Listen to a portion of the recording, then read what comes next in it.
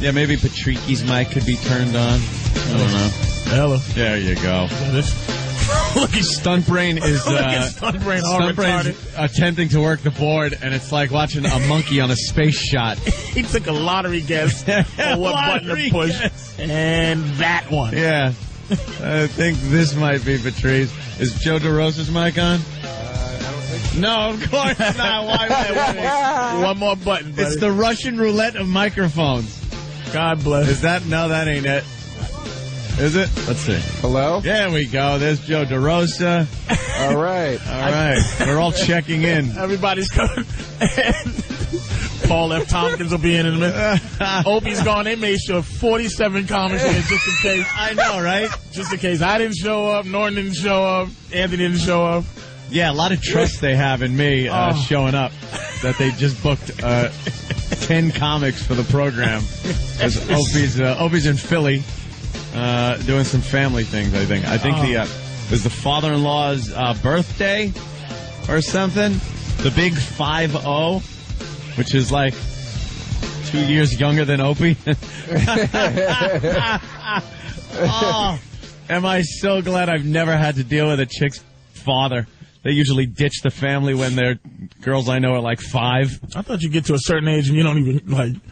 I don't acknowledge it anymore. I give my girl's mother no regard at all. Like none. Like if she didn't like me, I'd be like, really? Well, hey, things happen. And that's a mother, you know? Like the mother sometimes is there, but you don't give a crap about her either. Who cares? After you get a certain age, you're like... Yeah, I'm too...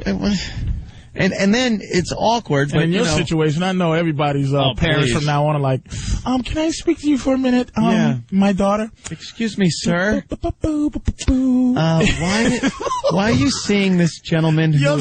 You're this guy now.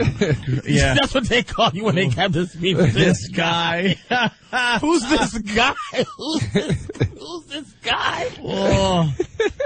Anthony's this guy. They just... That's why I try to find girls with little no connection. or no connection to their parents. The mother's okay because you could really kind of throw her around. You just find a low self-esteem circle. Yeah. The mother's no good. The daughter's happy that you don't need that. The father has been gone for forever. You don't need some father interrogating. Being honest. Need that? I got the father interrogation once when I was in high school, and I was just out of high school, but she was still in high school. She was like 16, and I guess I was 18 or some crap like that. And he goes to me, he goes, I was over the house, and he goes, let me drive you home. The father. The father? Like, yeah. All and right. he was one of these guys who worked for Caterpillar, the big machinery company. Bill's motorcycle on the weekend. Yeah, one of those guys, mustache, and just always had this scowl on his face. Maybe that's all I saw, because that's the face he made whenever I came over the house. Maybe he could have looked like the nicest guy every other time, and I'm like, yeah, he always seemed to have this scowl on his face. So he goes, yeah, let me drive you home. You know, and I was like, okay. I sat in the passenger seat of the van, and we go driving to my house. It wasn't that long a drive, but man, did he fit a lot of crap in there. You know, I remember when I was your age, and he didn't even try to cut corners or anything. I knew what girls were all about and what I wanted from them, and I don't want. So what do you think I am? Like, yeah, not you. Okay, I'm trying to do that to your daughter. And yeah, you're the sorry son of a bitch that had a daughter. All of a sudden, I have to consider my morals, but you never did. I'm what gonna did you smash do? your daughter as soon as I see turn your back. Exactly. And then just say "sir" at the end to make them feel better. Yeah. How could a guy that was doing that during his youth give me any crap about it? Well, you know, maybe he was a stiff during his youth. That's the thing. Don't you always assume that the girl's dad was a turd when he was growing up? Yeah. Wasn't a dirtball like you know what I mean? I don't mean turd like dirtball turd. I mean like just lame. kind of a lame. Yeah. Do you know what I mean? Yeah, some kind of a lame, just not fun. I can't even imagine. Stick in the mud. I can't even imagine what that line of questioning would be for you now. Like, what's with this Brie Olson? And what you were doing? Just write the parents a check. Listen, how much for this little delicious thing called your daughter? How much for the girl? Yeah, you got to do a Blues Brothers. Oh, that's great. For the little girl. Or Waterworld. All right, 45 minutes with the wee one. That's my offer now. You got it. Paper. 45 minutes with the wee one. Oh, you're an Indian giver. You can't have to. You got to go to parents. You got to go to parents the way Puff Daddy had to go to Biggie's mom. Right. Like, Miss, your daughter has a gift. I really believe in her. We're going to take her. All the respect and just trust me, please. Blah blah blah. Yeah, and all that. Oh man! But then they give you that speech, and then he dropped me off, and I was the most like, just wishy-washy, walk right over me piece of crap kid at that point. Right. So I was just like, yeah, okay. I sat there. My body language said, beat me up. Just verbally beat me. I sat with my hands clenched between my knees, my shoulders real tight into my head, and I couldn't even look him in the eye. And now I would just kind of sit there and go, you're joking, right? Would you really do that? I swear I'm so, you know why? I'm the most like jaded, sarcastic douche now that I don't even care. Like fathers now, the last girlfriend, her father, it was like, all right, shut up, you hippie. You were probably older than him. Yeah, exactly. Probably. What are you kidding? You would look stupid pretending not to want to do what you want to do now. Yeah, it would look stupid. You're too grown of a man to pretend that I'm not going to try to sleep with your daughter if I'm with her. You know what I mean? And they'd be too stupid to think I'm not trying to. Exactly. So you go, look, I'm going to treat her nice. Yeah. I'm with her. She's with me. I'll treat her nice. Don't worry Just a high school guy that's going to take a McDonald's and what do I make this out there? Your company or personal? What is this one? Mr. Johnson? Or do I? Of course, I will have to inform you this is taxable to you because I will need the deduction. Make it out to cash it in the memo for your daughter. I'm going to talk about this on the air, so it is a business expense. Your daughter is a business expense, like my computer equipment. I want to get to the point where I can just sit a girl's dad down like I'm the wolf and just be like, Can you afford oak? Well, your Uncle Joey can. And just start peeling bills off. Yeah. They're just happy you're treating it by a certain age, though. They're just happy if their daughter's happy. I'd rather just not have to deal with the parents. I don't want to deal with it. How can you say that? The last girlfriend I had, Melinda. Okay. Her mother.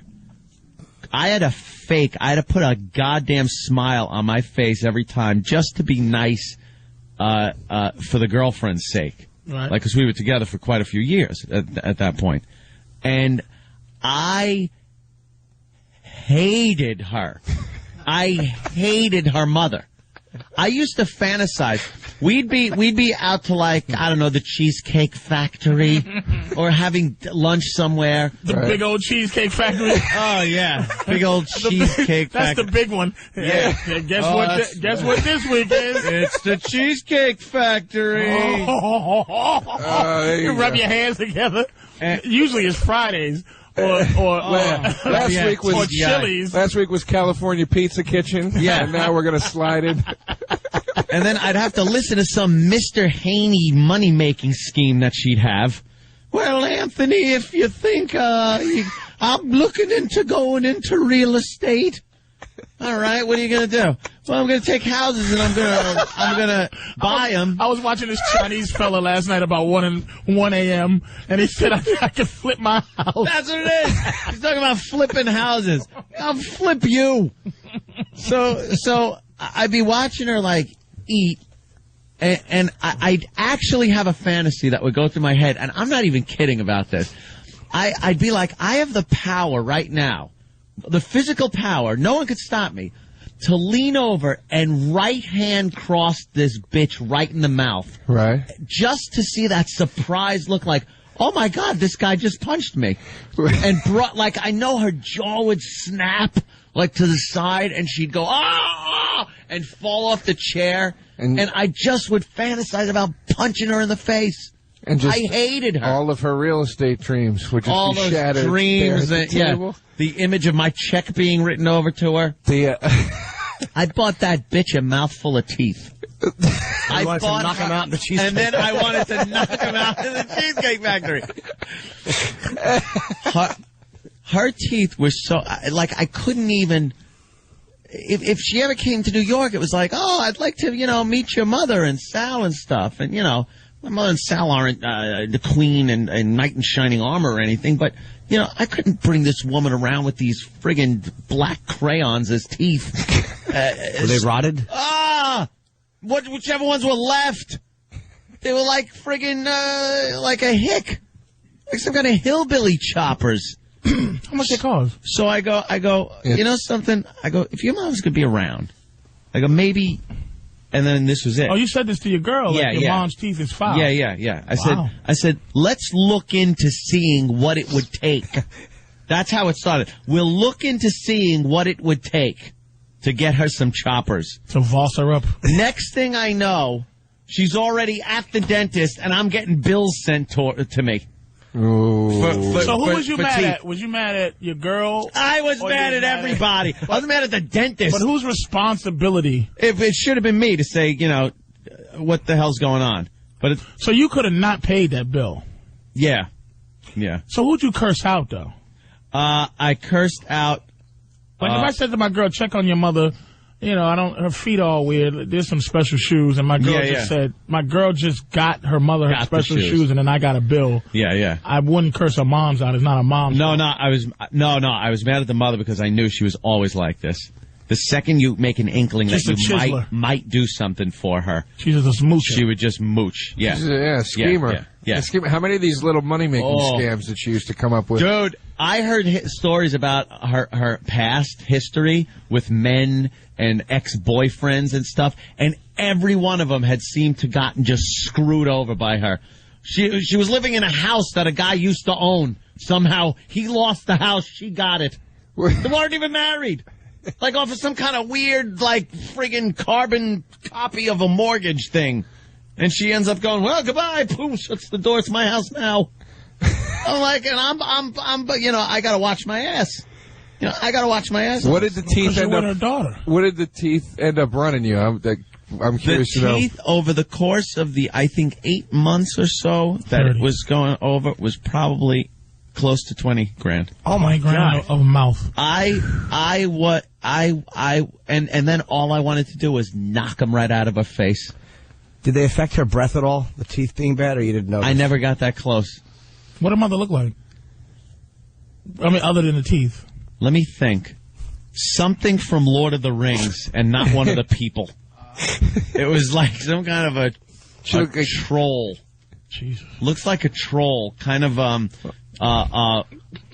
body that you can't really get a grasp of. I think she had scoliosis. Oh, Jesus. So it was kind of bent up. I thought I was a bridge man. Yeah. Do you have a good relationship with any ex-girlfriends? Is there any that you still go, hey, is all your relationship in just a tower inferno? It is literally the last one, yes, ended in fire. Well, we know that one, but do you have any that you still go, hey, what's up? Or they call you and go, I miss you or something, anything? No, there is occasional communication with Melinda, text-wise and stuff like that. Really? Yeah. Hey, how are you? It's like kind of do you still have that table in the garage kind of a thing? And I'll be like... It's cordial now? Yeah. There's no reason to be, Listen, did you see your face? I know we're on radio, but he looked like as if, it's no reason. No, it wasn't her. You just said her mother had garbage mouth. Hated her mother. She knew I hated her mother. But you don't hate Melinda anymore. No, I never did hate her. She was never like one of these vindictive bitches like I had gone out with every other time in my life, where they all ended up with them just being pieces of crap. Which girl was... Because I'm new. Yeah. Which girl was Melinda? Was that the last girl you dated? That was the one I was with for 7, 8 years. No, the last one was the stupid traffic girl from 10, 11. That one didn't work out very well either. That one ended with the blonde girl inside her clothes being burnt in a fire pit. I like how there's that's the one. That's girl in the closet, girl. Zero anonymity either. Because I thought at least so early. Because she's scared to be by herself. No, she's not scared to be by herself. She doesn't know what old weather broad was going to come in and try to shoot her in the face. She knows how to cock a shotgun. Do you leave this one in the house by herself? Yeah. Do you? Yeah. You are a trusting ass. You really gonna are. do anything? What's she gonna do? She's gonna go through your stuff. Do you move your nothing? When I'm dating a girl, I actually take my cash. If she sees where my cash is, I'll actually put it in another drawer because I'm afraid that she's gonna start stealing my cash. You know what you got to do? See, that's stupid. Here's what you do. You take your bulk of your cash that you have around your house, and I have a little safe. So I put it in the safe. And then you leave some out, but you know exactly how much and where it is. And if that's gone, then so is the bitch. Yeah, but you know what I always did? I used to leave stuff hoping that they would steal it so that I would never have to be really committed to them. I can always keep them. You got that over their heads? As a side broad, because she's a thief. A thief. I left stuff around to steal. Yeah, that's what you got to do. I agree, Patrice. That's an excellent tactic. Just let her hang herself. Yeah, just so if she's like, where's this going? It's going the same place as my watch you stole last week. It's going nowhere. That you stole for your pimp. That's what I get for making a prostitute my girlfriend. You know what's hilarious? I had a buddy over at the house one night with my ex-girlfriend. It was the three of us, and we were all really drunk. And he stole a candle out of my house just to see if he could do it, right? So the candle was gone, and I accused my girlfriend of stealing it because it couldn't even fathom that my friend would have done it as a goof. And I called her. I was like, "Did you steal that candle that you really like?" She's like, "Why would you accuse me of that? I don't understand." I was like, "You're a dirty candle thief, whore." Yeah, we know how you would have got it out of the house. Where you would have put it? There could have been two stolen at once. You're so big. Oh my God. Well, a candle seems like something that's so like cheesy. That would almost be like, you could almost rationalize that like she wants something to remember you by and look at at night. She would talk about this candle like it was a gold brick or something. Really? She'd be like, you know, these candles cost $30, and oh my God. And she would light it every time she was over. So when it disappeared, I was like, this chick. You never thought of saying, stole hey, the candle. Why don't you take the candle? No, I wanted it. Screw You her. wanted to take it. That would have made some points, though. It's like, how you take it? I gave enough points in that relationship. Bought enough milkshakes with 2 straws in them to carry me. Yeah, I didn't need, I don't know, you know. The amount of stuff I've given away to women. Did you ever do that where, you know, you're dating a girl, you'll like buy a DVD. She'll be like, I love this movie. But I'll buy it. Like I bought Christmas Vacation so we could watch that at Christmas. Yeah. And then after we watched it, I'm like, just take it. Go ahead. And that's the stuff that hurts the most after, when you're like, I gave her my stuff. I gave her stuff that was mine. You like because I was weak. Because I was a weak. It just drives me crazy. I gave like some girl got my I had a little video camera before the flip cams came out and stuff that we got now. Right. I had a little video camera with a flip out screen and everything. It was pretty small, but I was taking video with it, and some girl that I was with was like, "Oh wow, that's really nice. Let me see." So she's taking video, and then I was just like, "You want it?" Just like weak. Will this like help me? You like me more? Yeah, that's what you're saying. Yeah, I know. Ew. I gave her. You want it? Oh yeah, thanks. These two bitches. I hope you're not one too. Nah, Jimmy's worse. Shut up. I only said that with herpes. Yeah. I hope you want it. You want it? You got it. You got it anyway. Take You're it. The one. Sorry, I never walked down the street with a boombox playing Iron Man. I'm not saying I wasn't a zero, but I'm a little, you know, now I wouldn't. No, I wouldn't do that like now. It was a while ago. Yeah, here's Jimmy walking down the street with a boombox playing this in front of this chick's house. I was 15. I know, but you're still the same douche you were when you were 15 in some ways. You didn't say anything with Iron Man? He just thought on the boombox that she would see him walking by and think, wow, he's Iron Man. Oh, what a hot, cool. Roar. In your eyes. With his not one tattoo. Because his skin disorder, so you couldn't have the needles go in there without causing some problems. Get an infection. Some kind of staph infection. So he's like, all his tattoos would press on from the Cracker Jack Bronx Brides.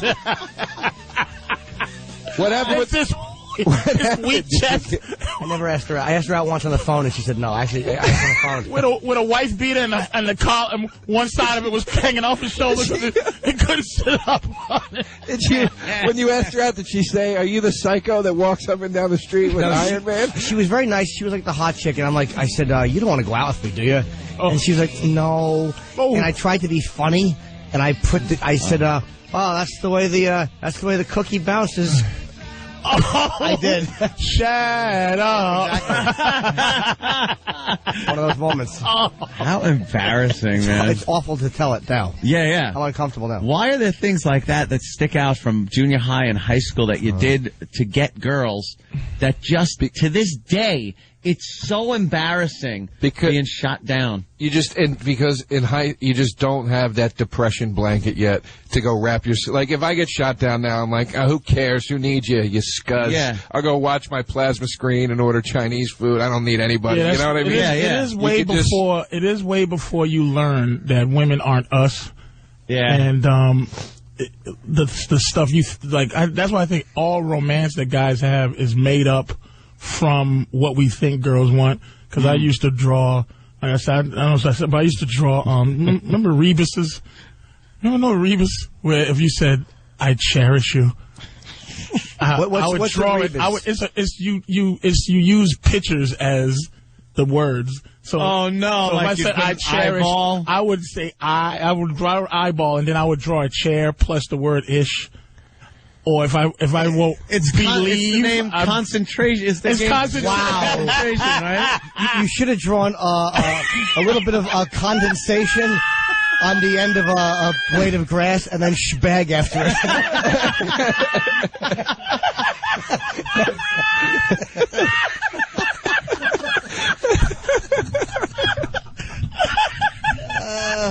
and it just would be the same reaction. Just look down and go, And you thought you were being, you were being so endearing creative. To her. This is another thing I know. I want to have money for the rest of my life because I don't want to have to be creative. Yeah. Only broke guys have to be creative. Hey, I'm gonna make you I'm gonna make you a card. It's gonna be I'm gonna make an origami swan with a nickel inside and an I heart you. Like, I don't want to be creative no more. I have to do that. I want to go to Kay's Jeweler. I want my lower level creativity to be a Kay's Jeweler. Diane Ladd special design heart pendant for some idiot girl. But other than that, to create to pour my heart out to say this is how I feel about you. Phooey. Oh, when you're broke, here's a moldy record I found at a flea market. It made me think of you. It was 75 cents. It's so special, though. I remember you was telling me how much, for some reason, old rice made you feel good. So I found some old rice for you. You're just like, Those moments are exposing. That's why they're embarrassing. They're like they're different than just like, I asked a girl out and she told me to drop dead as an adult. When you're a kid and you do something like that, it's like you're exposed. It's like, this is who I am. Hi. And they're like, it's exposing on a weird level. It's such a huge build-up to that asking point that when you're shot down, it's such a huge letdown. Like, you think for days and weeks on end, you're looking at the girl going, I got to get the right move. You're telling your friends, you're saying what's going to go on, and then all of a sudden you're just like, all right, I built up the nerve to do this, and then you get shot down, and all those weeks of work and hoping and fantasies just go down the crapper. Because you have no concept of what it, like Patrice was saying, you have no concept of what it really is when you're a kid. You have this idealistic idea of romance. Yeah. I remember I had a friend, she was my best friend in high school, and I was in love with her. And in my head, I was like, well, we have to get married. She's my best girlfriend. This is meant to be. I wrote her a 2-page love letter. What a chump, dude. No good could come of that. I got out of work. I worked at this movie theater, and I called her, and I'm like, hey, I know it's late, but I have to see you right now. Can I come over? Did you have the same size head in school? Yeah. Holy Still my awful gawky body. My head hung 2 feet lower than my shoulders. And my slouch. And I drove to her house. All just the melodrama in the world, and gave her the letter and made her read it in front of me. Oh, and she read the whole thing, and she goes, I'm so touched by this. And this is... I feel closer than I've ever felt to anybody. But and the butt came, and she just let me down. And 2 weeks later, she started dating my best friend. And it was, just to rub it in. It was the biggest. I thought she was your best friend, stupid. My best guy friend. Best friend with a vagina. We was all best friends. Yeah, they were. As he smacked her right behind the sheriff's office, Mr. Mayberry head. Yeah. While the friend was banging her, he could hear, like, what's that crinkle? As her ass on the letter he wrote. We gotta take a break. I hate breaks. Yeah, they stink. I'm not break guy. I'm fun guy. No, we gotta take a break. But I know Yimi's got something to plug. Oh, just San Francisco this weekend. Oh! March 6th through 8th, I'll be in Cobb's, San Francisco. Really? Yeah. It's going to be fun. Big event. And we'll get to you guys in a little later. Remember, 877-212-O&A if you want to call up. 877-212-O&A. Back in a flash. Hey, why would it work? I'm going to kick that thing. Why There we go. Oh, at least it was worth waiting for. Hi, Opie and Anthony show. A bunch of comedians in for the vacation in Opie. I don't know. Opie's there for his wife's father's birthday in Philly. So we're here, though. You're having a party this early? Yeah. They're making snow angels. They really like to drink. Well, they certainly do. We start at 5:30 a.m. Keg is running. Hey, believe me, I've been in a few backstage events with them. Yeah. And wow. It's like family against family. Mine in there, and I think my family had to tap out. That's how good they are. 877-212-O&A if you want to join in the festivities. I don't even know if anyone's out or working or even listening to the radio at this point. Here on the East Coast, we're having this snowstorm. And it's not just New York. It was from, I guess, Atlanta or something all the way up to Maine and a few hundred miles inland. We got a pretty good dose. I guess it was the most we've gotten this year so far. Still not much. People freak out. As a matter of fact, Steve, I want to talk about this before. Steve is the most passive-aggressive douche. Because I guess Steve wanted to make sure, like, everybody was going to be in. I just want to make sure the snow isn't hampering this, and we'll have a show. God damn it! Hey, Anthony, though, you got someone under, because I got a text too. Of course you did. Someone under the ranks of you. Okay, so I'm under your ranks, right? So it's Anthony.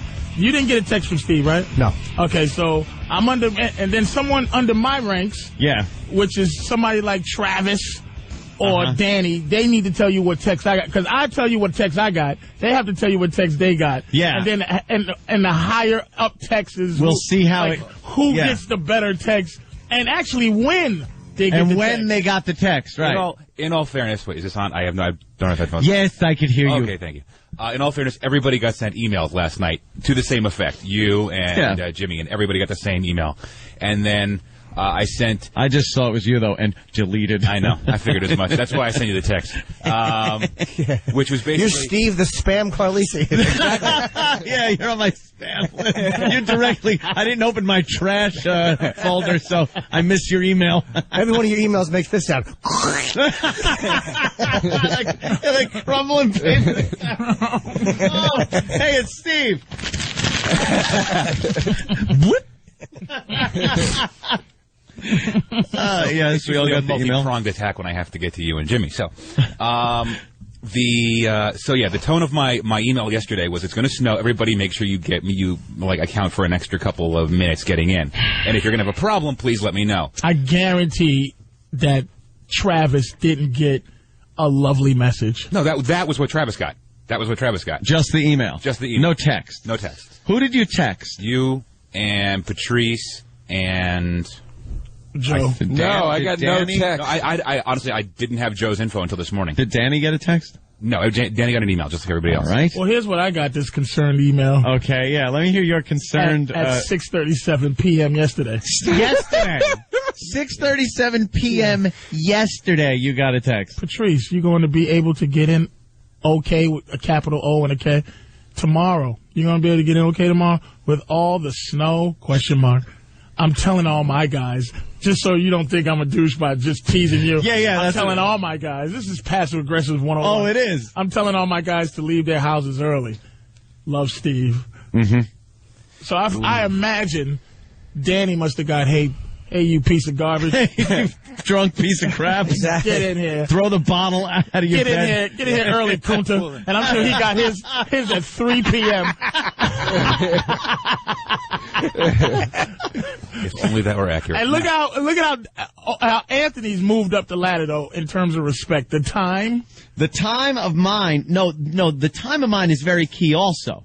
Because now I've been coming in at 5:30. I used to come in at 5 o'clock. And then I realized it's just silly to come in here and sit in that office for an hour when I could just look at the same websites in a half hour. Why am I bothering? I'll get a half hour extra sleep. So Steve knows this. But he's probably figuring it's snowing. I know Anthony leaves and it gets in at 5:30, but it's going to take him longer. I best see if he's working on leaving early. So, knowing I usually leave at 5 o'clock in the morning to get in by 5:30, he texts me at 4:52, 8 minutes before I usually leave. This is 8 minutes before I usually even leave my house. And here is his text. How's your drive in, Ant? That means I hope you're in your car already because it's snowing. I know you leave at 5. It's 8 minutes to 5, and I'm going to send you a text that says, how's your drive in, which means you best be driving in already. He knew he couldn't just say, have you left yet? Right. Couldn't say That is Steve's version of, did you leave yet? You better have because it's snowing. That's passive-aggressive crap. That's right. And I just wrote back, just leaving now. We'll see. And I translate that in, and that's exactly how I translate it, as you effer. Yes, that's how I wanted to translate it. I'm Get up. off my back. I'm picking up my keys. I'm leaving the house. Don't worry about it. Dear Anthony, I'm gonna go ahead and assume you left because you're a smart guy, right? Yeah, that's it. Oh, that's what I think the next one. I know you're on the road already. There's no way. Only an idiot would leave at the same time they usually do every day. Only a worthless, dumb piece of crap is going to be sitting in this house on a snowy day. Did I get an email? I didn't get a text. No, you got an email. Okay. You don't get a text. Because you get the Kenny call. Yeah. Hi, sweetie. Are you awake? And he factored that in. That's he was up really early yesterday, factoring in everything. Oh, yeah. Making sure everything's good. And I looked out my window. It's sunny. Yeah, but when he texted you, there wasn't a flake on the ground yet. I said, man, it started snowing already. Nothing. No. Birds. It was a cricket right on my... It was a cricket getting his bed ready. He wasn't even ready to start cricketing yet. It was 54 degrees. Kids were running through sprinklers. He was just unbuttoning his jacket like, some cricketing gonna happen in a minute. It ain't quite cricket time, but...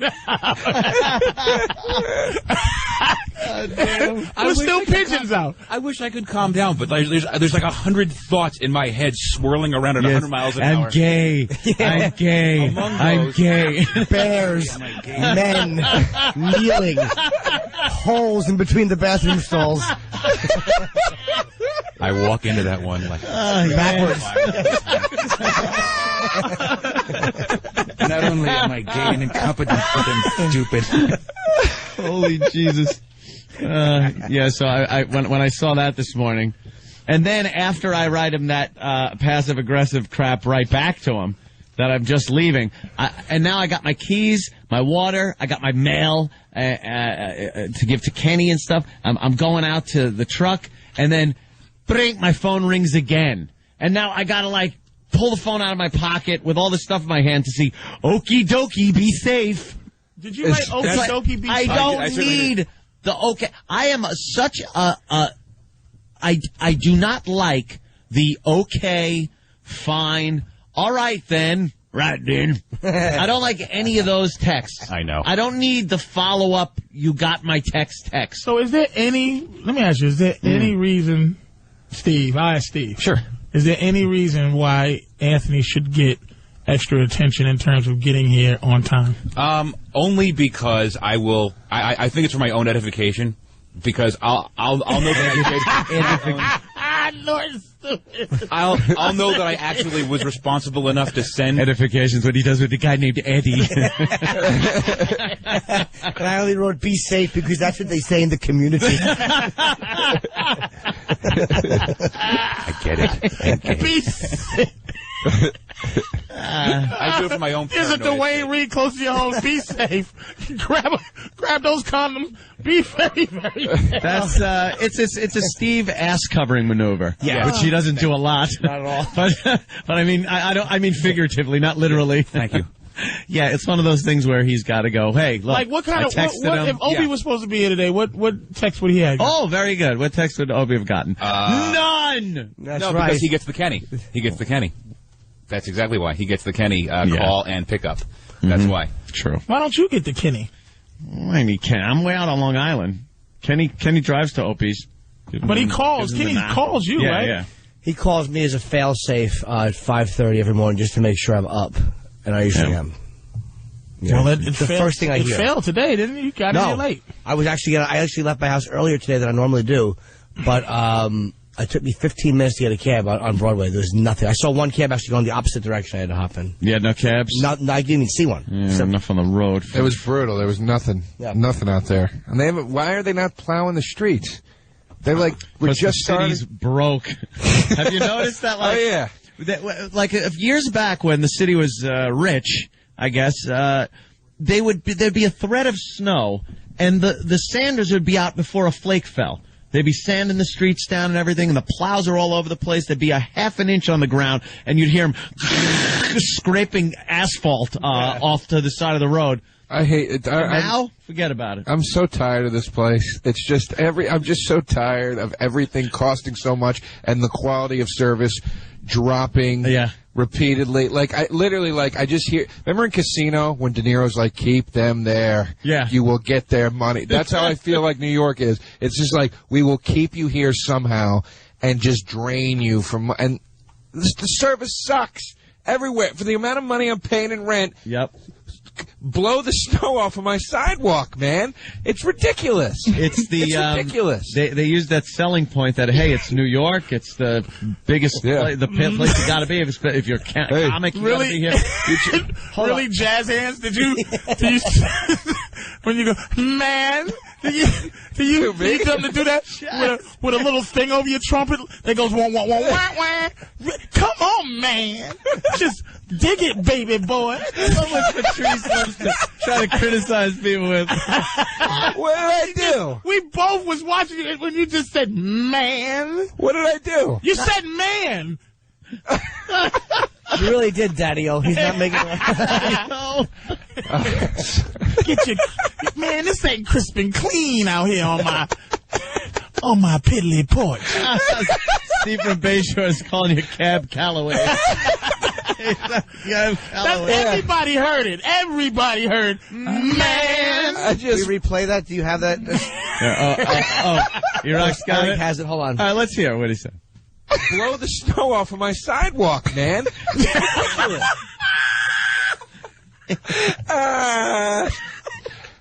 Yeah, I got, you have me on that. I can't argue that in any way. I love this stuff Patrice picks up. I apologize. Jazz anger. I got worked up. I was swinging my pocket watch around, and I got all worked up. Yeah.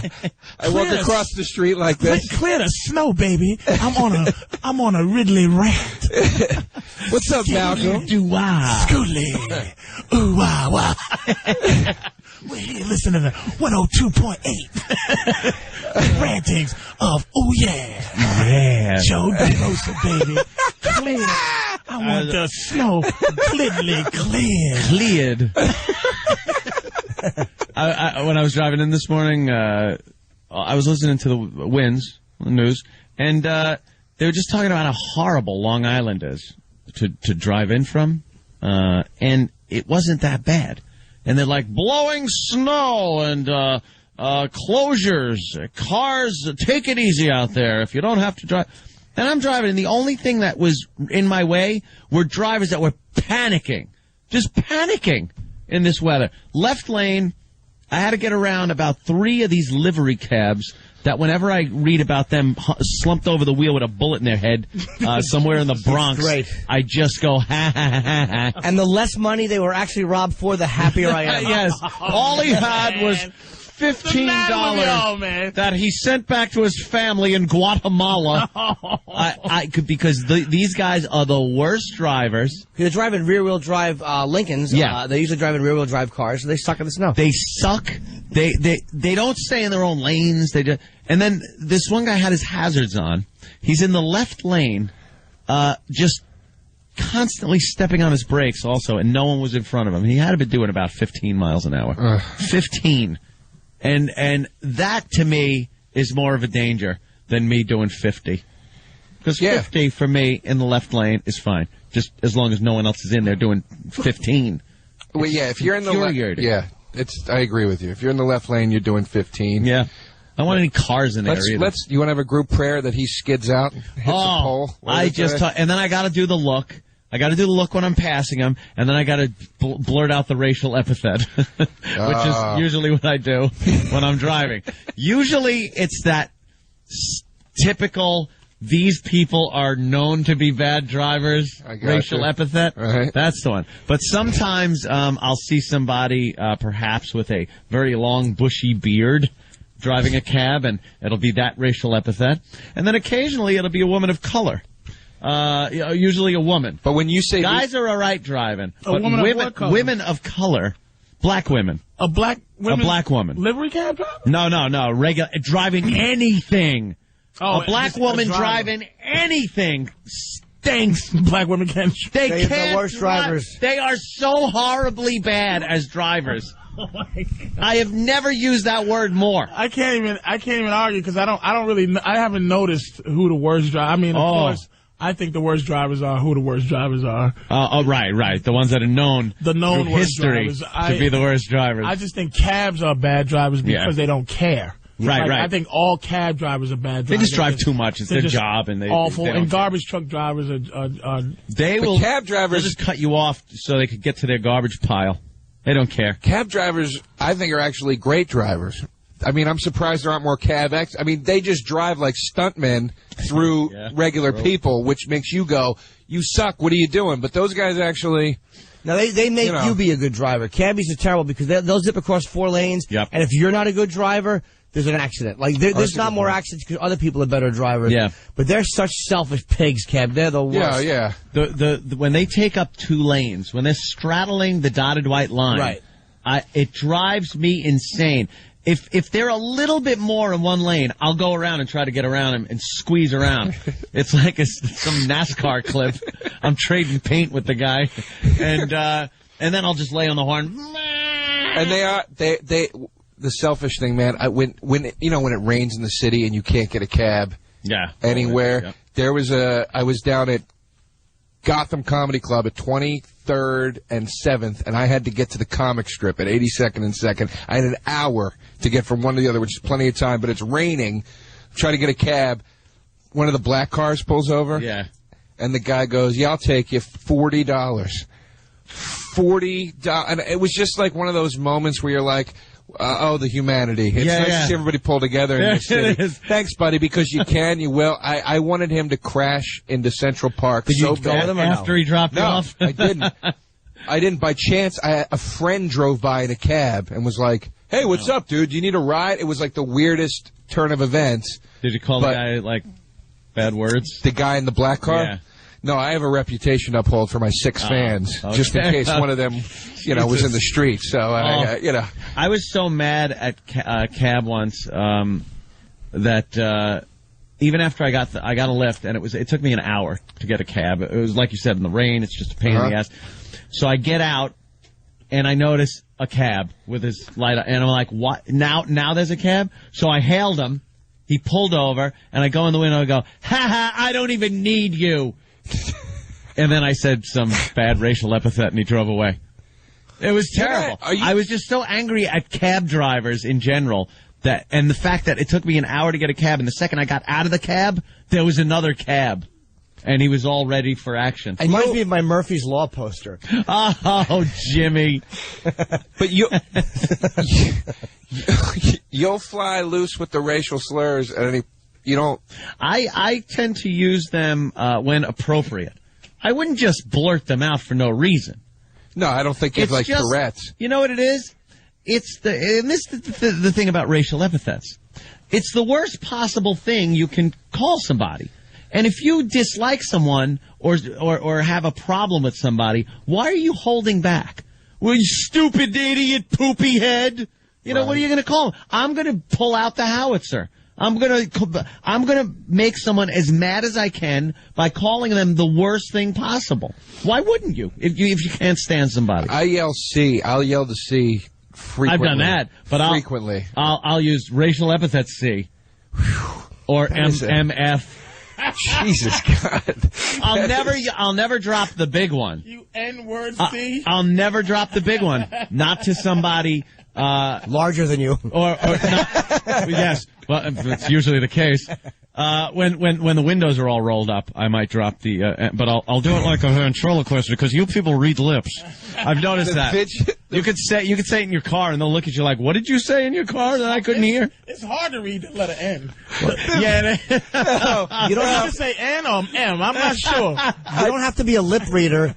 If you're black and you look over and you see one white guy screaming one word loudly at you, it's not graduate. I have such a clear visual of you behind the windows of your car yelling. Oh, I know. Yelling the N, and I can you can hear it. It is the only hope enunciated. The only hope I have is I see him making the 2 G's. That's the dead giveaway.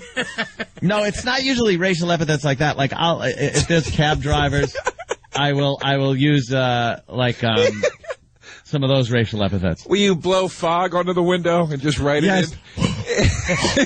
And then just write it in. The fog, it starts like cooling off and going away, the defroster, so they only see the ER. Yeah, they go, what? Slow down. Slow down. I want you to get all the letters. Hold on. Follow me here. Why did he write un? No, that means UN. UN. Drive to the UN. Why? Why did he write Is he trying to think of something? What? I'm not Regin.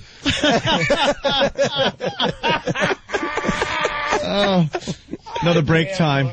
More break time as per Stunt Brain. He's the guy. Don't worry. Eventually we'll take calls at 877-212-ONA, 877-212-ONA, and we'll take your goddamn phone call. What are you at Bananas, Patrice?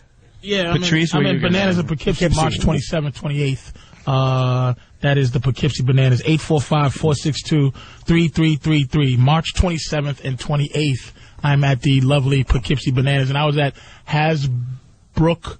That's the one. Hasbrook Heights this past weekend. It was fantastic. I'd like to thank everybody who came out, man. My self-esteem was high after this weekend. Nice. Had a good time, man. Yeah. Seriously. I want to talk about your that meat-eating vegetarian thing. We were going off on it during a break, and it's it's very interesting. Patrice's logic. I thought, he went kind of veggie on us, and his reasoning is a bit beyond me, but we'll talk about that after we get back from the break. It's what helps me do it. 877-212-ONA. Right back.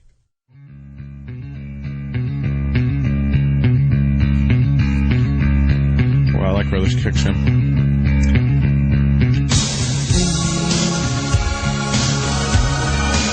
Hi. Opie and Anthony show.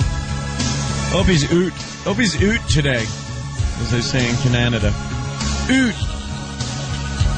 Where is he, Philly? They got snow there too, right? I think so, yeah. Of course. Yeah. He's at a birthday party at 6 in the morning, I guess. I have no idea. Yeah. I don't know what that was all about. Yeah, it's a big 50th birthday party thing for his father-in-law. And it was, I guess it started, it was like a weekend-long thing. Was it? I don't know, yeah. Are they both celebrating their 50th? Is that what it is? They got both their names on the cake. He also attended the benefit for that police officer Mr. who Kite? was killed. I see. That's a Beatles thing.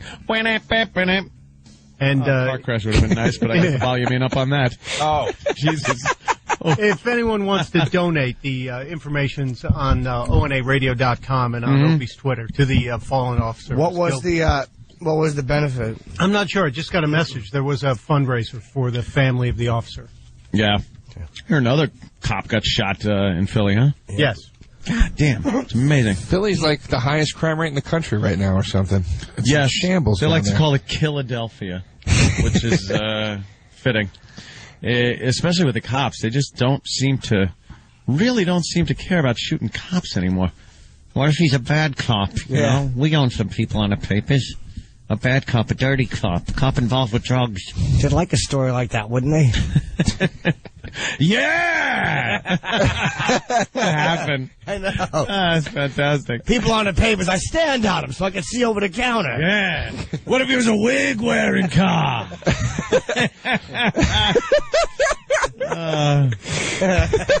Goddamn Pacino. What's that from? It's just the transition of Pacino.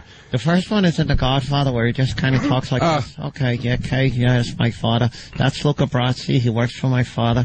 And then after a while, it's just, oh, yeah! Isn't that the worst? You try to watch Godfather 3 and believe that guy's Michael Corleone? No, it's not. My son ain't no opera singer. Yeah, opera singer. Yeah, it's horrible. What are you talking about?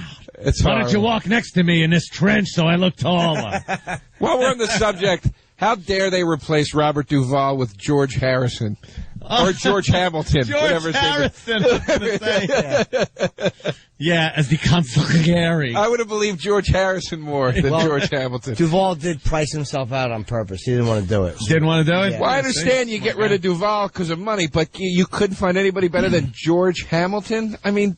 He's in every just stupid... he's not in every anything. He was in that Dracula movie. Yeah, and he was in Zorro the Gay Blade. Remember that movie? Right. Yeah. He's known for his tan. Yeah. That's it. And here's the guy we're going to put next to Michael Corleone. Yeah, that's why that movie I don't even consider it one of the Godfather movies. I see and it sucks because you're going around the channel guide trying to see what's on. There's nothing on. You see, Godfather 3, bah. Yeah, I know. You don't want to watch it. I know. It stinks. That scene where he's having the stroke. Fredo! Pathetic.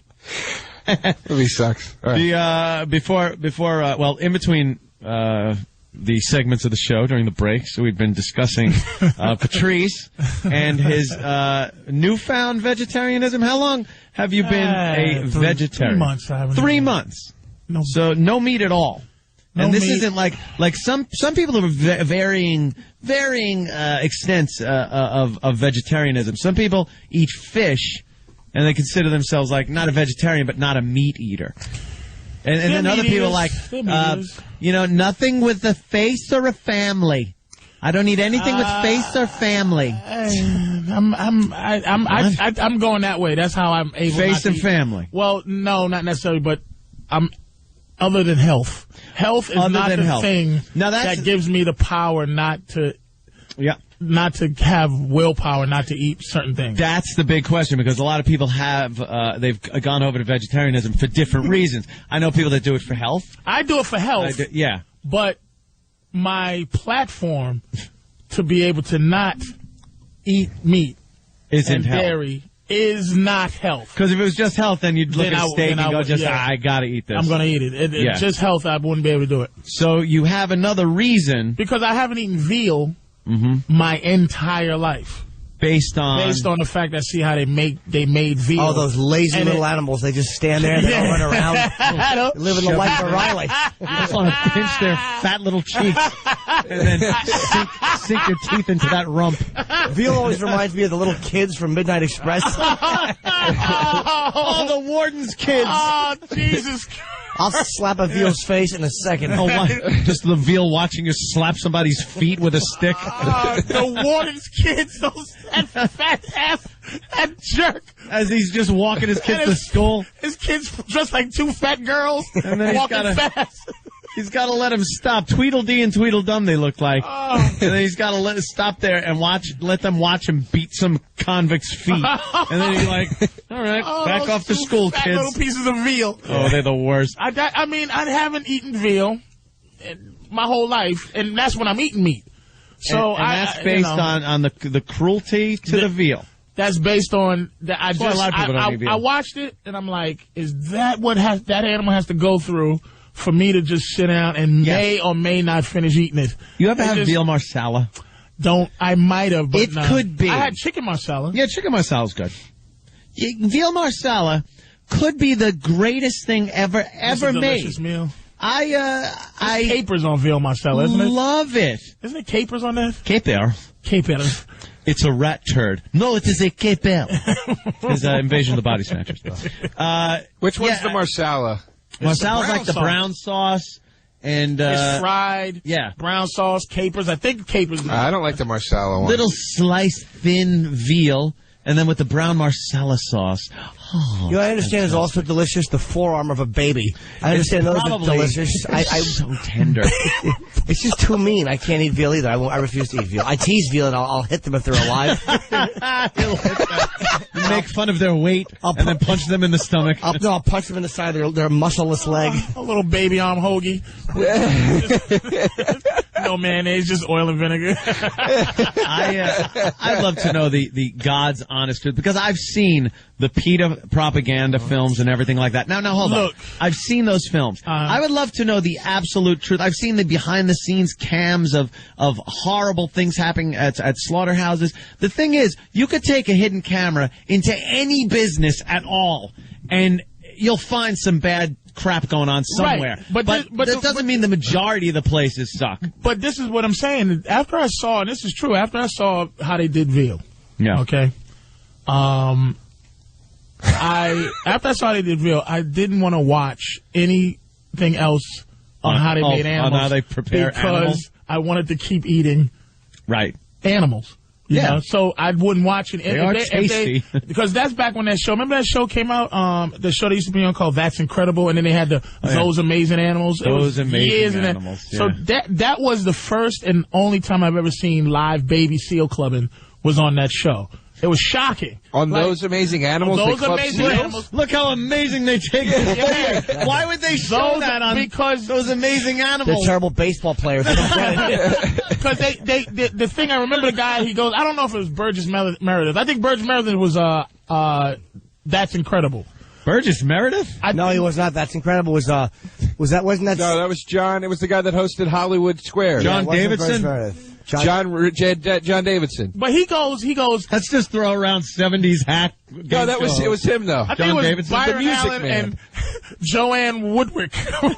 No, that was real people, wasn't it? Byron Allen, Skip Stevenson, Sarah Purcell. Wow, you are good, Jimmy. Yeah, Skip's dead. Stevenson, yeah, he's dead. Is he? Yeah, the ninja. No, drugs. What was he getting? It was the ninja. I don't know. He just came off a little effeminate. I think it was a drug overdose. How about that? Yeah. What was it? Oh, Club Seal. So the baby, because I remember he came out and he goes, hey, ladies and gentlemen. We have a lot of fun watching animals do fun things, but, let's get a little serious. Oh, I know you gotta have some maudlin speech. Yeah, and then they just showed it. And then what I noticed about it, other than how was that incredibly fun? One is, if I want to wear a baby seal coat, yeah. And this is another thing. I'm a hypocrite because I have big leather boots on and a big leather jacket with sparkles. Leather. So something died. I mean, I'm not crazy. Mm-hmm. But anyway, what I remembered about that bothered me was the club in itself was messed up, but the mothers were screaming for the animals. That's the first time. I had to be 11. And I said, wow, the mother is just screaming for the life of this baby. And that's what affected me. So, up to this point, let's fast forward to 40 years later and diabetes and high blood pressure later. I was just reading the book because Noriega, he's a Nori rapper. Okay, you know Nori, Joe. I thought you were He lost 80 pounds. No, not Noriega. Not the strongman. The rapper Noriega. He was talking about, he lost like 75 pounds, 80 pounds. He was like 300 pounds, but he was 5'9". But he lost a lot of, he said he read this book called Skinny Bitch. Skinny Bitch. It's a book for models to be skinny. So take 2 fingers, touch back and forth, repeat after every meal. So basically, how they approach it is they approach it with the idea of this. It's like, say if you smoke, if I care about you, I'm gonna go, hey man, Anthony, come on, I'm gonna have an intervention. I'm gonna go, can you not smoke? Man, I love you. I want you to live. If I don't care about you, I'm gonna go, smoking's gonna kill you. Listen, you want to go down to the bar? Like, if I don't care, smoke until you die. Good enough. You know smoking's going to kill you, so fair enough. So that's how this book approaches telling you about how to eat, which is, I don't know you, and I don't care. You know what I mean? But I'm going to tell you that this is not healthy, and this is this and this. Ultimately, it's helping me to not eat meat, not based on health, because meat is delicious. Yeah. It's delicious. It's the fact of what got me not to eat it is, and this is the thing I'm being attacked for off air. Yeah. Is a section called "You Are What You Eat." Okay, and it just and I applied it. Very original title. It's just. Is that after the "Hang in There, Baby" chapter? There's a chapter called "The Grass Is Always Greener." Wait, what is I think it is "You Are What You Eat." Yeah. I think. But, what the hell? I lost my... Oh, so basically, when you're eating, and this is what I get from the baby seal thing, which I can relate. They beat when they kill these animals, okay, I think it's known fact that pigs and cows are smart. They're as smart as dogs, if not smarter. So if you're killing a pig or a cow in a room, their buddies see this dude going through all of this pain and suffering. Yeah. And basically, the idea was you're eating the suffering. You're eating the stress. You're eating the high blood pressure. You're eating the cruelty of what's going on. So basically, it helped me not to eat. The idea of eating the cruelty that they're going through their veins helped me not to eat. Now, I wouldn't say that for you not to eat it. If you don't want to eat, I don't want to eat meat. But I know if I don't want to eat meat, I'm not going to win by approaching it with the health way. I understand. That's it. If you're rationalizing it that way so you can sustain yourself being a vegetarian and not eat meat, that's one thing. Yeah. If you actually believe in some kind of voodoo thing that you're getting into, their stress you have like high blood pressure, being right? murdered. Nah. Patrice, do you have any health issues? My cholesterol was really high. I'm eating your bad cholesterol. It's a fact. I'm going to eat your bad cholesterol because it's in your veins. What, if you cook me in a big pot? When you die, if I eat you... Bunga, bunga, binga, bunga. Unga, bunga, bunga, binga, stir me in a big pot. Your cholesterol's I'm going to be eating... I'm to be eaten with a few Lipitor. Yes. Yes. Do you take Lipitor? I'm eating your Lipitor. Yeah. I'm going to be eating what's going through your system. It's just... It makes sense to me. Well, it does make sense. What do you say, Joe? You have bad joints? What do you think if I'm eating you, I'm going to be eating a healthy critter? I'm eating a bad joint, half Egyptian. It'll be easier to crack a wing off on him, though, with that lousy joint. You can rip his arm right off. That dead, half Egyptian, bad. Yeah. That bad joint wing. Yeah. Give me a little slice of DeRosa. Your Tim Burton movie joint. Can you give me some? Can you bake that? Can you bake that? Because I don't want his dirty, oily joints inside of me, please. Give me some corpse bride. Listen, you're not going to be able. Okay, go ahead, Joe. This is the only thing I want to say to you because it's not the only thing, but go. Let's be honest. I was giving you crap on the break about this. I agree with what Anthony just said. Dude, you just said to me when we were on break, Joe, you're smarter than that argument. Patrice, I know you're smarter than thinking, let me finish this. I know you're smarter, A, than thinking you're absorbing the stress and everything. Again, no woes. Well, I'm not going to let you put your words. Absorbing is, you're going to say the essence. I said, if you're eating certain parts of the animal, if an animal is stressed, does stress go through your body? Does high blood pressure go through your body? That means you're absorbing it. If you're saying you eat someone's high blood pressure. Yes. How do you eat someone's high blood pressure? If somebody eats meat, are they going to not be eating what they might not get it, but they're going to be eating what I am. Your heart's beating. Once your heart stops, your blood pressure is zero. Your hypertension or your clogged arteries, if they get a nice piece of, say, Patrice hamstring. Yeah. And that's not it might be a little more fatty than there may be something in there. If you got a bad, we eat all kind of stuff in animals. They would just make you into chopped meat. We eat animal kidneys. We eat the liver. If I ate somebody's bad liver, if I ate Danny's liver, you'd crack your teeth on it like it was a rock. I wouldn't be eating a healthy liver. I'll be eating a bad liver. But don't you understand? That's what, and this is in theory. It's supposed to work like this. The USDA is supposed to keep tabs in check to make sure. Can we not go there, please? I'm just saying. No, you got to go there. There isn't a disease. It's not supposed to be a diseased animal like in a third world. I know they sometimes do get through, but the majority of the meat we have in this country and it's dead. is inspected. That's another thing. Yeah, it's dead. I hope so. But that helps me. Kick at the door. But that helps me because once you're dead, you're rotting.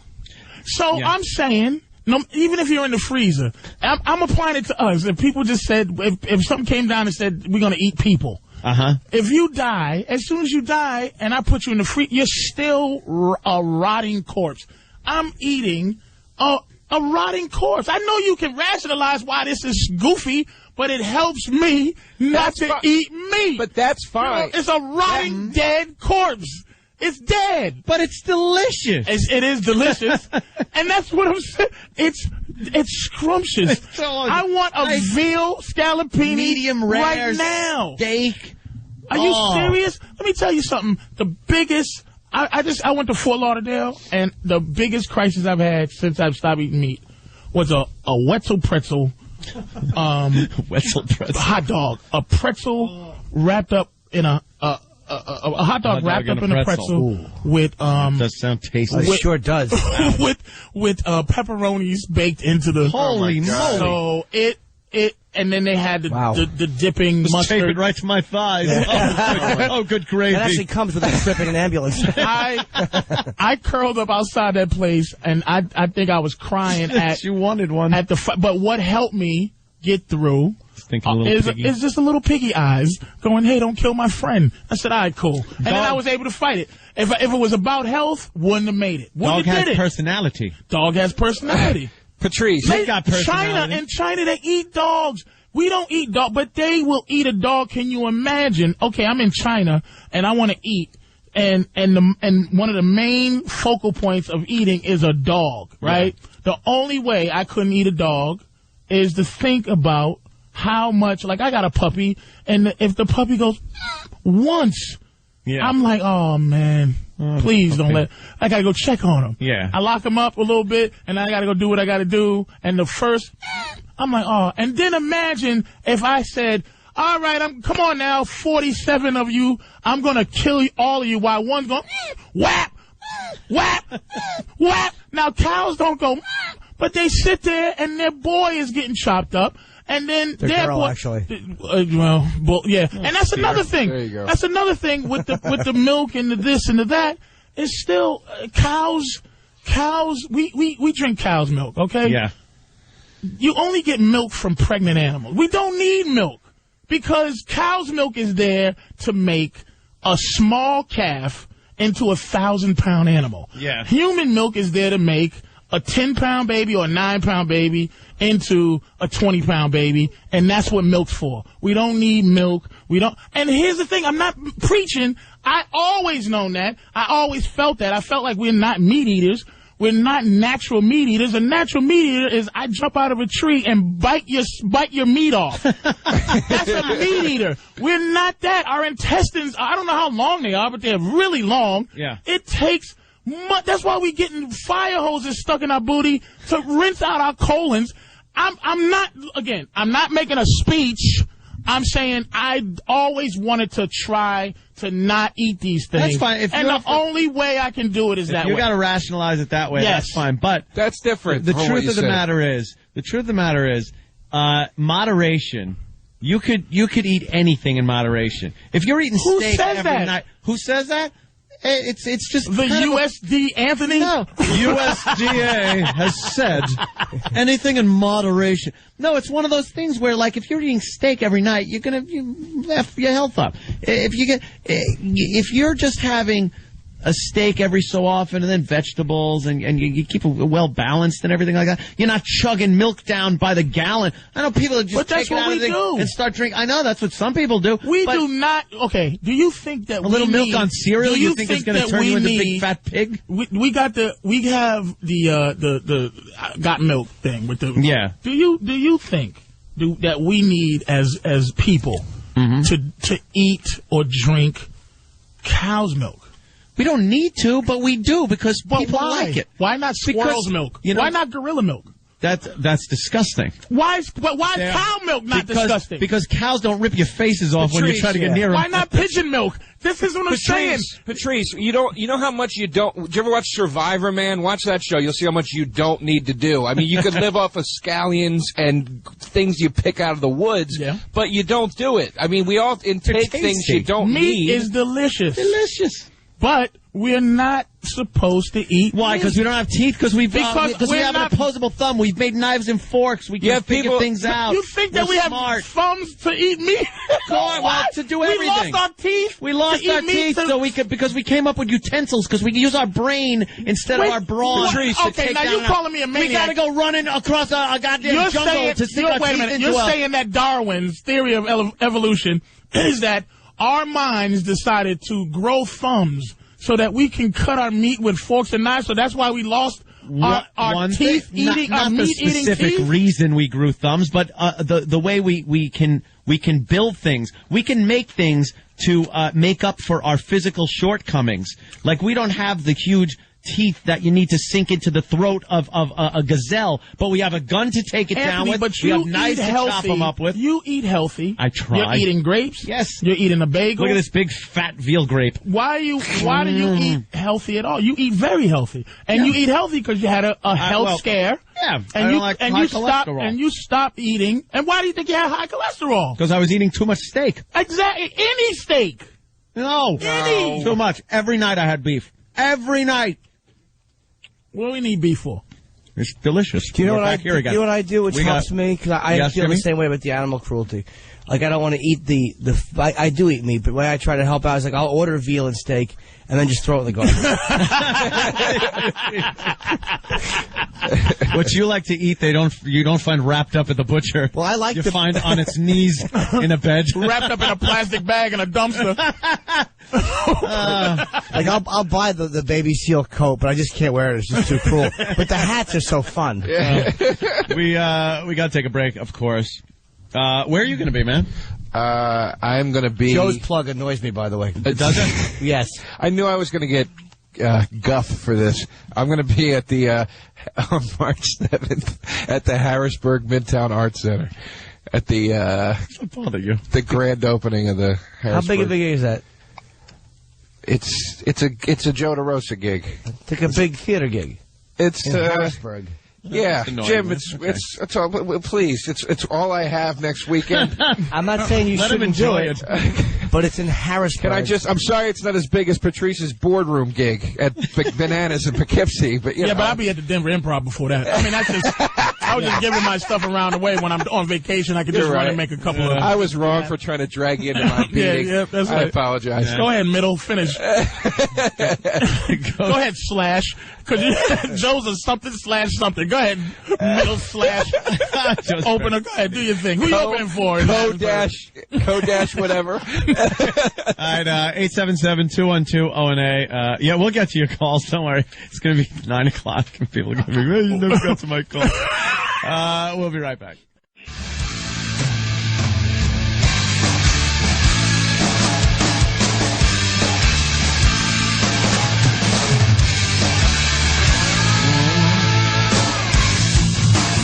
As the announcer said, it's the Opie and Anthony show.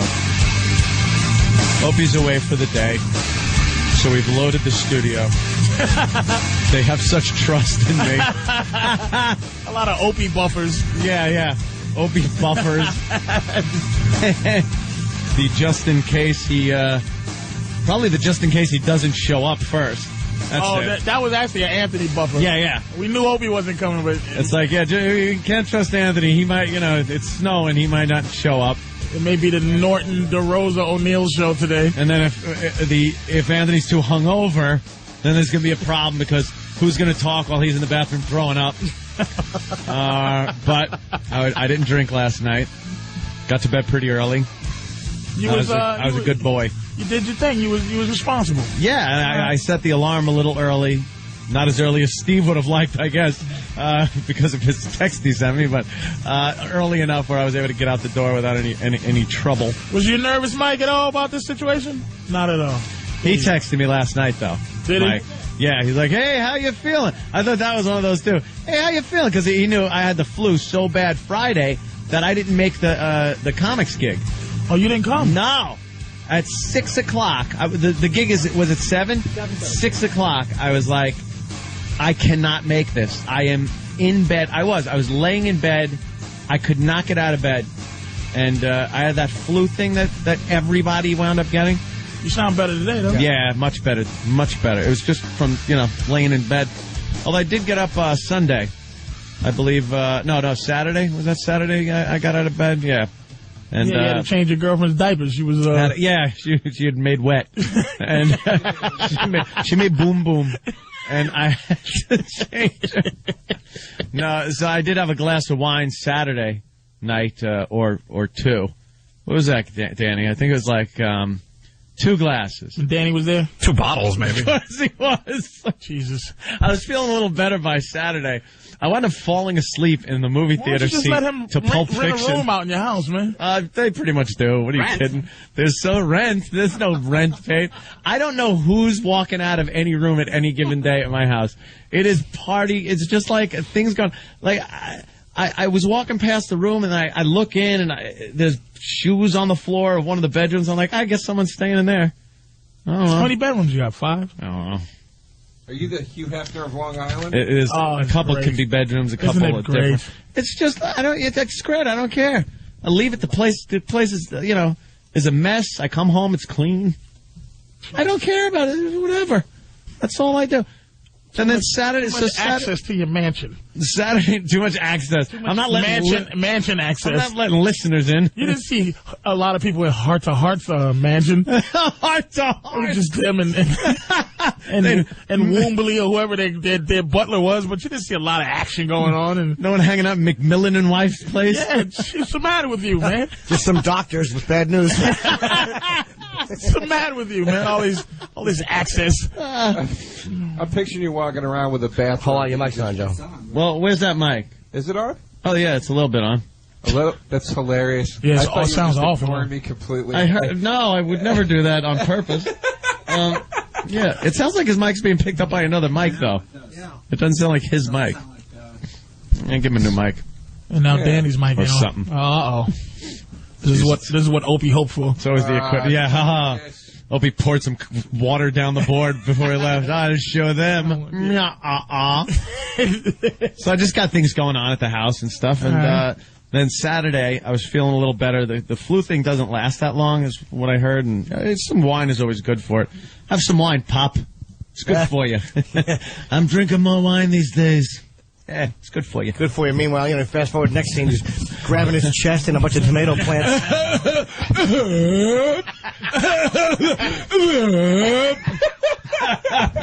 Kids should DDT on him. Dumb little Anthony. Stop you spilling it on me. Dummy. So, yeah, wound up. We were loading in. Danny was kind enough to bring over a bunch of his DVDs, which I was loading into my theater system. It's like an obsession now. I can't get enough movies in this thing. You don't have a Blu-ray? No, I got Blu-ray, but I got this thing called Kaleidoscape.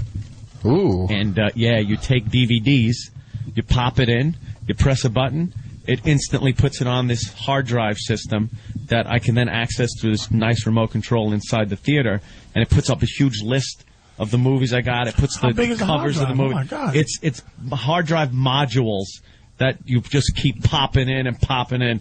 And how many movies does one hard drive hold? One hard drive, let me the 5 that I have can hold up to about, I guess, 500, 600 movies.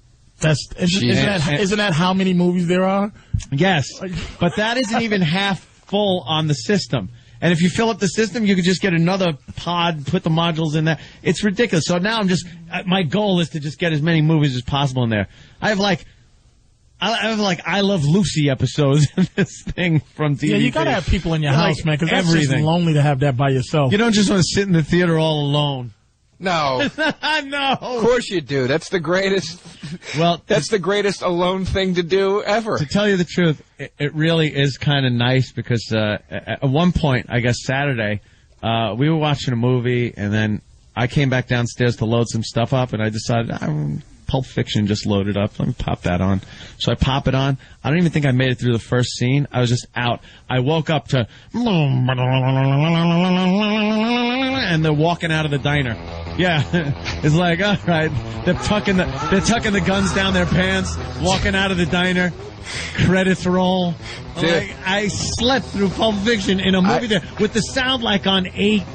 I couldn't sleep last night, and don't ask me why I own it, but I put in Norbit, the DVD. All right. Well, I couldn't sleep for so long it started over again, and I was like, did I really just lay here through a lap and a half of Norbit? Wait, just trying to get to sleep, and I couldn't.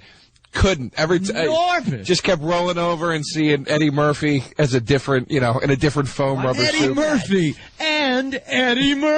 It's starring Eddie Murphy. I bought it at Blockbuster for like $5. You got robbed.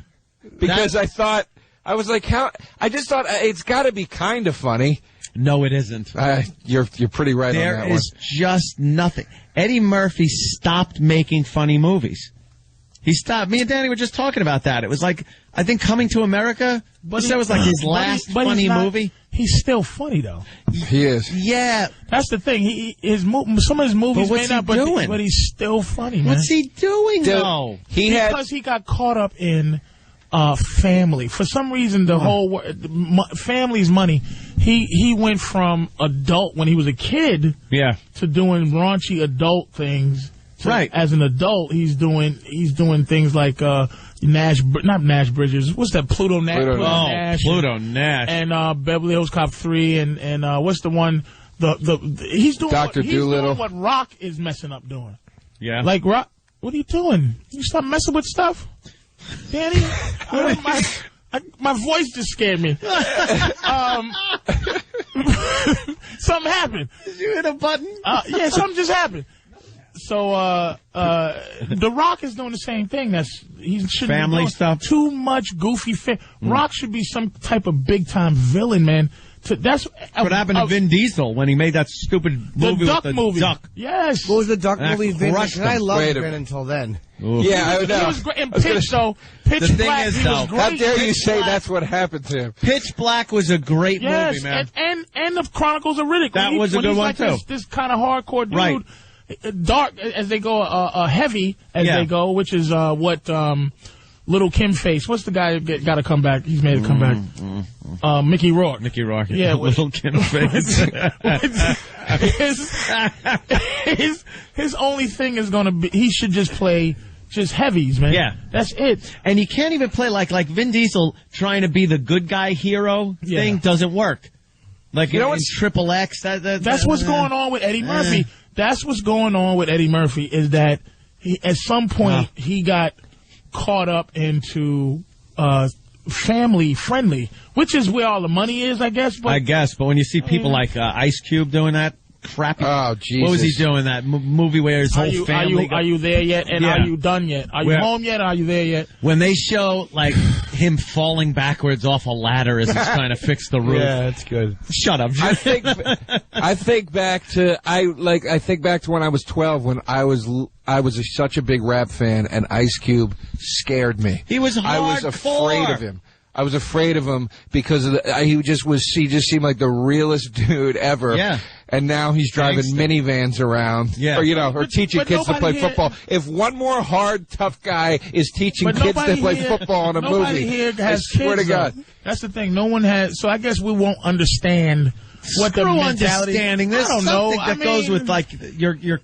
I don't know. Clint Eastwood has kids. Say that again? Yeah. Clint Eastwood has kids. He still's making. Yeah, but also Clint Eastwood can do anything he wants. So if you can do anything you want, I mean, Eddie can do anything he wants, but not really. Clint Eastwood is a guy that can do anything he wants to do.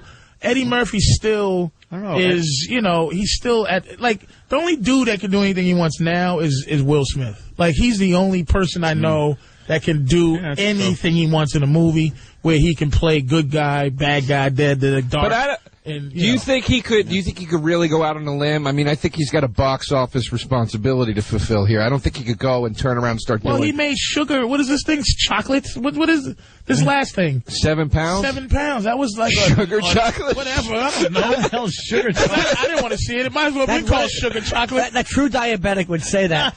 The movie is called 7 pounds. How much sugar and chocolate would I like? I just hadn't, there's nothing in me to see that movie. But it was a bomb, wasn't it? Because it was a nothing movie. What was it about? I kept seeing posters for it. I never even saw a trailer. Some guy feels guilty about something and gives up his organs. But see, Will Smith The end. Will Smith is bigger than he's at the point where Tom Cruise was. He's bigger than the movie's name. Yeah.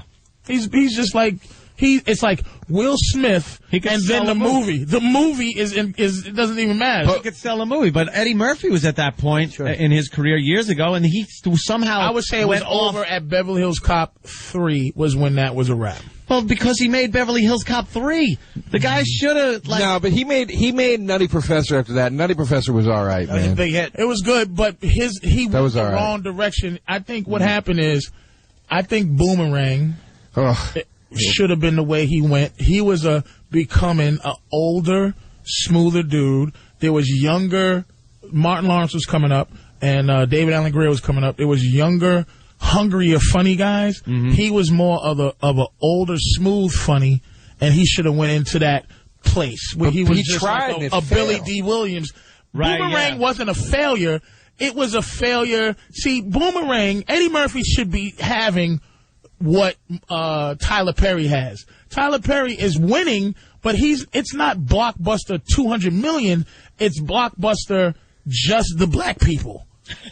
That's a blockbuster to just have one group love you enough to make you the box office. Tyler Perry's movies stink. I can't so bad. I mean, they stink. Bobby Kelly said the funniest things. We were talking about Eddie Murphy, and he goes, Tyler Perry is trying to be Eddie Murphy. He goes, he's not even trying. He just puts that wig on. He doesn't even attempt to look like a woman. But that's where Eddie Murphy should have went. Eddie Murphy should have went strictly black, but he had to go family. When we chase white dollars too, if you make $1 million black dollars, that's a lot of money. But people try to chase $1 billion white dollars. Like, it's just. But why I think it's great that Tyler Perry is catering to what you're saying he's catering to. But why do the movies have to stink so bad? They stink, dude. They're bad movies, Patrice. Why are you? No, I'm asking. No, you're not. Don't flip up. You was talking to convince me. No, I didn't argue with you. I'm saying why. I'm not a fan of Medea's this and they're fucking terrible. House of Pain. I'm not fans of that. Sorry. She is goddamn. Yeah, I'm not into that. I'm just not into that. They're terrible. Eddie Murphy, wow, lifetime gross is $3.5 billion. And Eddie's still funny. The donkey in Shrek is one of the funniest things going on, man. It's just... Well, cartoon voice things are totally different. He's just a funny guy, you man. You can't F up things. Like, even... He was good in another 48 hours. Like, we were talking about Ice Cube and having no more street cred as far as that because of what he did. It doesn't matter what you do as a cartoon voice. You could still be like... He still has street cred. Does he? He still has street cred. Ice Cube doesn't... Because if you're a fan of Ice Cube... You can always go back to NWA. Yeah. Because you don't feel like he was a phony dude. What you do now, you feel like he is 40-something years old. Yeah. Eventually, you do have to go through some kind of metamorphosis. Yeah, but he totally went like white man. Like it's that white money. He went from the guys he hated, people love singing about the guys he hated, and became that guy. And then if you don't have any black money, I saw the biography of Mr. T. Wow. Once white people got done with Mr. T, then I got a mohawk. They threw him in the dumpster, him and his goal. They just were done with him. You know what? Because he went after white money. He didn't go after, like, it just wasn't like a niche where he goes, this money and these people, if I stay loyal to these people forever, then it's like Quentin Tarantino. Mm-hmm. He stayed this kind of boutique dude. Yeah. He never really left and tried to be a Steven Spielberg guy. He was this guy, indie guy still, and he keeps staying that guy. Who else has gone for black dollars though? You're saying like the Medea movies do, but who else?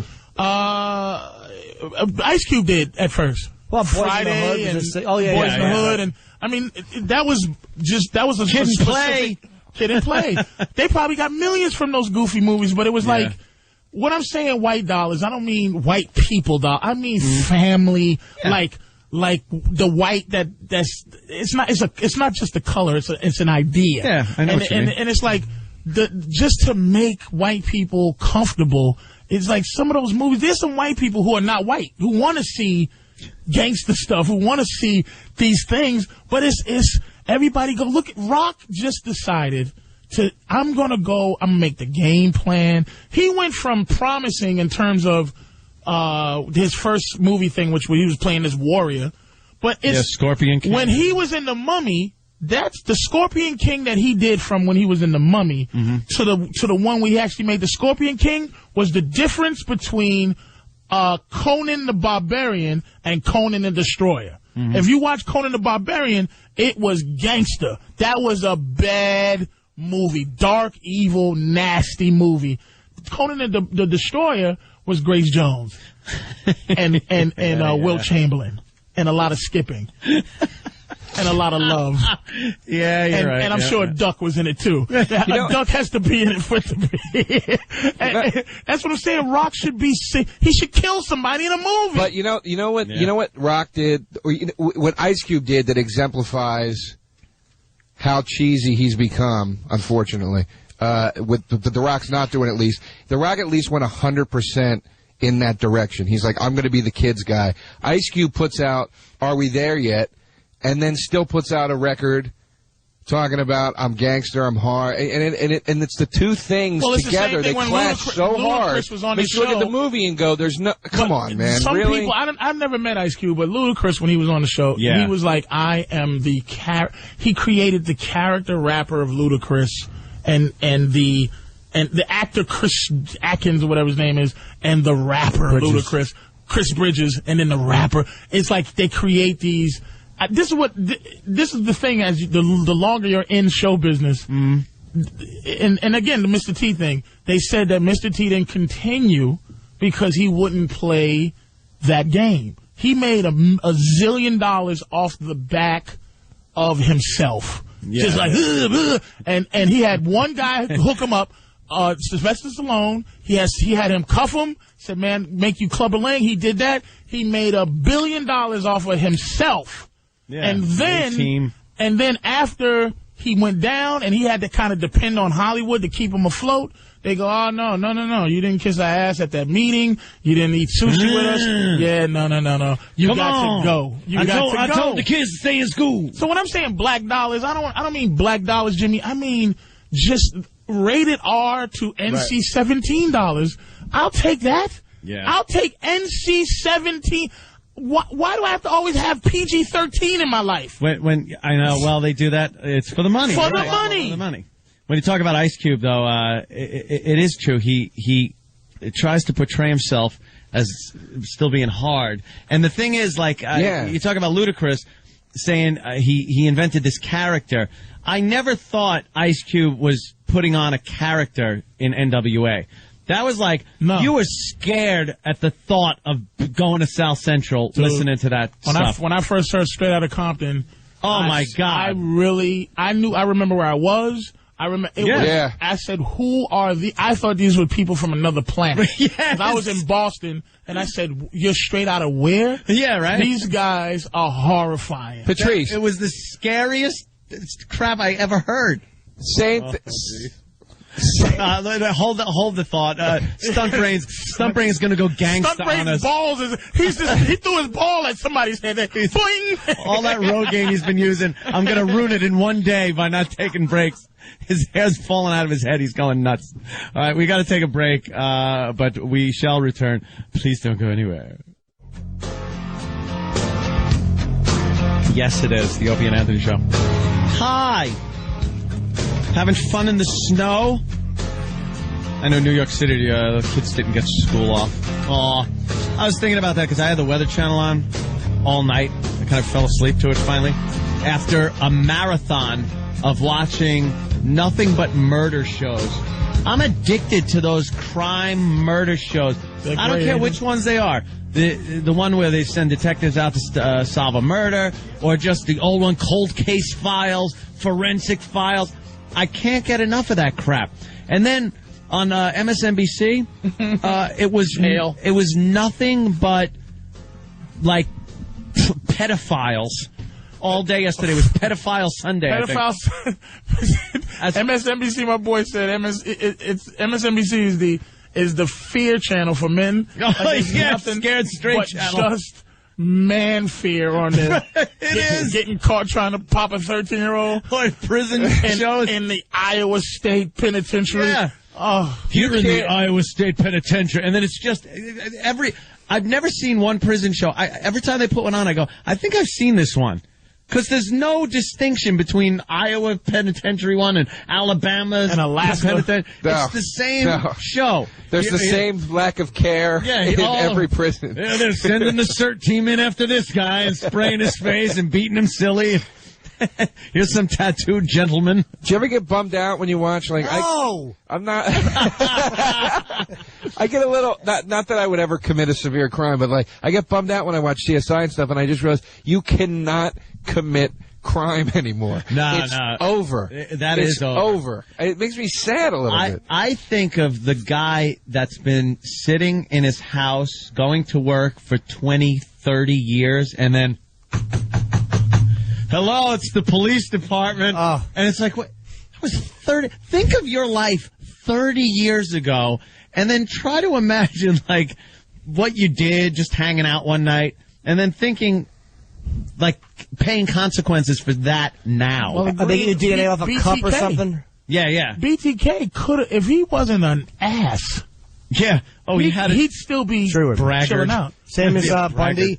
Bundy got caught because he got greedy. And the Green River Killer. I didn't know how he got caught. But all those guys, that's their whole M.O. Henry Lee Lucas and Otis, too. They all are asses. That's their whole M.O., though. They enjoy not only the crime, committing the murder and stuff, they enjoy that publicity, they enjoy seeing their name in the paper. Or BTK wasn't killing again, though, was he? Was he? No. He wasn't killing again. No. He had to open his yap, though. Yeah, he was just fool. 20 years later. He's a fool. BTK sent a letter on the computer, and they found him on the computer disk. They found a computer and who was on it at the time where he was sending it from the church. But before, he was sending those things like he would cut a K out of one of those out of Ebony magazine. The hack notes. Those days are over. He would cut a U. And he would put together a whole "I murdered her" with two the damn tweezers and a hot knife, and just cut and make sure no fingerprints was on. Now they're just like, we've found out what scissors were used to cut the magazine, and we've narrowed it down to one store where we checked the surveillance camera video and found. Those were the good old days where you could slice up a Vibe magazine and make a ransom make a ransom note out of it. No one getting away with that. What happened in the days of John Doe, where he could just go back and forth to the supermarket and make a fat man eat until the stomach burst? And I could just write in my little diary all day long. I was sitting there, I was looking at some jerk in the train. He tried to talk to me. I threw up on my lap. I could have a library full of my crimes. Right. I could have a man, I'm paying a man's rent. I could cut off his hand, and I could spell "help me" in the back of a picture. You'll never be able to do that. That's from the movie Seven. Those are the good old days. Literal Jim. You'll never again be able to nail some lady's feet to your kitchen floor and then just conduct business for a week. The good old days when you can cut a slice of fat from a lawyer and not get caught. But there's a lot of unsolved crimes running around, you know what? But one of those shows, the Cold Case Files, they show like this one pain in the ass cop has to look at a box on one board. He's bored one day and he's like, Yeah, the old Johnson file. Let me pull this off of this top dusty shelf. And he opens it up, and they find some hair in this. He goes, send this for DNA. And nowadays, they don't want to. People don't even want you to think that you could possibly get away with something. Yeah. I'm going to tell you who got away with the crime. The Zodiac Killer. I watched the movie. They're implying that this is the guy, but they never found the guy. Is he alive still, the guy they think it was? No, the guy they think it was, they're saying he's dead. But it ain't the guy. Yeah, there were a couple of those big serial killers that just kind of disappeared. Or Zodiac some guy and you're like, probably not really the guy. Zodiac worked it at, like, Joker proportions. I mean, he was just toying with the authority. I mean, if you believe that what happened in the movie really happened with Robert Downey Jr. But, I mean, it was random. It's incredible, man. Just be incredible. Random killing without the whole, like, if I'm not dumb enough to just go kill black women, because that's the profile. It's got to be random. It's just random anything. You think you could get away with, if you would, like, so inclined, you think you could get away with serial killing? Absolutely. No one would think, see, they would be expecting me to kick a door in and rape a family. Yeah. If I just strangled a little old Chinese lady in Chinatown who was collecting cans, who would know? With some gloves on? Who's gonna know? No one would know. You get a hair on you. With DNA now, it's a Chinese girl's hair? I'll just say I was on a train. Yeah, you get one of her dead Chinese girl's hair. You'd end up with a dumpling and a spare rib in your No, I wouldn't get caught. Just random. You got to be random where there's, I guess, not much physical contact, far away from where you reside. Or, in various places. First of all, places. can I say this? Yeah. I watch a lot of these shows like we all do. I have a record, so it would be weird. But if you didn't have a record, you can do anything. Yeah, no fingerprints. They would have to catch you and suspect you before they would test you for anything. That's true. So you can have anything. You can the Green River Killer. His sperm was everywhere. On trees, it was just trees. It was just protoplasm everywhere. Yeah. But so what? They have Unless some you have dude's something to compare it to. Yeah, exactly. You have to have a criminal to go with all this semen. How did anybody get caught on fingerprints before computers? Cops would just sit there with a magnifying glass and look at a book? Yep. How did you ever get caught? Oh, yeah, this one has a ridge like that one in the book. How? I don't know. I don't get it. That is amazing. You were Before dumb. computers, you just had to go through file cabinets full of fingerprints. It was just like the big photo album books. And I guess they would be like, if there was a robbery, you'd check the MO, you'd check a bunch of things to probably try to narrow down as many people as you could, and then just take the people that fit the MO and then check their fingerprints. You wouldn't check you wouldn't check a rapist for burglary. Yeah, you have a nice something like that. You have a rape binder. Right, you have your rape fingerprints. These are and also when you look at profiles, you take the DC snipers. Yeah. Okay, we all thought. Oh, have white guy written all over. It was, sure. and he was a genius. Big Marine. They thought this guy built his own helicopters, right? And they didn't know it was just a lazy Negro and a Buick Century, buddy. And ultimately, they got caught because snitches. A lot of people look. How'd they get caught? A snitch. A dude, a old girlfriend of him. His new boyfriend, I think, snitched on him. He was snitched on. They got snitched. It was John Muhammad's old girlfriend, new boyfriend, knew he was doing it? Yes. No, said this guy could be the guy. He probably told her, one of these days. Yeah, go around she was like, that's John. Yeah. She snitched on him. And the explosive guy, the bomber, Unabomber, his family, his brother snitched on him, and that's the thing. A lot of people get tips, but I tell you, like I always said, there's few people I'm loyal to, like to that level. I think my mother. I think my mother could blow up a bus with children, and I wouldn't. You wouldn't snitch I wouldn't. her out? If I knew she did it, I'd go, oh boy, mums. You know, what'd you do? Moms, you can't be blowing up buses with children. But I would try to distance myself a little bit from her. Yeah. So I didn't know. So if they did catch her, I go, But could you be the guy that you're the one that sends your mother to jail for the rest? She's going to go to court. She's going to be sent to some lady prison for the rest of her life. Yeah. I couldn't do it. And so, but a lot of these dudes, they snitch on. Then how would you feel if she blew up another bus and then you're I'd be nervous then, but I don't think my mother could do anything for me to snitch. I've actually left drugs in my mother's desk and called the FBI.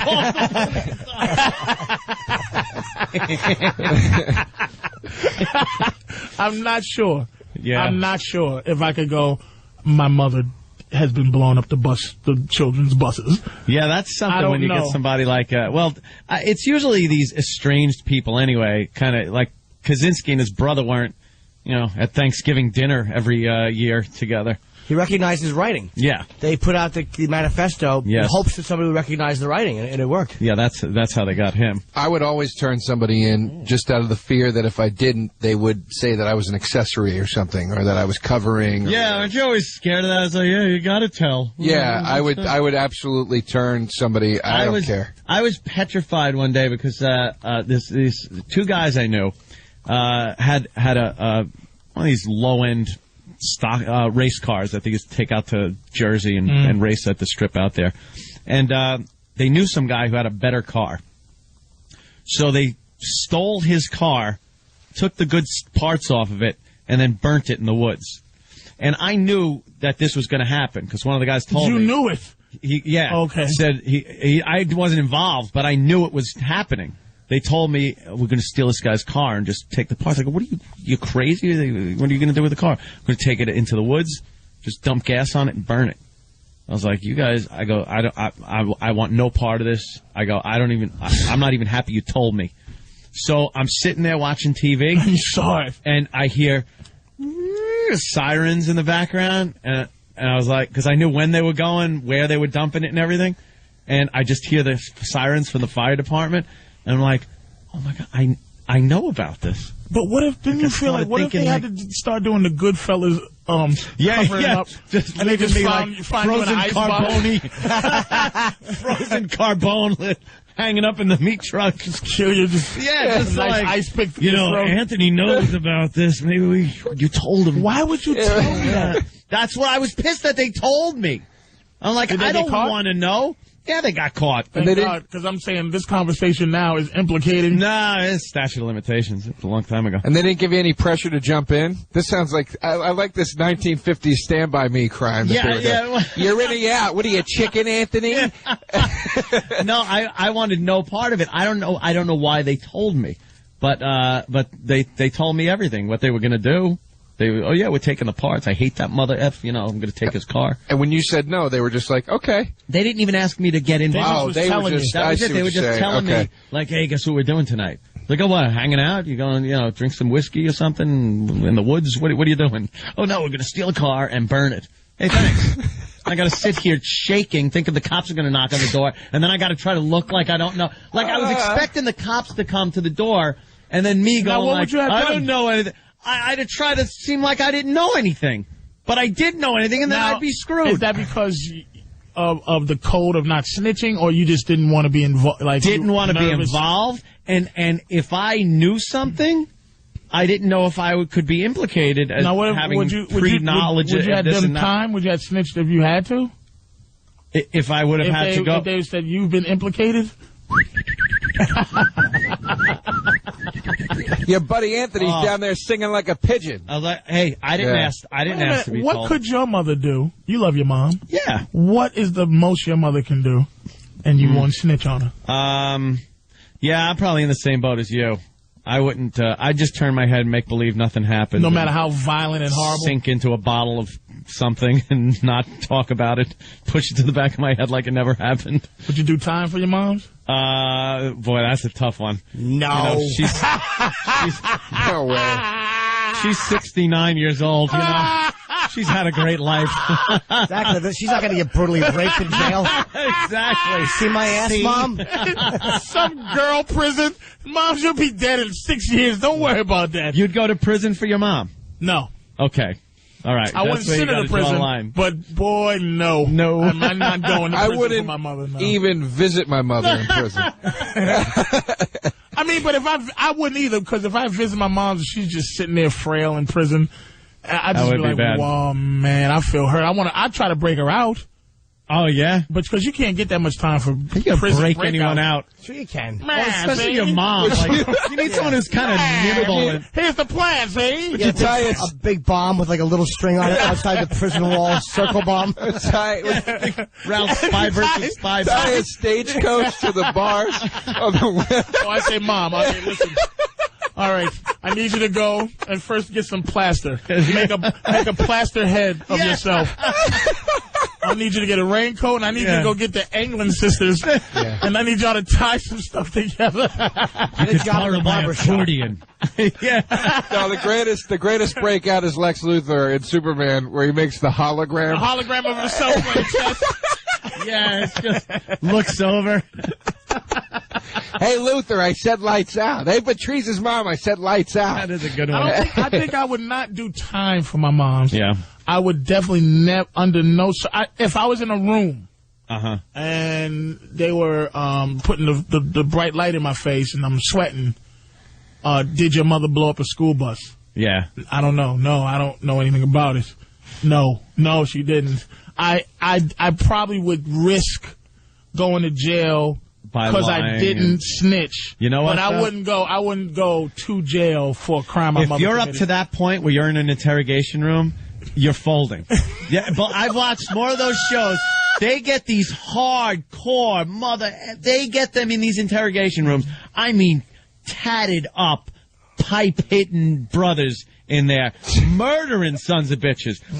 And before, they're in there for 8 hours sometimes, 10 hours. And at the end, the guy's like, I didn't mean to kill the man. I didn't mean to kill the man. Crying their eyes out. But that's NYPD, not in real life. No, real life. No, you ever see these dudes and they go 35 years to life and the dude just pops his collar and says, give me that tea right there. Let me go do this time. You know what it is? The smart guys are the ones that lawyer right up. They go, want a lawyer. You never see the rest of the show. These other guys are blabbing, and you see these hardcore mothers, after 8-10 hours of interrogation, they're crying, going, they're going home, I didn't mean to shoot them. And then the guy gets up, walks out, and just goes, but you know what? You ever been really tired? You're crying. If you're really tired, you'll say you did something just so you can sleep. Yeah, that's how they get these guys. It's wrong. I'll tell you, the best case of not taking time badly, I think he was the leader of the Latin Kings, one of those guys. Oh, yeah. When he got convicted, something happened in court. He stood up in court and urinated on the floor. In court. That's awesome. That's a guy who really made a statement to the judge. Yeah. That's awesome. That is the best thing I ever heard in my life. I think that's what it was. Now that's hardcore. Yeah. Break time? Yes. When we get back, are we going to have our special occasion? Yes, we are. Our very special occasion celebration coming up when we get back from this break. Nopie and Anthony Show. Ooh, some ZZ Top. Wow. Taking you right back to the 80s. ZZ Top. Nopie and Anthony program. Opie's out today. You see Sam here, with his, I'm late, but I'm raring to go. Yeah, he comes in with a camera. He's got a little hop in his step. Yeah, I'm a little late, but hey guys, I'm here, man. I'm ready. My mind is focused. A late me is better than an on time anyone else. Yeah, that's the attitude he's got. He wants to walk in late, we're not sure how long he's been here for. Yeah. He might have got here at 6:40. Who knows? With the camera, just in case something exciting's going to happen. Hey, nothing's going to happen. How did that thing go? The last time I was here was when we were talking about his dad. Very poorly. With the handlebar muff. Remember, you guys the next day were going to make one of the interns. Oh, we did. We made E-Rock eat a drink of buttermilk. Was it disgusting? Oh, he was throwing it up. He couldn't drink it. It smelled like a stick of butter. This stuff, buttermilk. It doesn't smell like any milk. It smells like butter. And Imagine taking a bite out of a stick of butter. It would make you gag. My aunt used to do that. She used to eat raw butter. I swear, raw butter, but she used to eat straight butter. Yeah. Butter. Can we take some calls? Yeah, right. You know they're just twittering Opie like, no calls, man. No calls. Who needs stinking calls? Your listeners, you suck. They're all just trying to drive. Better they don't talk on the phone. Yeah. Just drive. Try to work. Don't hit something, dummies. Did you? Very special. I got it because we're running out of time on this end of the program. But we'll go over to the filthy, dirty, potty mouth side of the program and continue our conversation. But it is a special day for somebody here on the Opie and Anthony show. Somebody who we all just love and cherish. Who would that be? E-Rock. Hey. E-Rock, why don't you take your headphones off and just get the hell out of here? No, grab a mic over there, perhaps. Why is he grabbing a mic over there? Because we have something for his birthday. It's E-Rock's birthday today. Hey, E-Rock. Happy birthday to you. Got all of you singing. Happy birthday, happy birthday, happy birthday to you. E-Rock. How old are you? 31. Wow. 31? You just turned 30. What happened? That was like yesterday. Yeah. Oh, it'll go by quick now. Before you know it, you'll be having prostate troubles and stuff. You thought it would work out better for you when you was 19, right? Yeah. Once I'm 30, man, I'm going to have the world by the balls. It's going to be great. And then what happens? Gardner and Platoon amounted to more than you. You know what's left after 30 to look forward to? Health problems. Yeah. Pretty much. Prostate exam. Pretty much it. Well, at 40. But he's a car-carrying white boy. White people don't get sick to their... What? Yeah, give it 5 years. You'll be talking about how you don't eat meat anymore because you're absorbed with stress. Nah, white people don't get sick to their, like, in their late 70s. That's teenage years for white people. Yeah? You'll be fine. He'll be fine. Oh, He'll be just fine. How's the diet going? Good. Yeah? Is it diet? Yeah. E-Rock and I was going to plug... Yes, as a matter of fact. Steve's chick has got E-Rock and I both working out and on healthier diets. When? When did you start? Recently. I see no different. I just started recently with the new... but I've been looking good for a while. A few weeks. Wouldn't that be funny if you both turned out looking just like Steve? Well, I said to Colin, look, Steve's chick, MJ, it really does give... Like, she teaches you how to work out your whole body and eat properly. And Colin goes, that's what I want to do. I want to get someone who looks like Steve. I want to get his trainer. Despite Steve's abysmal not sticking to what he was supposed to. No disrespect. None taken. MuscleSorority.com. I don't know if she wants me to plug that or not, but she's for real and she's great and she teaches you how to eat like really fattening, tasting food that's delicious. So what is she doing for you? Teaching me how to snack and eat healthy. And same thing, she checks your blood type and she does what she's doing with her diet and stuff. And how long have you been doing it, E-Rock? This is week 5. And what's it doing for you? I lost 12 pounds so far. 12 pounds? 12 pounds? 12 pounds? You dope. Where do you see this? Doing what, eating L's? He meant to say 12 planes. That's what it weighs. 12 a lot more energy. I'm not doing... Send in the clowns.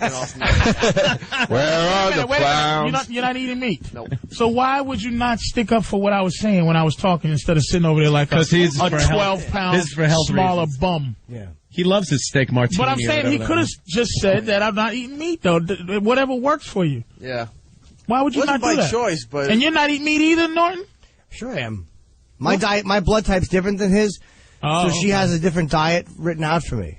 Oh, okay. But I've been eating too much of this, like, I've been having too many desserts that are not on the diet. I've been cheating. Tee-hee-hee. Yeah. E-Rock's blood type is May-O negative. You know... That's right, gravy guts. You know, that's the thing. You know, the worst thing about being fat is that no one notices your change except for the person that just is around you all the time. You still look like a mess to my eyes. But I'm sure it's working. But those 12 pounds mean nothing to my eyes. Your face still looks like a titty. A hanging titty. God damn. Well, on that note, I think we Twice? I thought you could say that. No. How about with I-D-D-Y, like P. Diddy, but you just say that, no? Patrice said your face looks like a breast. I heard him. I wasn't sure if you caught it. Yeah, bring it in. Bring it in. Here it comes. E-Rock, this is for you. Wow, look at that. Birthday. Happy birthday. Happy birthday today. It is so a happy cake. birthday to my dear E-Rock. That is a cake. Wow. In the shape of Fat E-Rock. David. Can you wait till we all sing it? What an idiot David is. Is that from Ace of Cakes on the Food Network? I don't know. That is a hell of a cake. God, that would look...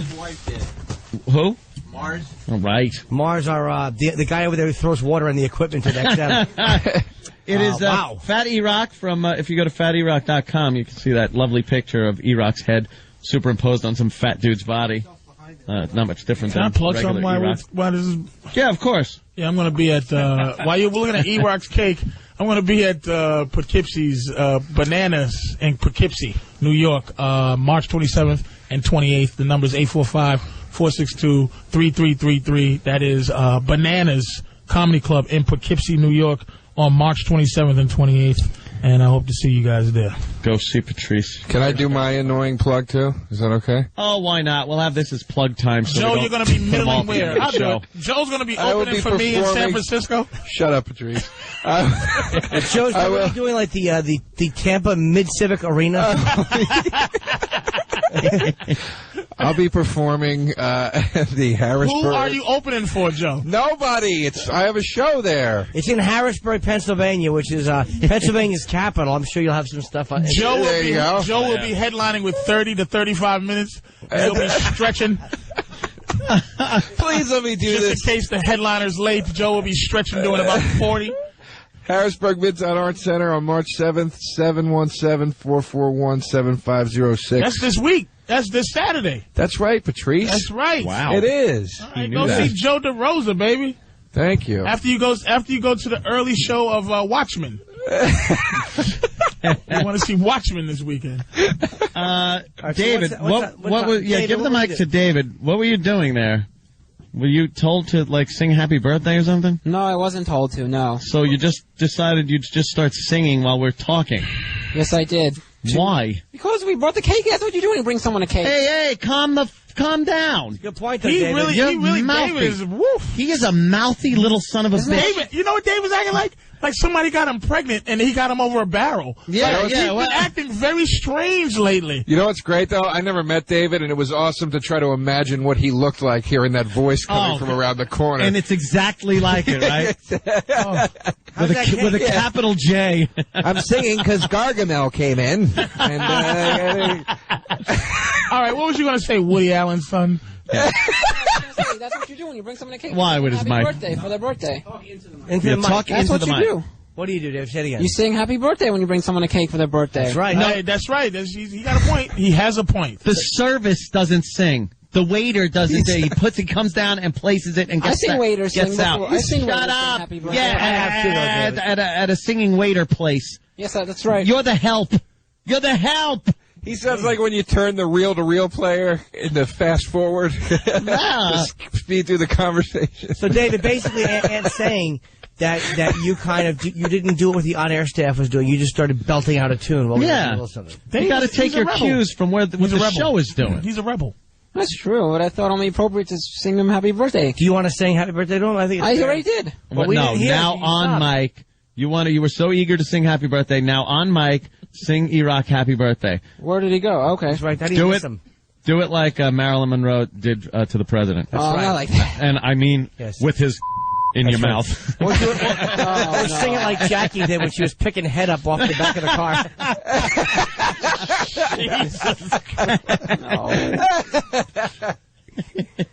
Go ahead, David. All right, David. Ready? Go. Happy birthday to E-Rock. Happy birthday to E-Rock. Happy birthday, dear E-Rock. Happy birthday to you. As sang by a Jew. How old are you now? All right. I bet Did you sing the same way to Kevin Arnold and Winnie on there? Yeah, he does look like Kevin's buddy. The Wonder Years? Yeah. No, not the Wonder Years. What are you? He's talking about Winnie the Pooh, Kevin Arnold, Arnold from Happy Days. I guess. Yeah. Well, cut your cake, E-Rock. Come on, man. Yeah, go ahead. Cut your head off or something. Do something. What's inside that cake? What's that cake made of? It's hard, isn't it? Hopefully cyanide. Look, its head is as hard as yours. And it's empty. Yeah, cut its head off. Good. All right, a little Al-Qaeda cake there. Yeah. Oh, would I love to see that on a video. The head is not edible. Yeah, that was creepy. What was that? It is an Ace of Cakes. Is that a cake or is it's made the same way? Yeah, like, that's the Ace of Cakes, I've seen it too. The whole thing is not a cake. Yeah, there's like 3 pieces of cake, and then the rest of it is plastic and stuffing and stuff. I was told that all this is edible. All this is edible, and I got on the phone with Eric's fiance. Talking about found out. I believe me, we're all in the same boat here. So what happened after you opened the gentleman's jeans? I was told this is all edible. I found out that Eric's favorite cake filling is red velvet cake and pudding. Oh, really? Great. I just want to hug Eric. Of course it is. Red what, though? I don't know. I've never heard of it. Red velvet cake? Why are you miking the cake? Because it's making a weird... the cake. Okay. What's it going to do? Hold on. Why are you miking the cake? Because yelling no, not him. Go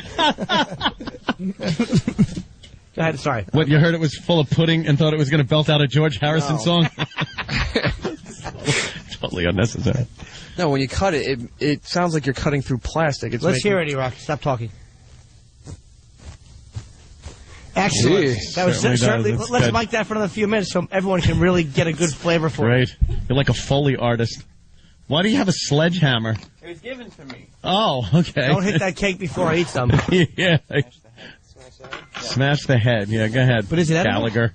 I don't know. Is it empty? What Did is you find out what it's made out of, so in case it's not glass? It's made of fat. Has the head edible? There's no and way it looks that like edible. It looks like David from the David and Goliath. David and Goliath, yeah. That's right. Don't do it. Take a bite of the head. Why are we stalling? David. That's hilarious. Okay.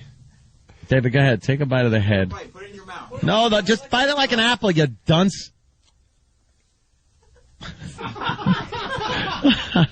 Jesus. Eat it like your people eat the souls of this country. Eat it like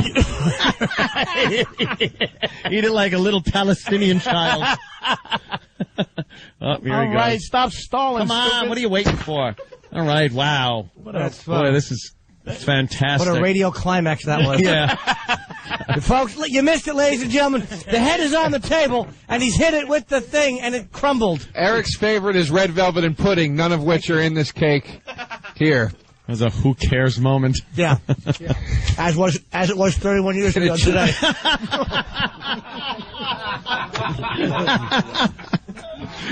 And that's shattered like cake that's been sitting in the backseat of a car for 3 days. that cake doesn't... I mean, it looks... Look how much it crumbled. It looks... Cake's not supposed to do that. It looks like art.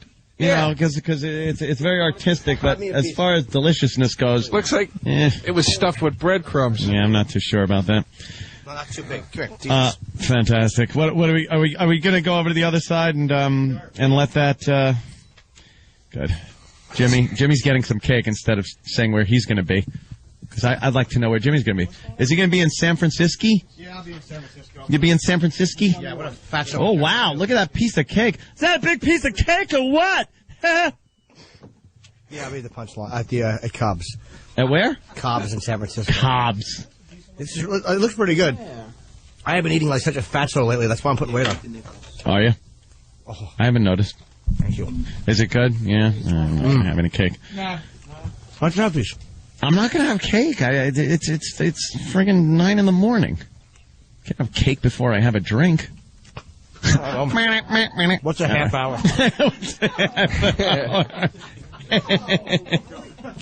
Oh, God. How is the cake? Is it good? Why don't you have a piece? I don't really want any right now. I just ate that yogurt. No, I don't want that, David. David, get away from me. Why are you even close to me? There's no reason for you to be within 5 feet of me unless, it's a bit. The wheels just kind of came off at the end here.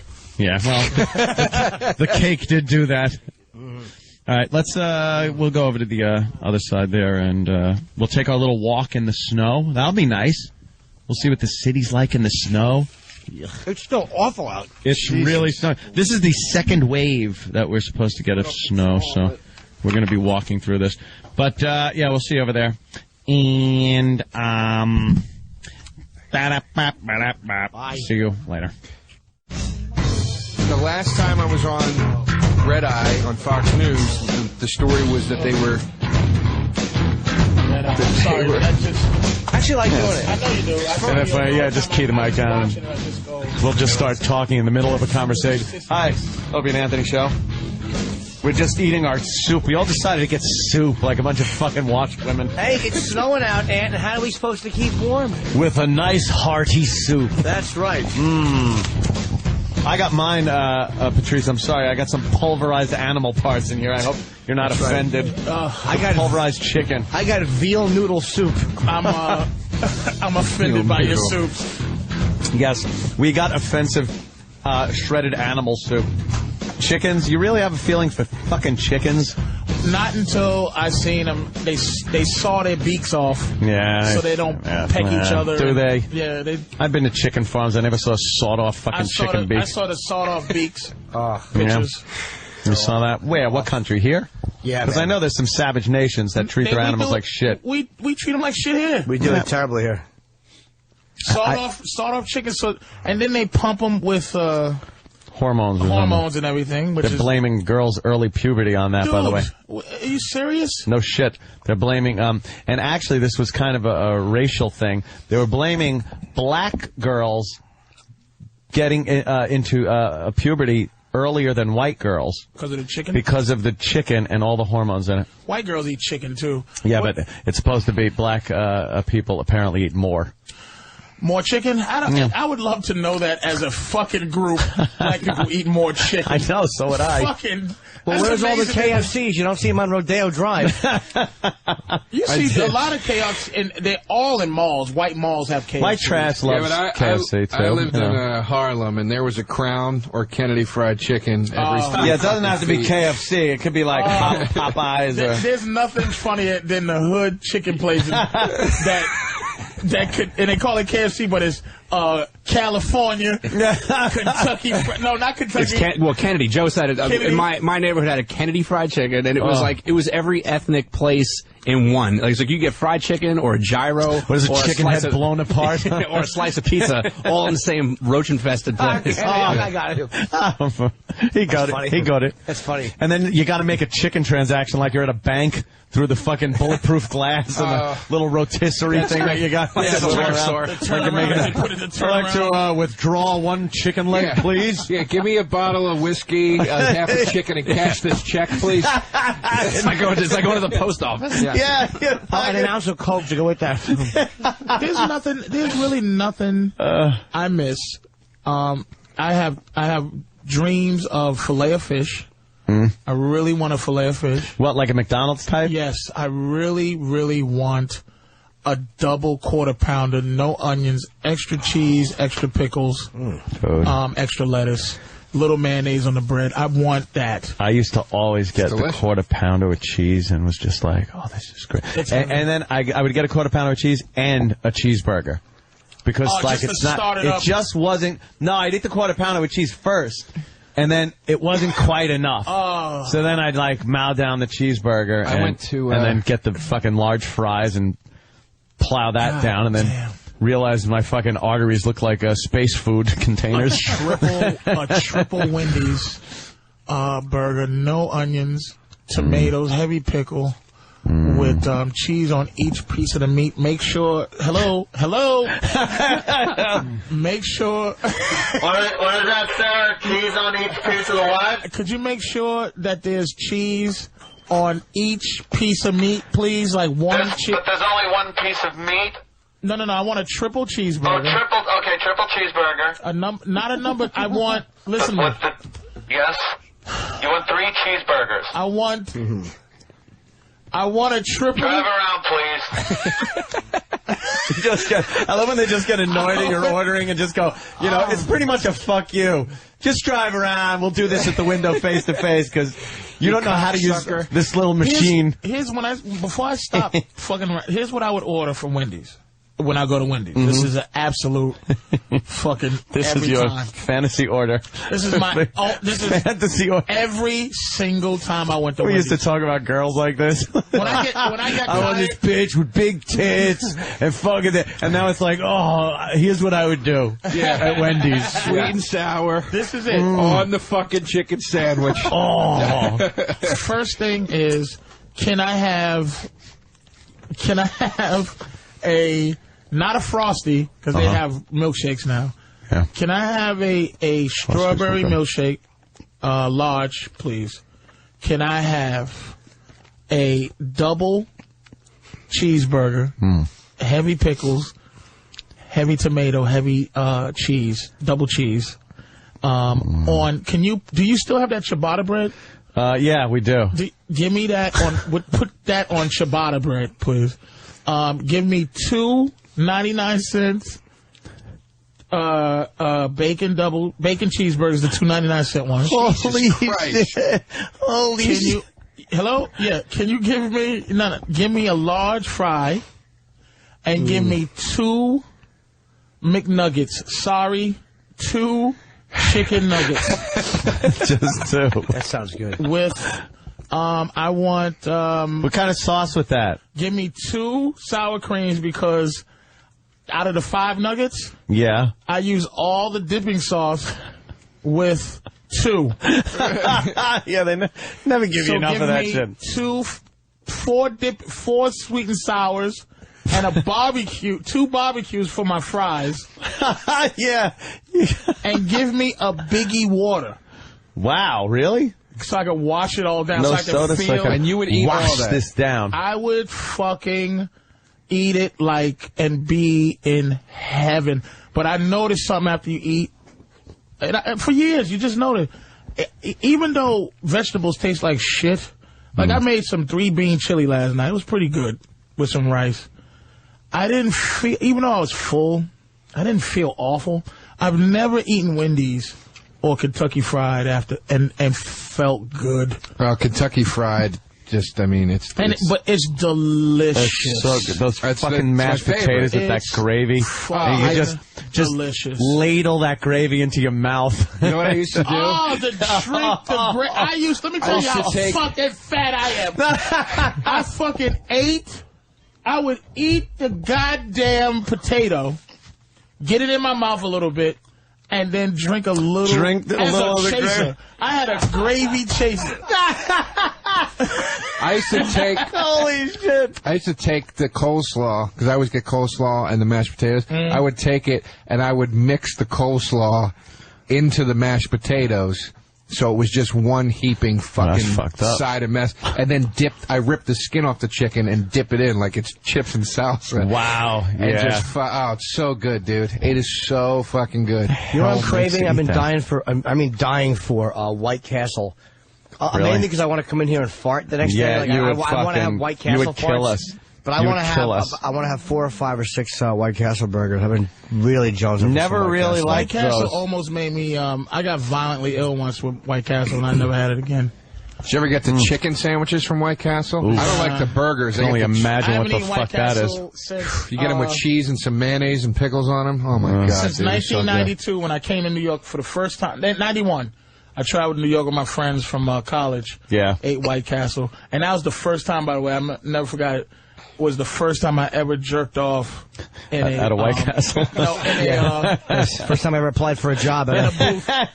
In a New York. Oh, in one of those New York. In a peep booth. Yeah. Was it your first time in New York, too? Yeah. Well, you couldn't wait, could you? In a peep booth.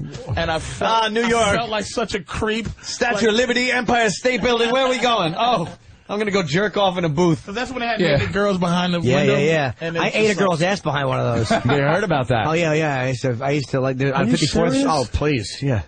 God. Yeah. How? You're like the I'm not Wolverine. even, I was just going to ask, how would you do that? But it's Jimmy. The ass is right there, and I would fucking give her extra money. But don't you know, like, guys are all over that shit Where was I? What She's did I know? filthy. Well, I was a good boy. Oh, Jimmy. And you just eat. What did it taste like? You were talking those Was it awful raw? phones. I don't remember, actually. I just remember doing it. Oh, the phone itself just must have been covered. Yeah. Covered with just jizz and bacteria. Bad breath it probably smell like. I did a phone one in Atlantic City, and it was the saddest fucking thing. You know when you go to the zoo and you see the sick animals? That's what it was like.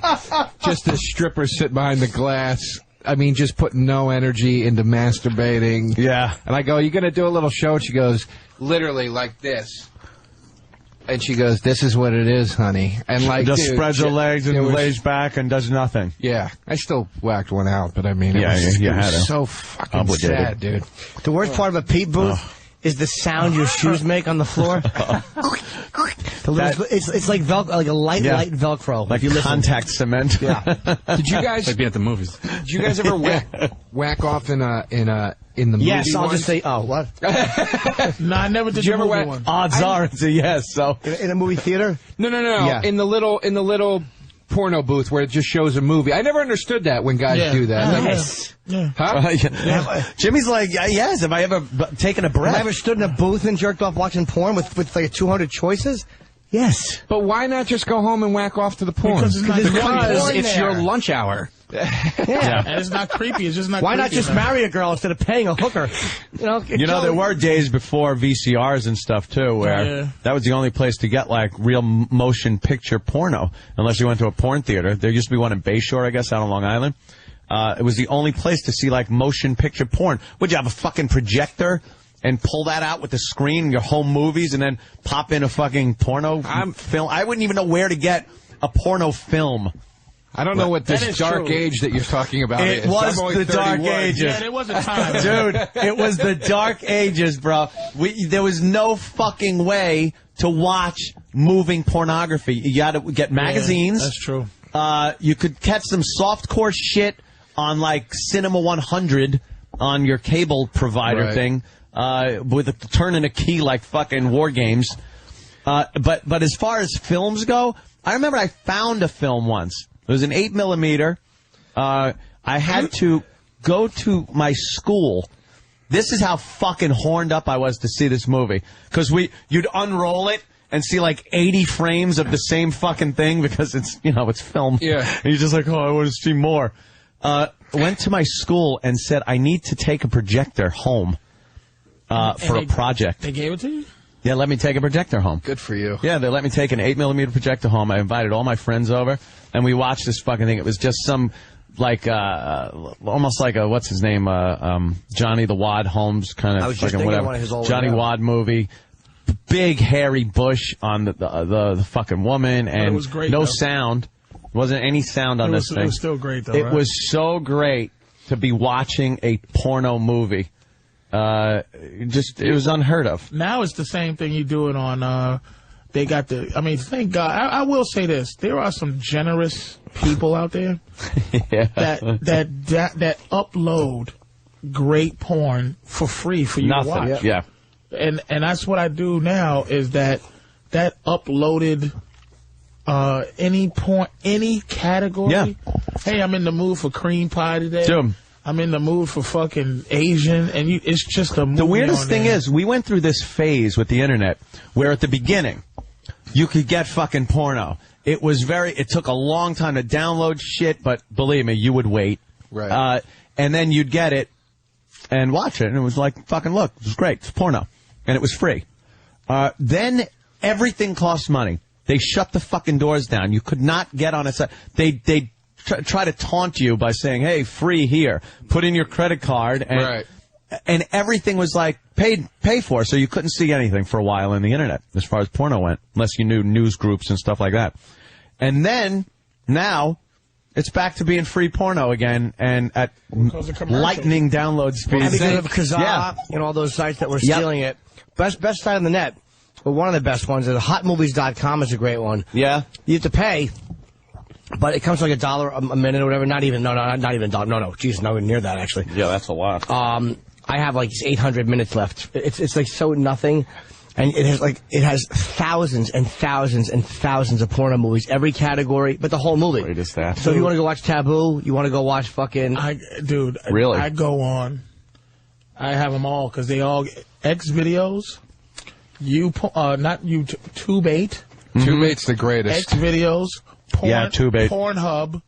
TNAflix.com. XXN video. I just know them all. They show every second I need from. They won't show like a whole movie, but everything is gonzo now. Which You just want a scene. Right. That's all you need. It's just 15 minutes of the whole scene. Care about storyline? What the fuck? Just fuck or suck. You should go to Jim. You should go to Score VOD if you never have. Score VOD. It's the same thing what you're talking about. It's a porn database. I'm not giving a however many tens of thousands of movies. But Score. But Patrice, I'm not giving a porn site my fucking card. But Score is it's Score magazine. It's a legit. Who gives site. a shit? I have one dirty card. Score's a scuzzy. I have one credit card that is for all that. I don't put my Amex down on it. I have one jerk-off card, which has all that stuff, so I can just go check all my stuff on my one card. That's a good idea. You could probably even go and buy one of those credit cards, those prepaid credit cards, and use one of those. No, but this way I can look at the statement if I want to, and if anything gets out of whack, I'll know because it'll be on that card. And the bottom line is that credit card companies are pretty good. If someone steals your credit card number, they're actually pretty good with not making you pay for it. Is this the real fucking douchebag pervert? We've been looking at your account, and we've only noticed fucking gay porno. Yes, I understand. Yes. But Score VOD, it's $10. I mean, it's different. You buy blocks of minutes, and you use the minutes as long as it takes you to use them. But the one I always get, it's $10 for 69 minutes. That's an insane. I know, it's so dumb. I know. 69. But I mean, that lasts when it has the wealth of porn like he's referring to. Yeah. Dude, 3 minutes, I'm in and out, man. You know what I mean? Yeah, that's why. Why pay, though? Think of. You could go to so many free sites and just fucking crank one out to anything. I go to Tube8 on my Mac laptop because there's no virus problems with Mac. Right. On my PC desktop, I go to Score because I know I'm not going to get any virus shit. Yeah, because going to the free sites fucked up my desktop, and I had to redo the whole thing. Copernicus or whatever that shit is. What's Copernicus? Not Copernicus. Copernicus. The virusware. I don't use any of the virusware because the virusware puts bugs in your system. The virusware will download shit to fuck your system up, and then it'll say, you need to renew your subscription so we can fix your computer. Like McAfee and shit like that? Yeah, they're fucked up. It's a conspiracy, man. I hate those fucking things, I took them all off. And they start up the minute you turn your computer on, it clogs your computer down. I fucking hate them. Yeah, and then it'll say, you'll try to unload it, and it'll say, you can't unload McAfee because it's running, and then you try to shut it down, and it won't let you shut it down. Go to Mac. Just pull the goddamn plug on it. Yeah, the Whopper. You pig-eyed sack of shit. I go with the Mac. There's no viruses for Mac, or there's very few of them. Yeah. Fuck Windows. It stinks. Dunk, dunk. What's that noise? Gunk. When you try to close it, it won't. You can't. Oh yeah. End program. Program not responding. End program. End program. End program. And then there's 20 of those things up on there. Yeah, when your task manager freezes up, like, that's the best. It's like, well, now what am I supposed to do? How come they can't figure out how to just shut down a fucking program instantly? It's called Mac did. Force quit. Yeah, force quit. Boom, it stopped. Gone. Why can't Windows figure that one out? Because they're faggots. Because they got you by the fucking balls. And dude, I got so many on my computer one day, I punched the monitor so hard that it flew off of my desk. It's a flash. I can't believe the fucking it's all thing in the still monitor. Yeah, because that's all I could. I'm like a fucking animal. I just see it and I just fucking hit. That's fucking whatever hysterical. I'm looking at.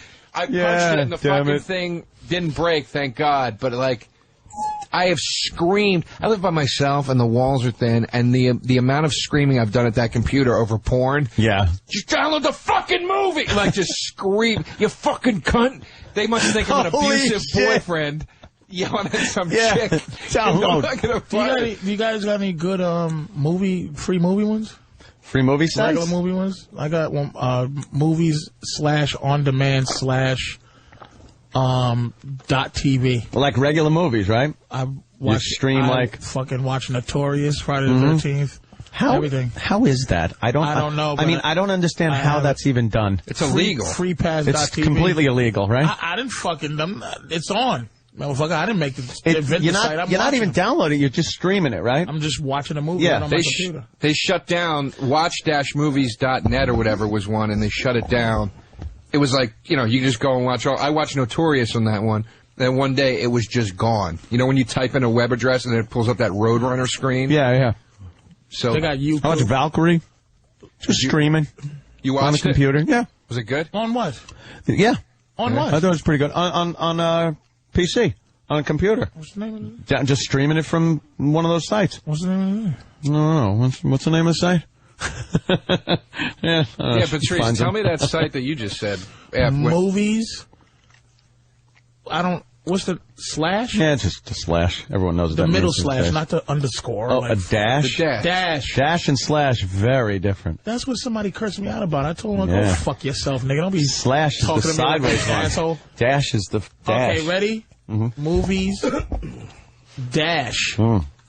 On. Dash. Demand. .tv. All right, fuck it. Wow. How's the quality? Oh, some of them are phantasmagorical. Yeah, you gotta look. Some of them suck. A couple of them that I was watching off of some of these sites, somebody that you hear someone crunching popcorn in front and people coughing, and then sometimes people are taking their seats, so you see like their head in your screen. It's like Mystery Science Theater. But then occasionally you get a good copy. Yeah, it's pretty, let me see. Like Danny's pulling it up. Yeah, they got, Ding. look at. What is it? Oh, hey, Mall Cop. You know, you just go in there and... But aren't someone going to get in Dutch for that? Huh? Isn't that against the law? OV Guide? How can it... I don't know if it's against the law. If it's against the law, they got to find that motherfucker first. OVguide.com, apparently. How was Friday the 13th? It seems like you can't really stream on this, so it looks like it would be an illegal download. No, look. Wait. Turn it back this way. Look. You got watch, download? Watch trailer or download? No, go down to free pad where it says free. Up. Go up. See where it says free.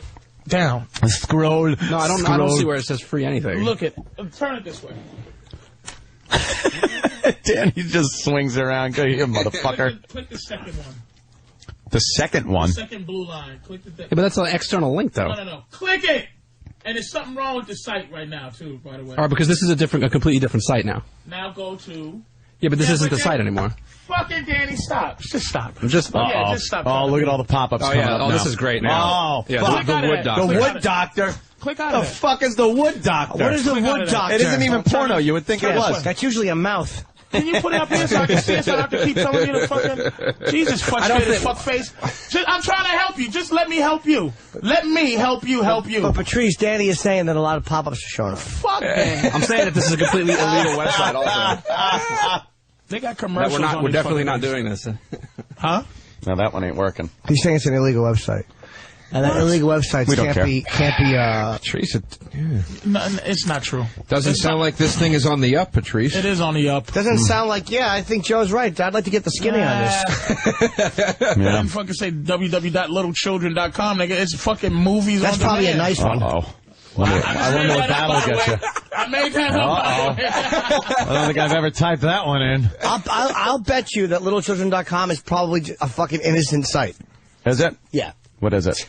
Go Wait, close to it. Danny, close this thing. Wait, I gotta go to Little Children. I want to see what this is. I guarantee you it's something cute. Don't fucking Pete Townsend. Cute and cuddly. Nah, it's not. Yeah, I guarantee you. Of course it is. Yeah, it's a bunch of links. It's just being saved. Okay. So what? Click out of okay, go to... Who got that one? Go Some down. creep. Yeah. I want little children. Oh, Uncle Paul, you did not. I came in on a Fast, .com. Boom. Go down. Go down. To the second, that one. Over to the left. Up. Okay, these are Google results. Right there. Yeah, because this site is down for a second. So, but they give you other sites. There's a bunch of these fucking sites. Click that, Danny. Oh, it's that's the one I went to. It's a portal. Just click it. No, Danny, the other one. He's going to click the one he wants to. Okay, there you go. All right, Danny, you just do what you want to do. Patrice, I clicked the one that you wanted, and a whole bunch of pop-ups came up. Danny, click the one that I fucking just said. Which one? The second one. Fine. There you go. Click that. Yes. Click. Go down. And now Don't it goes click there. nothing, Danny. I didn't click nothing Go down. the first time. Go to part 1. Click where it says... Down. Click out of that. Just X that, Danny. Mm-hmm. Exit. There you go. Go to down. Pop-ups keep coming up. To part no, 1. this computer works. I'm not part clicking on anything. Part 1. Part 1. Yeah, I see it. I'm not clicking Click it. No. I like my computers to work the right way. What a fucking What would happen if you clicked on it? Probably nothing, but I don't really feel like Probably being... nothing, but I don't want to. Fucking homo. The rapture. You didn't do it at your house. I do, stupid. I do it at my house. Nothing's wrong. Yeah, no infection on your That's why I've been computer. trying to help you. Stop No virus. living a scared life. So I should Stop just being horrified. I should just watch illegal movies on my computer, and that'll make my life better. There's not a fucking ball out there that said, "Yeah, you go, Danny." You embarrassment. Patrice, I don't want to fuck up the computer. It works. Don't make your voice higher like that. You're making a stand. Just be there. It's Be bad. what I you didn't are. call you back. Ooh, Good one. wow. This is good radio. Good one. Good one. You Oh, so it's bitch. better radio to watch a movie on television. Okay. Ooh. Yes. It actually is kind of good having you two Exactly. argue. Yes. Guys, I like you two I don't yelling like at each when other. it gets like this in here. It's not like anything. Oh, look, there's a new offer from Windows Internet Explorer. Sure. Get out of it. That's good, though. That's helpful. Yeah, get out of it. I love offers. Get out of it. Patrice just keeps saying, get out of it, get out of it. That's, every time he says that, a new pop-up Danny, comes what's up. that new congratulations movie? Yeah. Oh, yeah. Let's see. I've won today's contest in New York. What'd you win? Yeah, click out of it. Dude, you Click can get on an that. iPhone. I gotta go. Yeah, dude. You want an iPhone? Well, I get to choose, though. It's You either know an what you do? iPhone, a 360, a Just Wii, click or a the Toys R box- Us gift card. Just click the box that makes it the whole screen. You're getting no more pop-ups. Yeah. There you go. That's what we're watching. The Screening full movie. copy. Wow, nice. Oh, boy. That's good. It's a screening copy Oh, boy. of... The screen just shattered. Something's wrong. Is this Mall Cop? Yeah. You actually found the And site? They're going to fine us for $250,000. Yeah. Not me. Looks really good, too. Not me, Danny. I like the timer. They're not gonna find me. They're gonna find Danny. I don't watch this shit. Danny does.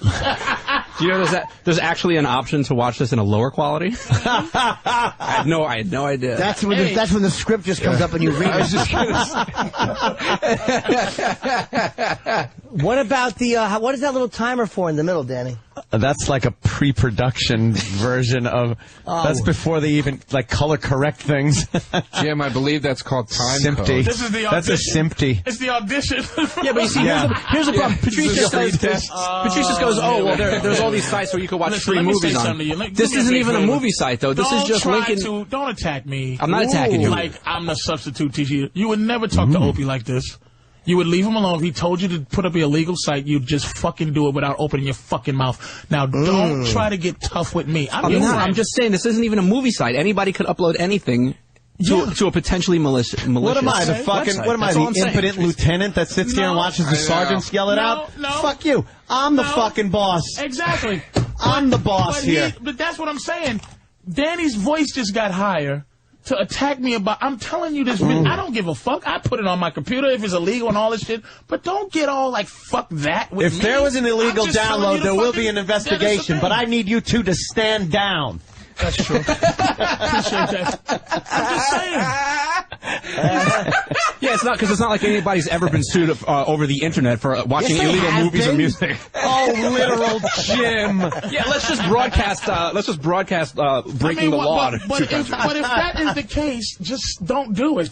Well, I wasn't going to. Don't make me. We are villainous. investigative reporters. That's it. So, yeah, we're right. just investigating. There you Just go. like Pete Townsend was just doing investigating. He sure was. Yeah, and he that's all happened to we're spill doing. tapioca on his screen and keyboard a lot. All right, Fucking Danny, creep. Google this website, childsasshole.com. But the whole point of this, though, is that this isn't even on a movie. This is not part of any movie site. It's just anybody could upload it to any file sharing website. A fucking movie site. So you never know where you're going. Is my point, though. Right. But what do you know anywhere where you're going? What do you? That is what are not you the way talking life about? is. That's true. Life is very, very meandering. What are you talking about? It's really the journey, not the destination. How'd you find out all this shit was fucked up? You found it was fucked up because you used to do that. Now you know.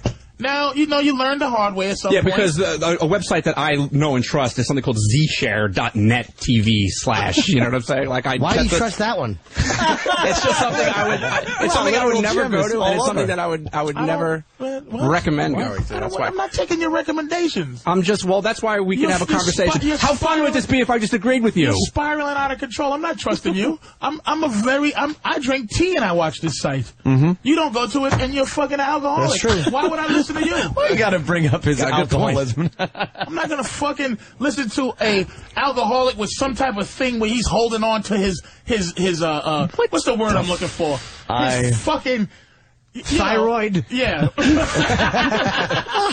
I'm not gonna go for it, Danny. I'm not going for it. I'm trying to help you out. I don't have to wear velour sweatsshirts and fucking sparkle jackets and Indiana Jones hats. What's the point? Wow. Jesus, this is like awful mean of you. Jeez. I'm just saying you're shitting on me, and I don't understand why who cares if Patrice dresses like Gene Gotti? What are you mad at me for? Don't get mad at me. I feel your energy. Y'all shitting on him. I want you to talk on me. A little bit. I'm not shitting on him. Little bit. I'll tell you why I'm shitting on him. No. I'll tell you why I'm shitting on him. A little bit. Why? Getting fucking fresh. Not even make me a victim. I'm getting nervous. I'll tell you why. If you call it shitting, now go home and get your fucking sparkle jacket. I'm very good. Go get the fucking bedazzler. Go get your fucking spyware. You're very good at context. Context. I'm very good at sniffing out vibes. Yeah. Okay? I love Danny. And Danny knows I love him, right? Danny, we always hurt the ones we love. Danny is in deep shit. His soul is in deep shit. And he's attacking me because he knows he can. But he's not. He comes here with his dumb face, listening to everything. He has that was an example of shitting because on him. because I didn't want to go to a potentially malicious website. I am now a shithead. No. It's the way. And I have a dumb face. It's the way Danny didn't go to the potentially malicious website. Yeah. It was just. But it was like, fuck that. Danny has a lot of fuck yous. But you took that personally. Because it is personal, because he's abusing me. I don't think it was personal. Yes. I think he didn't want to jeopardize his computer. If you said, do that. Yeah. What do you think he would have said? He would have said, it would have been 80 people.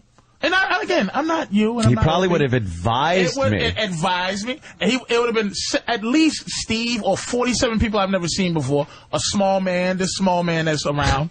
He would come in and he would hold something up and say, probably not a good idea. Right. Cut it out. Yeah. Because there's a chain of command. Fuck that motherfucker. No. And that way. There's a chain of command. I'm telling you, it's shit rolls downhill. That's right. Yeah. And I'm not the guy who gets shitted on as the shit rolls downhill. I'm the guy that steps to the side and lets somebody else who wants to get shit on, but I can feel that it's the trickle-down theory with Danny. He's going to get emotional where he can. But if this was another situation, he wouldn't have did that. I think you're giving him credit for having judgment. I'm just saying. Yeah, I think in a weird way he's saying, I can't believe you'd listen to your boss, but you won't listen to me. No, I'm not saying that. That was another little smarmy way of doing that. And then when he did that, he was looking at you to just go, right, boss? No, I didn't tell him to do anything against his boss. It was the way you said no to me. You didn't say, no, this is a bad idea. All right, I get it. You didn't get your way. We had a little argument about it. No, see, more smarmy shit. That was smarmy. It's smarmy. But the other stuff wasn't. I picked up the smarminess 10 times before you finally said that was smarmy. But he's been doing that the whole time. But you've been abusive the whole entire time. Absolutely not. Nope. You don't think you've been... Immediately, play it back. Immediately I got abusive once Danny started to go. You don't think that and then he goes, you're just mad because I didn't call you back. Well, that was after you guys were already fully involved in the... No, it wasn't. So when is it? So when is jokes okay and when is jokes not okay? It's not. Nope, I'm not going there. I'm not saying that jokes are not okay. I just know you, Danny. Jokes. Yeah, I just know you. Where's the playback when we want to scrutinize what Patrice said? You had the playback on me in 10 fucking seconds earlier Because today. you know why? It will prove... I don't know. That was kind of... No, I think that was a process. That was a whole process that just happened there. It wasn't a one-line thing like Joe did earlier. I picked it up. I'll tell you why. I picked it up immediately. It was personal. Because we're on personal. Danny doesn't like me for some reason today. Patrice, no way. We're on the radio. So if something, if we're doing something that is potentially... Don't make him a fucking victim either. Because this is Danny's big chance to be the fucking ass that he really wants to be and never gets the chance to. Now you go ahead, sweetie. That's right. Because I am the opportunity for you to be an ass. Just admit it. That you've never talked like this. Ever. You just you get things up. And you but I don't think anybody responsible would ask me to stream an illegal movie on the radio. Anybody That's all I'm responsible. saying. This is how he switched it up. So I'm sorry I made a decision. Have you never been asked to do anything unresponsible or irresponsible on this show? Of course. Well, then shut the fuck up. Then that ends my fucking argument. You just do it. Well, and you got what you wanted, so why are we still talking about it? See, there you go. I'm not falling for white verbal tricks. Oh, the race card. Keep white out of it. Don't play the race card. I thought we were all just we were all just people for a second. People don't have. You see how mad he's getting just because he couldn't steal something? You're having one. You're black and you're having this argument. That's what's frustrating me is I have to have a white guy's argument. Black guys don't. We don't. You know we don't. That's true. They just steal and then hit each other. Someone would have been laying in a puddle of their own blood by now. You're right. But we wouldn't You're right. You don't argue like this. Verbal song and dance when one of us knows we're wrong. Verbal. It's who stepped on my platform shoes and where's my gun? Motherfucker. I'm recording a diss track. That part of your afro sucks. But to get to the point is the fact is my point was ended by saying, have you been asked to do something irresponsible? At first, and I'm really good at it because I've been to court before. He goes, you would be smart enough to not to be asked to do. What was that? A little jab at me that because I'm white, I've never been to court before. Not to ask something irresponsible. At first, he said I'm too irresponsible. No one responsible would ask something like that. Have you ever been asked to do something irresponsible on the show? Yes.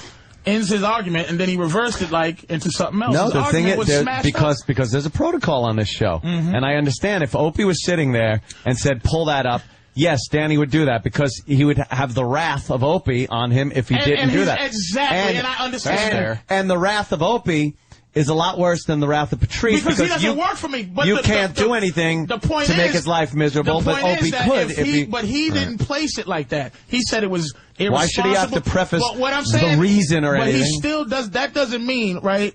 This is what I mean about the trickle down theory. That it doesn't. I didn't ask him to do something like he was my employee. I asked him. I said, "Oh, just throw it up," because that's what Danny does. He gets the thing, throws it up. I wasn't telling him as my boss. But if I was saying to him to do something that was fucked up, he could have told me in a way that would have kept me from fucking saying. Instead of me being stupid ass thief, I could have just been like, "Hey man, that shit is not good." Oh my bad. There you go. But it was about respect. It wasn't about. I think because I'm his boss. I think because we were just kind of rolling on it as it was happening. So it's very hard to, I just wanted to let him know what he was doing because sometimes we do things and we don't know. You got to be let known. Well, Danny, do you agree with that? Because you have kind of an incredulous look on your face. I don't understand why it's like I can't believe this became real all of a sudden. Like it was just it's like a dumb. I just didn't want to. I didn't want to click through and potentially fuck up a computer I use every day. And he's getting on my ass, turning it into a fucking black versus white situation because I just wanted a computer to work. I'm not going to let Danny tomorrow self-destruct. I'm just going to not let it happen. All right. Wow. We could take phone calls. Let's go. Let's go to Tommy in Jersey. Hey, Tommy, what's up, man? Hey, how you doing? Welcome aboard, Tom. What do you got there, my friend? Patrice, I'm sick of you, man. Everything you say, every point you say, race, speaking this far out metaphor where it's like it's called analogies. It helps you understand because you're not communicating correctly. What's your point? You're tired of me? Keep going. And exactly, get it off your chest, and it helps you to understand, doesn't it? It helps you to relate. I try to help people like you understand how to communicate. You're tired of me. I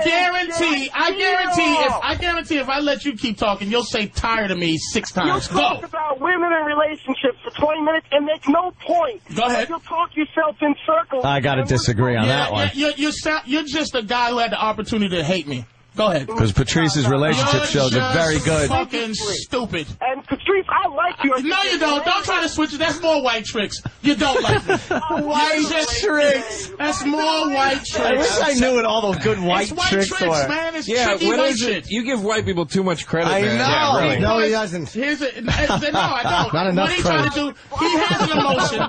He has an emotion, right? And once he runs out of emotion, this is what girls do. This is why I'm very key to your life. Calling him a chick. No man runs on emotion. We run on logic. You're running on emotion, and as your emotions die down, your argument gets weaker, and then you eventually agree with me. Yes. Yes.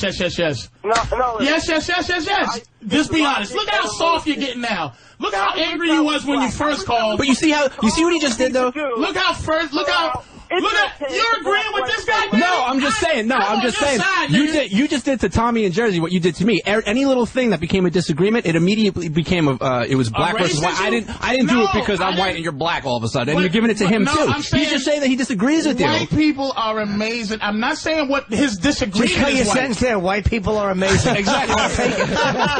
Went to the moon. I'm saying it's not a white people thing. Well, it's white tricks. You just said white tricks. So easy. Stop trying to make me like a hypocrite. I'm not. I'm just using your words. I am. I'm going to tell you why. Because a lot of times white people, what they do, you don't do it. Norton doesn't do it. But sometimes if I catch you doing white things, which is you have an argument and then you'll place yourself in a position to be a victim. He just did it. He goes, Patrice, this is to calm down old screaming ass nigga.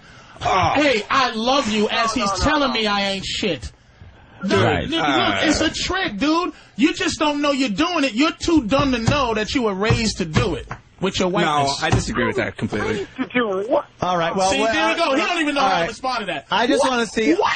Let's take somebody else, Matt from Long Island, who has pretty much the same point, but maybe he's not as big an asshole. All right, let's see. enough. Matt, what's up, man? Tired of laying around on the floor all day, are you? Oh, Jimmy. That's his name.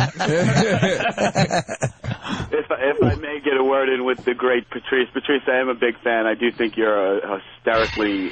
but there's a but. That's another white trick, by the way. More white tricks. More white tricks. Buona. Give that... You're Puerto Rican.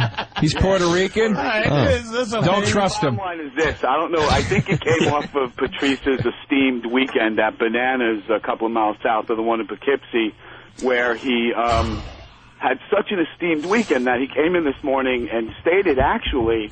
I said my self-esteem. I said my... lower on the totem pole to the show... I'll tell you what that means. I'll tell you what it means. I know I said that. What it means is this. No, what it means is this. Is that on... No. We're not going to hear you defend fucking Travis, motherfucker. I know what you're getting at. You don't have to keep yapping. What I mean by that is that I'm a personality, and a personality on any fucking show that entertains people is higher on the totem pole than the fucking cameraman, than the fucking editor, the phone guy, than the phone fucking guy. You hear me, motherfucker? Yes. I do. Exactly. Now enjoy a fucking show with Travis just answering the phone. Shut the fuck up. What the fuck are you talking about? Without Travis, Matt. You know what? Without Travis, and I'm not disrespecting Travis. You should. I'm disrespecting the phone your right. goofy point. Talk to the earphones. Lower on the fucking totem pole, and I don't mean that with disrespect. I mean it that I'm a fucking personality on a fucking radio show. All right? Who's more important, Phil Donahue or the fucking guy that holds Phil Donahue's, who tells Phil Donahue what's next? What if Phil Donahue says, hey, Google image some kiddie porn? I'm not going to, what? So because he's Phil Donahue, I should listen to him? This did something else white. I'm sorry, because if it was DeRosa, I wouldn't use the same argument. Phil Donahue's hair, it's very white. Yeah, you're right, I used a white crime, and I shouldn't have. White trick. Patrice is yelling like Christian Bale of Cotton. Danny, what you just did, Danny, is you took it from the movies thing, but you switched it into the child thing, which is, that was unnecessary what you just did. I felt what you just did. Now, we were talking about the movies on demand thing, the child porn thing, which is, like, that was the joke part, but the movies thing wasn't a joke part. You're taking it, and here's another thing you do that my fucking girl does. You were being very serious, and you tried to play me like I was the one that switched it into seriousness. You got serious, motherfucker. And you just dwelled on it. It was just a dumb thing. There you go. But did you get serious, but you tried to put serious on me first? Well, it works both ways, doesn't it? If you can get serious with me, why can't I make it serious? But you won't just say yes or no. I promise you ask me a yes or no question, I'll answer yes or no. What's the question? I'd love to know. You tried to make it like I was the one that was serious, and then... You were serious, yes. No. Yes, you were serious. You turned it serious first. You played it like I was serious. You were serious first, Danny. Is that true or false? Yeah, I was serious because I didn't... Because I didn't... Because reasons are valid. But why when you put it that I was the one that caused it to be serious, you played it like I took it there, but you're the one that took it serious? That's what I'm saying. I just want a computer to work. And you started giving me, and then it was white tricks and fucking voodoo magic. And that was later. You guys both got serious at the same time. Oh, I don't know, Joe. Way to be in the middle. Yeah, ride the fence. I argue a lot. Exactly. So let's just encourage the listeners to download product keys and software. But I'm saying, my fault. No, but who's the one that might get in trouble for it? I don't know. Not you. I don't know. That's the point. How about Tugboat on 9? Let's talk to Tugboat. Wow. Yo, Tugboat, what's up? Hopefully you're 50 miles off the coast of Florida helping out a couple of minutes. TV, I'm John TV. Hey, listen, actually, I'm all on a load of trash to Laredo. But listen, well, I'm sitting in a room full of it. I got to come down on Patrice's side, man. Patrice is the talent. Danny's just got some kind of a head trip going on. White tricks! White tricks! White tricks. Ooh. So when Patrice does that, he's just a crazy nigga. I'm just a Connecticut chimpanzee when I'm yelling that. But when Danny does it, it's a reason. You know what? That's what I'm saying. This is what I mean by the white thing. Is that it's a reason for him to be doing what he's doing. There's no reason for me. He looks, Patrice, you look for every little thing to just pry apart and pick apart. It was just a dumb, it was a dumb little movie thing. You caught an attitude with me earlier because I didn't call you back this weekend when you called. You left me a nasty message. I was joking. That's what I do. Okay, when you do it all the time, I guess. But when we're being friendly, will you shut the fuck up and let me be on your side? Is that? Oh shit! Yeah, that's right. Go ahead, man. You're right. Go ahead. He's on my side. Someone let him go.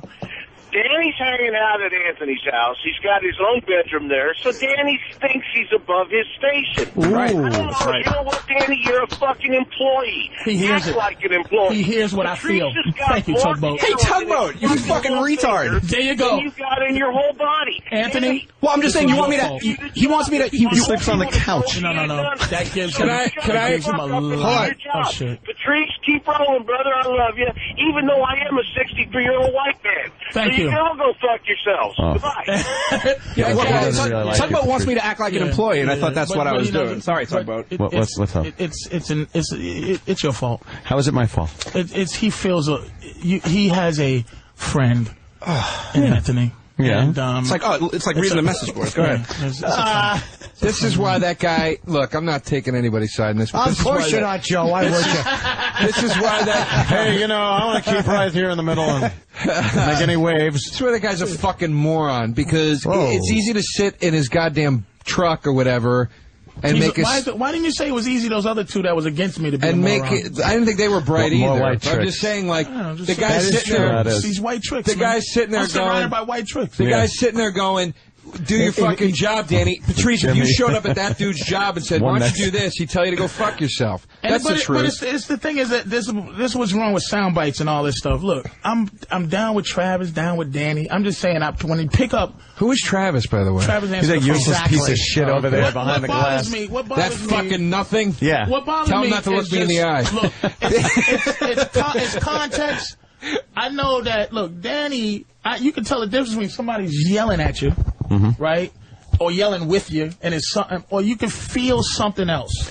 I'm feeling something else, and a lot of times I want to get down to the absolute truth of what's really going on. So I'll egg a motherfucker to get to this point of anger so some truth can come out. I'm not taking it personal, but it could be something because Danny's not a sharing guy. Well, let's get... Why don't we hear the audio? Hold on. Two things. Steve, I would love to get Steve's take because I'm sure Steve has been paying attention. And also, I actually have been. Danny's not going to say... He's not going to fucking say to me, like, hey, man, but I would reach out to Danny. What wouldn't I say to you, though? You wouldn't say that something's wrong. We got to get why don't we play the audio from the beginning before, just so we can see who started what? You got it, Derek? Derek has it. Are you upset that he said no, or are you upset about the way he said no? No. It has nothing to do with anything. It's Danny's energy. It's not that I'm trying to tell him, I'm not coming at him like a boss. I was coming at him like, oh, movies. We're talking about movies. The context was this and that. Danny brought in, you're mad at me because I didn't call. The message I left. I leave those kind of messages for Danny. If I call him, I'll leave some fucked up message.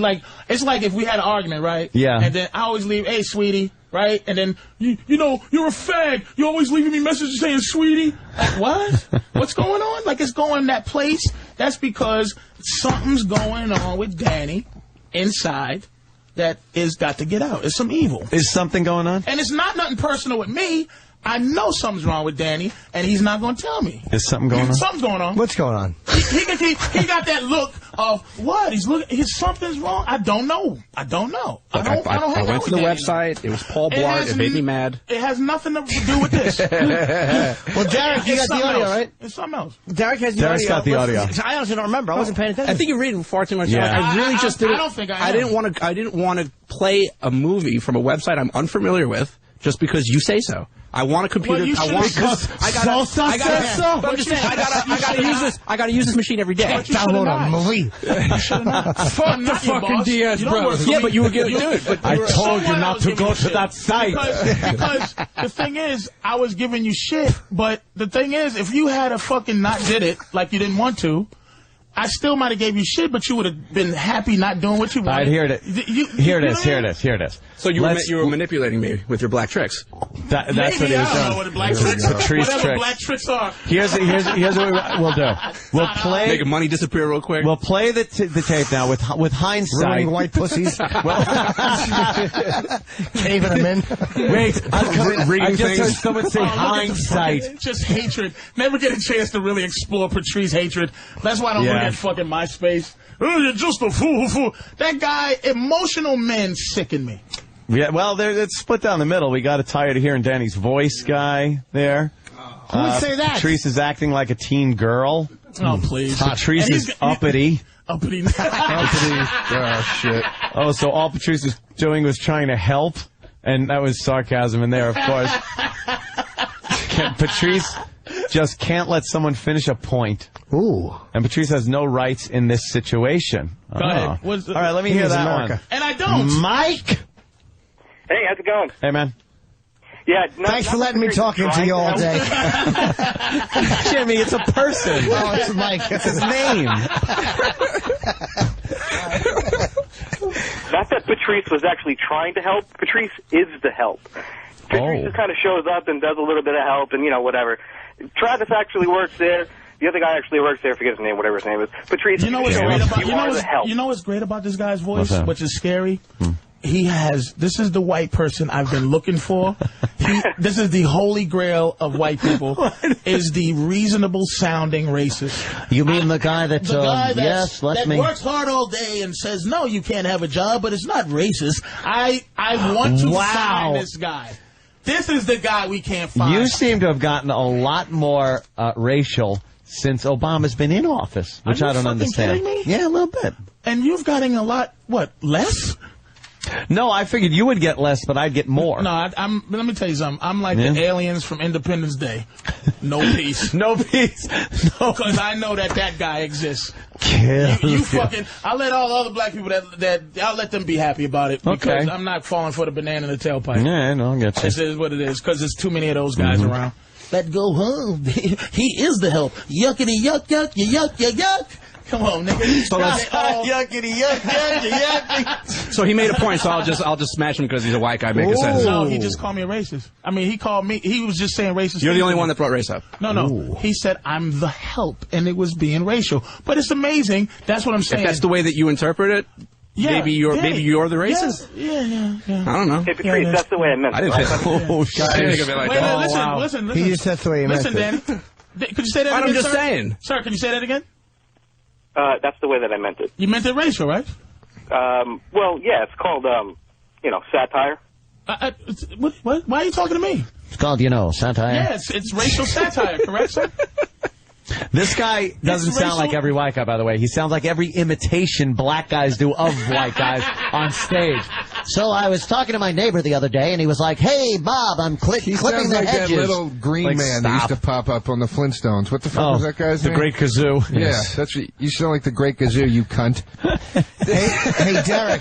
Yeah, Derek. Do you have the audio? Let's hear how this, with hindsight now, we can listen in, see how this transpired, and see maybe if we could find out what really happened here. Let's do that. Let's listen. Go to part 1. Click, where's it? Down. Click out of that. Just X that, Danny. X it. There you go. Go to down. But here's the thing. You're being a little. All right, we got to stop it now.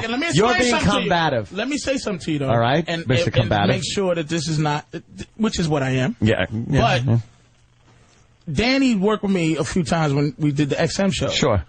Danny knows that I'm not talking to him like that. Like he's a fucking second-class citizen. He knows that. I never thought you were, but my point at that point in time was that there are pop-ups happening all over the computer, and that's red flag number 8 already. So, at that moment, I do not want to continue this. Maybe at this point, here's where while we listen to this, let me just say maybe I owe him this. I'm not savvy with the game of what's popping up, and I just pop up the shit. I just learned that fucking spyware, antivirus all antiviruses are bullshit. So I'm sitting there going, oh, okay, that's new to me. But I have the antivirus, and I just do anything thinking the antivirus is going to say, hey, man, this site's fucked up. Man, not to me. So my thing is, at the point, you never said, and we'll keep listening, you never said, you said there's pop-ups and this and that. Maybe my savvy on computers is so low that you didn't expect it to be that low. Meaning this, that I should, when you said it should be popped up, that there's going to be pop-ups, I should have been like, oh, never mind. But I don't give a fuck, because pop-ups in my world, but Danny did, and now in Danny's defense, he did explain why he gives a fuck, because he doesn't want a fucked up computer. He didn't explain that until later. All right, let's listen. Let's listen. Go ahead. We got the tape. Let's just listen. Back to the tape. Where's it? Down. Click on that. Just X that, Danny. Just click another thing. Danny. There you go. Go down. Pop-ups keep coming up. To part 1. This computer works. I'm not clicking on anything. Part 1. Part 1. Yeah, I see it. I'm not clicking it. No. I like my computers to work the right way. What a fucking shit. What would happen if you click on it? All right, hold on. Now we're back live again. Now he did say. Yes, just now, there you go. I didn't give a fuck still. I know you didn't give a fuck. But there's still no, like, my savvy on that is still, like, I'm like, just push X. But he kind of explained why. He said pop-ups are coming up. He goes, pop-ups are coming up because I want a computer that works. I don't want fucked up. Should he have to explain to you the theory behind? Why not? Okay, if I'm so fucked up, right? Why did this continue? Why did we end up seeing some of Maul? Because you wouldn't let it go. Because we were being kind to our guest. Oh, eat ass. Motherfucker. How is it that it's... Patrice, really. I have a problem. I have a problem with you pretending to be so computer illiterate that you have no idea that pop-ups are potential malicious. No. So don't judge. Here's what you're opening up. You're opening up the fact that if you don't know something that I think you should know, that I have the right to decide how not intelligent you are on that.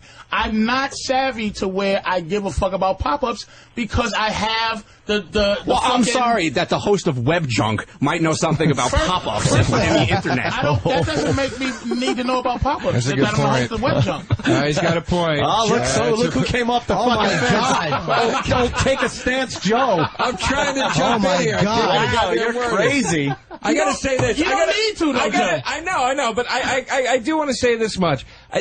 Regardless of either fucking guy, what you think, or whatever, I think the simple fact of the matter is, you don't have any shoulders? Or hair conditioner. Your hair is dry, your shoulders a little. What do you condition your hair with? Sand? First of all, your neck is the same width as your shoulders.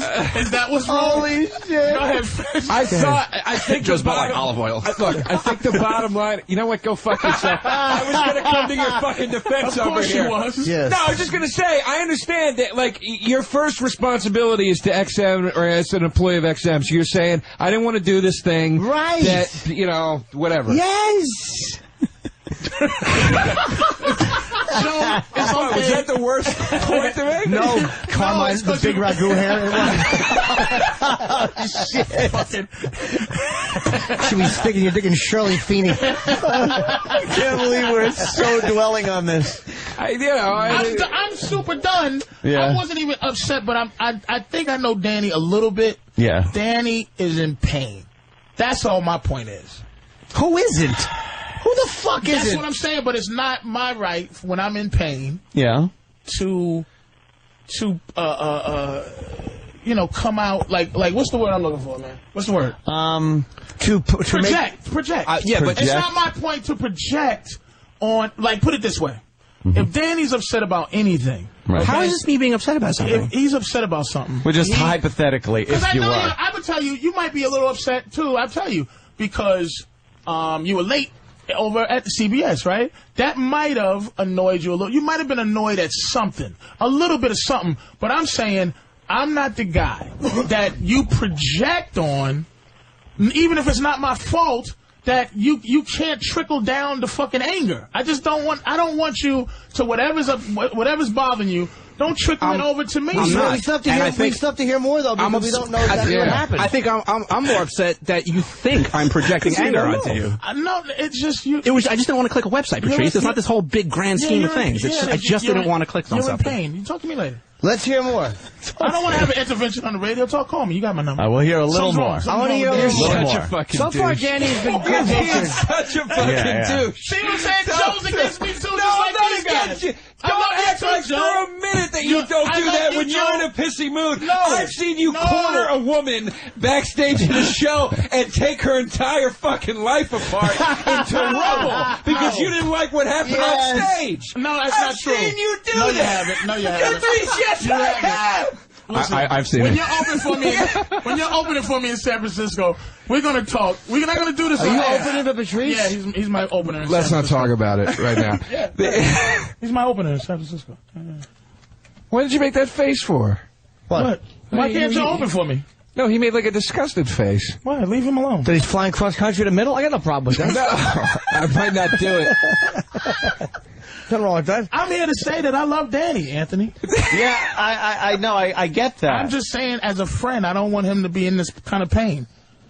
And he hangs out a lot with you, and I think you should talk with him and see what's going on. Counsel him. Just say no to one beer and say, come here, Danny. What? No. So what? There's going to be a difference between 14 and 15 beers? Yeah. That's what I'm saying. One That's beer. 15 beer. Put him in the time. That's what I'm saying. Just chill out for a second. And listen, put in a good movie. Yeah. Everybody loves movies here. Sure, they do. And put in a good movie and just say, hey, man, what's going on, Danny? I'm not disagreeing with you. I never do that Patrice? with my family. You don't even I do it that with with anybody. Fuck that. Suck your pain in, put it in deep, and leave it But there. see, I'm not disagreeing. I'm not disagreeing with you in any way when you say that, because my issue here is not whether or not I have things in my life. My issue is that I just didn't want to click onto a website, and there's no correlation between that. But if you didn't want to do that, there's nothing I was projecting onto you. But this is how I see. I relate where I try to go. Logic is I love logic. Just saying something. You go, hey man, if I click this site, this network could be infected with something. If I click this site, I'm not going to click it. That's why would you think I would not be reasonable to understand? Well, that? I thought I said it 45 you did not say times. That. You said I'm pop-ups in my world. No, but then he said I don't want my computer fucked up by clicking on it. He did kind of. I don't know. Is there more audio? Okay, wait. At the end of the day, don't click it on. Why'd you click it? Because you yelled at me. You're a big bully. More audio. We got audio. You see what I'm saying, You bullied me into doing it. Bullied you into doing it? Yes. Did you just victimize yourself, bitch? Yeah. You're a big bully. That's just horrid. That's horrid, man. Hold on, we got audio. Let's hear we can hear what happened. All right. Fair enough. Part one. Yeah, I see it. I'm not clicking it. No. I like my computers to work the right way. What a fucking sissy. What would happen if you clicked on it? Probably nothing, but I don't really feel like nothing, but I don't want to. Wait. Rewind that shit. What? Rewind that little part. No, that's going to make you look bad if you rewind it. You don't want to rewind that part. Well, the probably nothing. I'll say that he's saying that the odds are they're not always bad, but when they are, they're a nightmare. If I'm paying attention to that, see, but I don't know that. What's going to happen? So why are you holding me responsible? Because you don't know. I asked, what's going to happen? Probably nothing. I'm very childlike when it comes to computers. What's going to happen? Probably nothing. So if nothing's probably going to happen, click. Come on now. Don't make this one of these fucking things from the 60s. Don't make this a fucking 60s. Stop. I don't have a German Shepherd or a Don't make this the OJ trial. Don't make this the civil case. Look where we got to. Do I make sense when I ask that? Well, OJ trial. Yeah, when I heard that, the first thing I thought was, well, he did just say probably nothing, but then I heard Patrice get all like... But probably nothing. When I heard that, I understood that with understood? Yeah, spyware and stuff like that. The odds are it's fine, but when it's not, it's not. It's a real problem. Let me ask you, if you want to talk... Am I not saying that I'm not computer right savvy to that level? I'm actually saying that, and I asked you in this tirade, what's going to happen? I really did, which was your opportunity to go... To start explaining to you, like, illegal operations and kernel functions. Already, but you would rather... Well, you see with the registry, system registry values. You would rather have a 45-minute... I'd like to hear that explanation. ...argument than to explain it to me for 5 minutes. Danny, tell us about safe mode. Yeah, Joe. Yes. Sometimes it's a driver thing. I don't know how to get the safe mode. Don't know. No. You get the safe mode by not clicking on malicious websites and links. That's how you... That's how computers be in safe mode. I mean, sarcasm is going to fix this all. It's going to fix your inside, Danny. Oh, wow. No, but I'm saying, that was what I'm saying is, That's kind of funny. Let's say sarcasm is. Let's say. Thank you. I have a 25% chance of getting my computer infected. That's a pretty big chance of infection, right? But is it still probably nothing? Is the 75% still probably nothing? We're going in circles. I said you're going in circles. I don't know. Yeah. I just don't want to click on a bad website. You still did. In the midst of all of that, and I asked you, so what you're saying is... Because you're yelling at me, and I said, well, I like Patrice, he's a nice guy, I'll do this for him, because he's not a nice guy. You'll destroy the computer for me? That's what you said to yourself? Yes. Put it on me. Go. Let's hear more, Derek. Let's hear more. Yeah, put it Should we hear a little more? I just wanted to hear the part where I said what's going to happen. He said probably But hold on, there might be a further explanation after that. Okay, just a little. Can we start just with a little that? more. Can we start with that, though? Yeah. I like my computers to work the right way. What a fucking... What would happen if you clicked on it? Probably nothing, but I don't really feel like being... Probably nothing, but I don't want to. Fucking homo. And you asked that. You didn't do it at your house. I do, stupid. I do it at my house. Nothing's wrong. Yeah. No infection in That's the why I've been computer. trying to help you. Stop. No virus. No infection. So I should Stop being horrified. So I should just watch illegal movies on my computer, and that'll make my life better. And it wasn't... Thank you. Stop it right there. And here's the whole thing. Okay, counselor. It was not about the malware. Mm-hmm. It was about the illegal. Something is illegal. Yes, it was the fear of illegal. So actually, it was you not wanting to get involved. You just want to say that you just want to win, and we could take a break and just do commercials and stuff. This is what I like. All right. I like. Oh, I'm so done with this because he feels. Because one argument gets blown away. You fucking totally lost the argument, and now you got to find something else to fucking come back from. You have to fucking argue again. You know what kicked that? You know what really started that argument? When you said do it at home on your computer, and somebody went ooh, ooh. Somebody made him defensive, and that was it. I was fucking Jimmy's taunting. Did you hear the ooh? Yeah. Jimmy was taunting both of them. Can you go back a little bit? I must have oohed 30 times. Jimmy's job is just to taunt until fucking combustion happens. And Anthony, you really, truly were protecting your little fucking buddy that sleeps at your house. I felt you. No, divided cock of bullshit. That was biased. Can we play that ooh part again? I was just saying, you was looking out for him. I completely understand malware. So to me, and the viability of sites that host this kind of content. Yes, that's the fucking thing. Let's hear that again, because I forgot that I oohed a whole bunch. Let's hear it for Jimmy's ooh, which is the equivalent of the spider seat in Goodfellas. That's how fucking button pushing it is. Oh, you gonna take this? I did a bunch of them. I forgot. Yeah, let's hear. Fucking homo. The rapture. You didn't do it at your house. I do, stupid. I do it at my house. Fucking argument. Wait, let it play for a couple seconds, because I think there's more of those. And I would never call Danny a homo. The rapture. I do it at your house. I do, stupid. I do it at my house. Nothing's wrong. Yeah, no infection on your That's why I've been trying to help you. Stop no virus. living a scared life. So I should Stop being horrified. I should just watch illegal movies on my computer, and that'll make my life better. There's not a fucking ball out there that said, "Yeah, you go, Danny." You embarrassment. Patrice, I don't want to fuck up the computer. It works. Don't make your voice higher like that. You're making a stand. Just be there. Be mad. what I didn't call you back. Ooh. There you go. So wait. I'm keeping notes here, by the way. Listen to me. All I wanted to do was to not go to a malicious website, and I've been called by Patrice a homo, a scared little boy. He's tried some kind of division. Yes. You called me an embarrassment, and you imply that I immediately threw up a defense mechanism. Yes. All I wanted to do was have a computer to continue functioning the way it was working. Why didn't you do that? You tell me again. Why? You know what? I'm gonna stop talking. Because listen to you. Because once you tell me, Patrice, you ruled my mind, and I did it because you just got to me, I'll just shut up. All right. Sounds reasonable. I just wanted to make the sound stop. Patrice sounds like a reasonable man. Just. Danny, I'd rather have called you all those things if I didn't love you. I'd rather kill the fighting about whether or not we're going to click on it than that's to me was more important. It was just like, you know what, I don't care, whatever. If he just wants me to click it, I'll click it. Fine, forget it. That's reasonable. Look, I think both of you are getting your fucking. What, Joe? Oh God, Joe. He's losing his mind over. I think both of you. Stupidest thing. Take your hips and your chest out of your pocket. I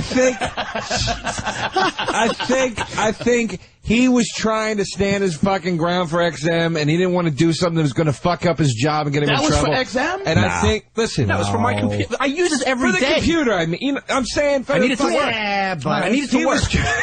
Patrice, I have my personal email open on this computer all the time. Okay. You know? Well, I use it for, look, it's my prerogative. So, I gotta say. All right, Danny, all right. So, maybe you understand why I don't want to click through to your fucking no-name I understand it now. fucking TV website. I understand it now. Okay, look, you two fucking lunatics. Jesus. You're both insane. No, I'm not. Grudges. He's insane. It's just like, I'm not going to let him fucking talk all this insanity to me like this. Of course. It's just me that's insane? No.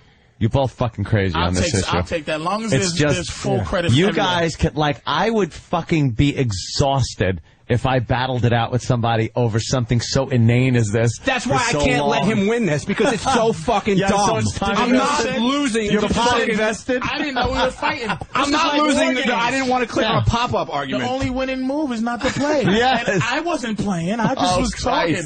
Now all of a sudden Danny wants to beat me at something. Do you understand? You see? White tricks. Just try. You gotta try. White tricks. All right, here's what we're going to do.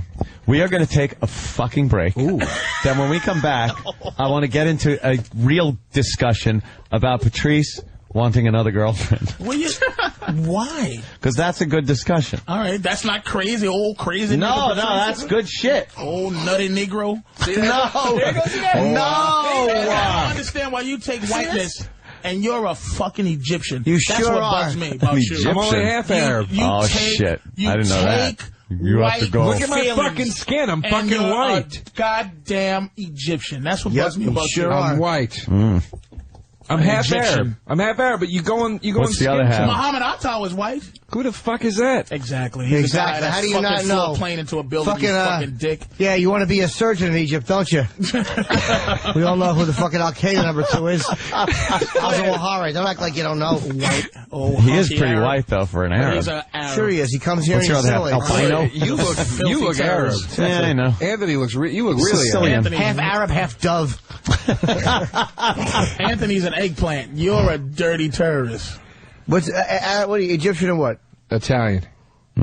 Yeah. There's nothing white about you. You're black. You're hairy. There's nothing white about you. Danny shits and falls into a hairnet. Fucking Danny's got to start shit all the time. Call him fucking hairy. You're more attached to my point of view. Why do I always got to bring race into this? I'm not white, and let this be known for the fucking record and how you operate, okay? What? This is how you operate. I'm not white until you want to call me during John McCain giving a speech and go, you know something? Y'all crackers ain't shit. And you want me to take the fucking weight of the white race. I was going in order of white to the next. I would have ended up calling one of my light-skinned black friends if none of my white friends answered. Yeah. And whenever I've talked to you about things going on between light-skinned black people. That McCain speech was fantastic. Why, he was very gracious. We've had long. Holy shit. We've had long conversations. What is going on? This is starting to make me feel like I'm not a nice guy. You're not a nice guy. It's terrible. You're not a nice guy. You're having a midlife meltdown. The things I've seen you do to 22-year-old women's minds. Oh, man. It's not true. Look, all right. I got to fit a couple of goddamn breaks in. So we'll take a break. We'll come back and fix everything. Hunky-dory. Why's it got to be hunky-dory?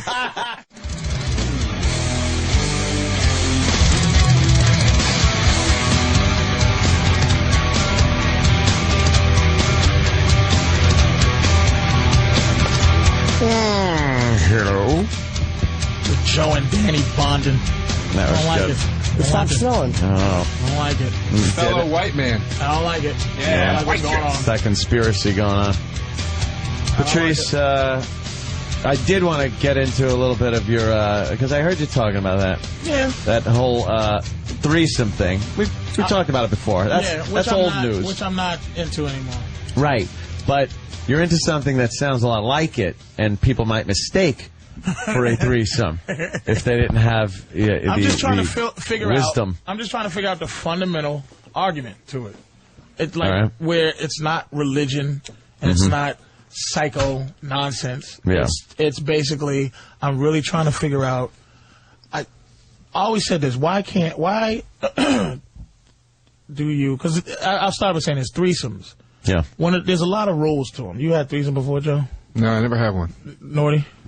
Yes, I have. Have you had one? Like he's testifying before Congress. Congress. Have you had one not with hookers? Or Yes, I had one. Okay. With two sisters. Uh-huh. I believe they were twins. That's pretty twisted. One was dominant, one was submissive.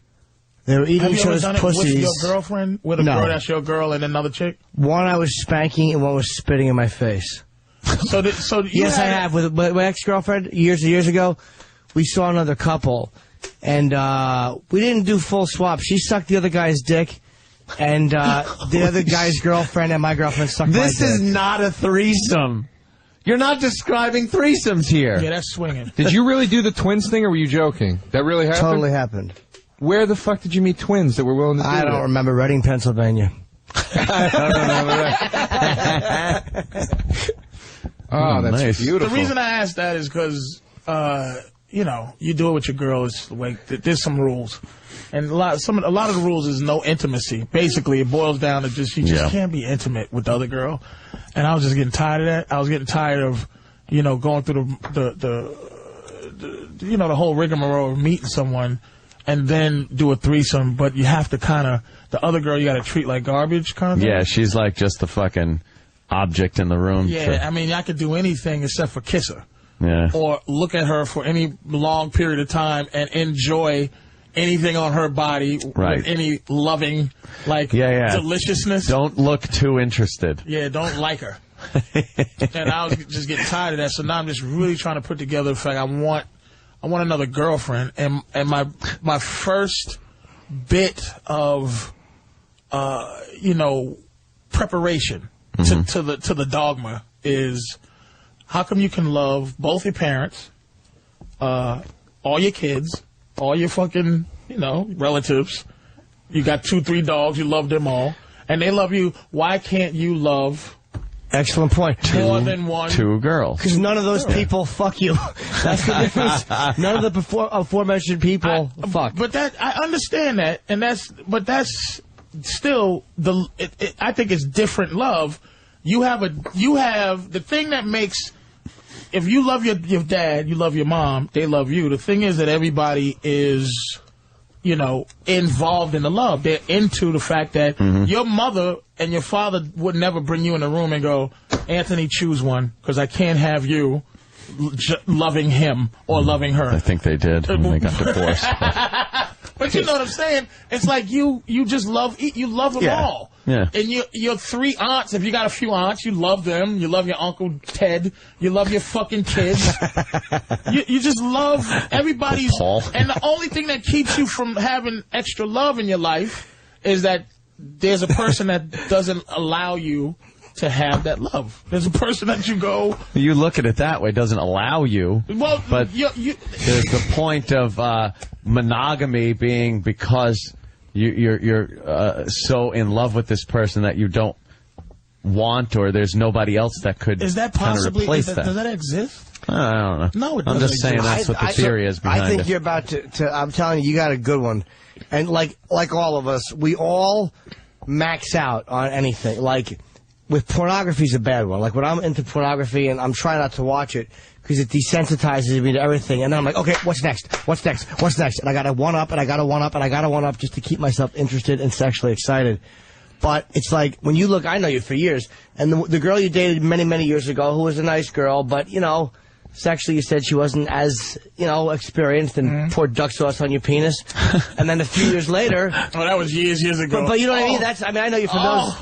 God, you remember that? Yeah, but I mean, from that... The girl really poured duck sauce on... It was years ago. I said, we got to get a little freakier. And she poured an entire... a half a pint of duck sauce in my dick. What the fuck? It made me sick. Why would she do that? Because she thought that's kinky what bitches and do. wild. And... I remember a bitch put she had a girl had Altoid box, you know, and she turned around and she put the whole thing Altoids in her mouth, she turned around like she was putting in fake Dracula teeth so that she could turn around and go boo. The bitch she thought the heat from the Altoids was going to make my dick be Altoid. It just was... Did you like it? No. I said, you know what, turn me on if I fuck you in your mouth and these Altoids choke you on the fucking way down. Well, I don't want... My thing is, a lot of stuff mainly is one thing, is that, you know, you do enjoy other women. You just enjoy other women. I don't want to cheat on my girl. I just want to enjoy other women from time to time. And the other thing is I'm not friends with my girlfriend. As much as I try my best, we're not buddies, man. We don't have dude rapport. And a lot of times, and she don't have a lot of women friends. And I'm like, look, the thing is, what it benefits my girl is if I get another girl that she likes and I like, is she has a friend that can join in against me. Almost like a Danny and Joe thing where they just kind of... They both love me, but they just got to get together, you know. And then my girl and that girl can come, you know, be together, talk, do girl shit. The other chick, then she doesn't have to be a side bitch. How many fucking side bitches are there out there that all they get out of their man or out of someone else's man is the 2 hours of him, you know, he fucks her for a few minutes, talks to her for a few minutes, drink her orange juice, and he's out of there, too. So you're talking, like, buying her shoes and shit? I'm talking that this bitch gets to love me just like my girl gets to love me. She doesn't have to be a fucking idiot in the closet that I come visit at 12 at night. She can love me because she already loves me enough to fuck me behind my girl's back. But isn't it harder for your girl, though, because you've already been together for a while? This is the thing that me and my girl, and I do got a good girl. I mean, we fucking have conversations, open conversations. And the fact being, she wants to be, there is, and it's just like Pimp World, there's what they call a bottom bitch. My girl is my top girl. It does trickle down from her because she knows all the things that, like, this other chick might go, oh, he's so difficult like this. And my girl's like, because and this happened a little bit, because she has a friend. Her buddy that she's with, she brought her home, you know, and we were just hanging, and her buddy stayed over, man, and we had a... Oh, really? Oh. I dropped everybody else home. We had, there was like a little get-together, dropped everybody home, she stayed, she lived a little further, and we came back, man, they were both in the bed talking, my girl, she had on a little nightie and everything. I asked my girl, and this is a no-no, but the fact is, I said, can I kiss her?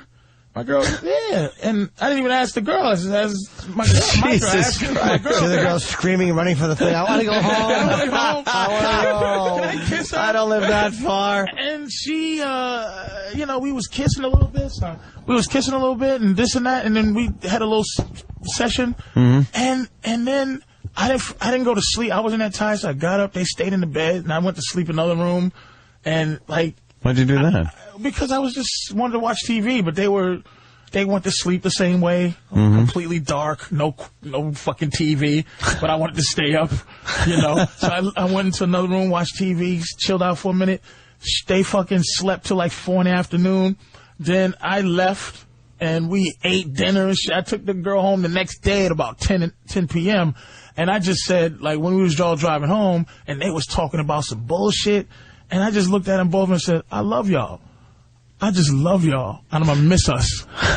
Miss us. I love y'all. Why the fuck can't I love them? I love y'all. I love both of y'all. Where do you gotta love this shit. Where do you gotta deal with 2 periods? Fucking 2 chicks that want 2 birthdays. Fuck that. and this is as I'm trying to figure out the fundamental argument here. I think you can do that to the level of money you have. It really is like Hugh Hefner. If you have enough money to be daddy, if you have enough money to supply both of them with what they need from a man, because be honest, you might be, like, you know, you got a woman, you her man, but you might be some other chick's man too. Like, that's it. That's it. You're that man. You're the guy. It's not another guy. There's no other dude. You're the guy. Whatever you are to your woman and another 10 bitches that are willing to just fuck you on the side because they want to be your girlfriend. You're that guy. They're not going to meet another dude that's like you. But the thing, Patrice, one thing is this, though. When you look at guys like Hefner and those chicks, I mean, they're Playboy, they fuck them. But, man, those chicks always wind up leaving. Like, it's like, and again, when you're 80 and you're fucking Playboy bunnies, it could be worse. Yeah. But again, he's a rare exception. But most people in that situation, you're not going to truly have the loyalty of either girl, and both of them will eventually start just taking what they can get and using the situation for what it is, and then fucking bolt. You're looking. See, I'm trying to get the beginning going, the idea of how to place this into the reality of life. Where two actual girlfriends. To the reality of it, to not where you're going, holy shit, you're already going to the problems of 2 periods, 2 bitches. Well, because you've already got a good chick, though. It's like, you're not going from a theory of, I have no chicks, I'd like to have 2. You already got one, so the thing at stake is you don't want to blow the one you got. Right. Who's fucking smoking hot. Right. She does threesomes. She's fucking... Right. It's like, as a guy, if you would have said to yourself 8 years ago when we were talking... That chick over there will be your girlfriend. She'll do anything you want her to do. She'll have threesomes with other girls. She'll be loyal. This is only possible because of my girl. Right. Because of the woman I have. I can't, but you can meet another chick and try to build her into the chick you need. But women will do anything you want. If they love you enough, they'll listen to what you have to say.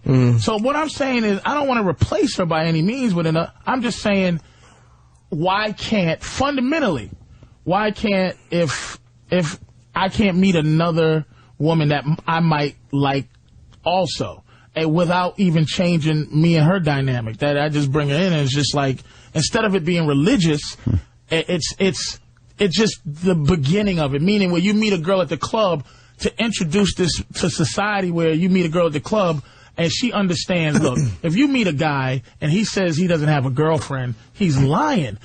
That means he has at least 6 bitches he's fucking, because we don't live like that. Men don't live like we're waiting for the next, soulmate. We don't live like that. So if a guy says, I don't have a girl, is there something going? He has girls somewhere. Yeah. She's competing some kind of way. So if I meet a chick and go, I have a girlfriend, she's pretty like you.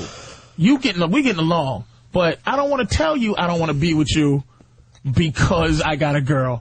Let's go meet my girl and see if y'all get along and shit.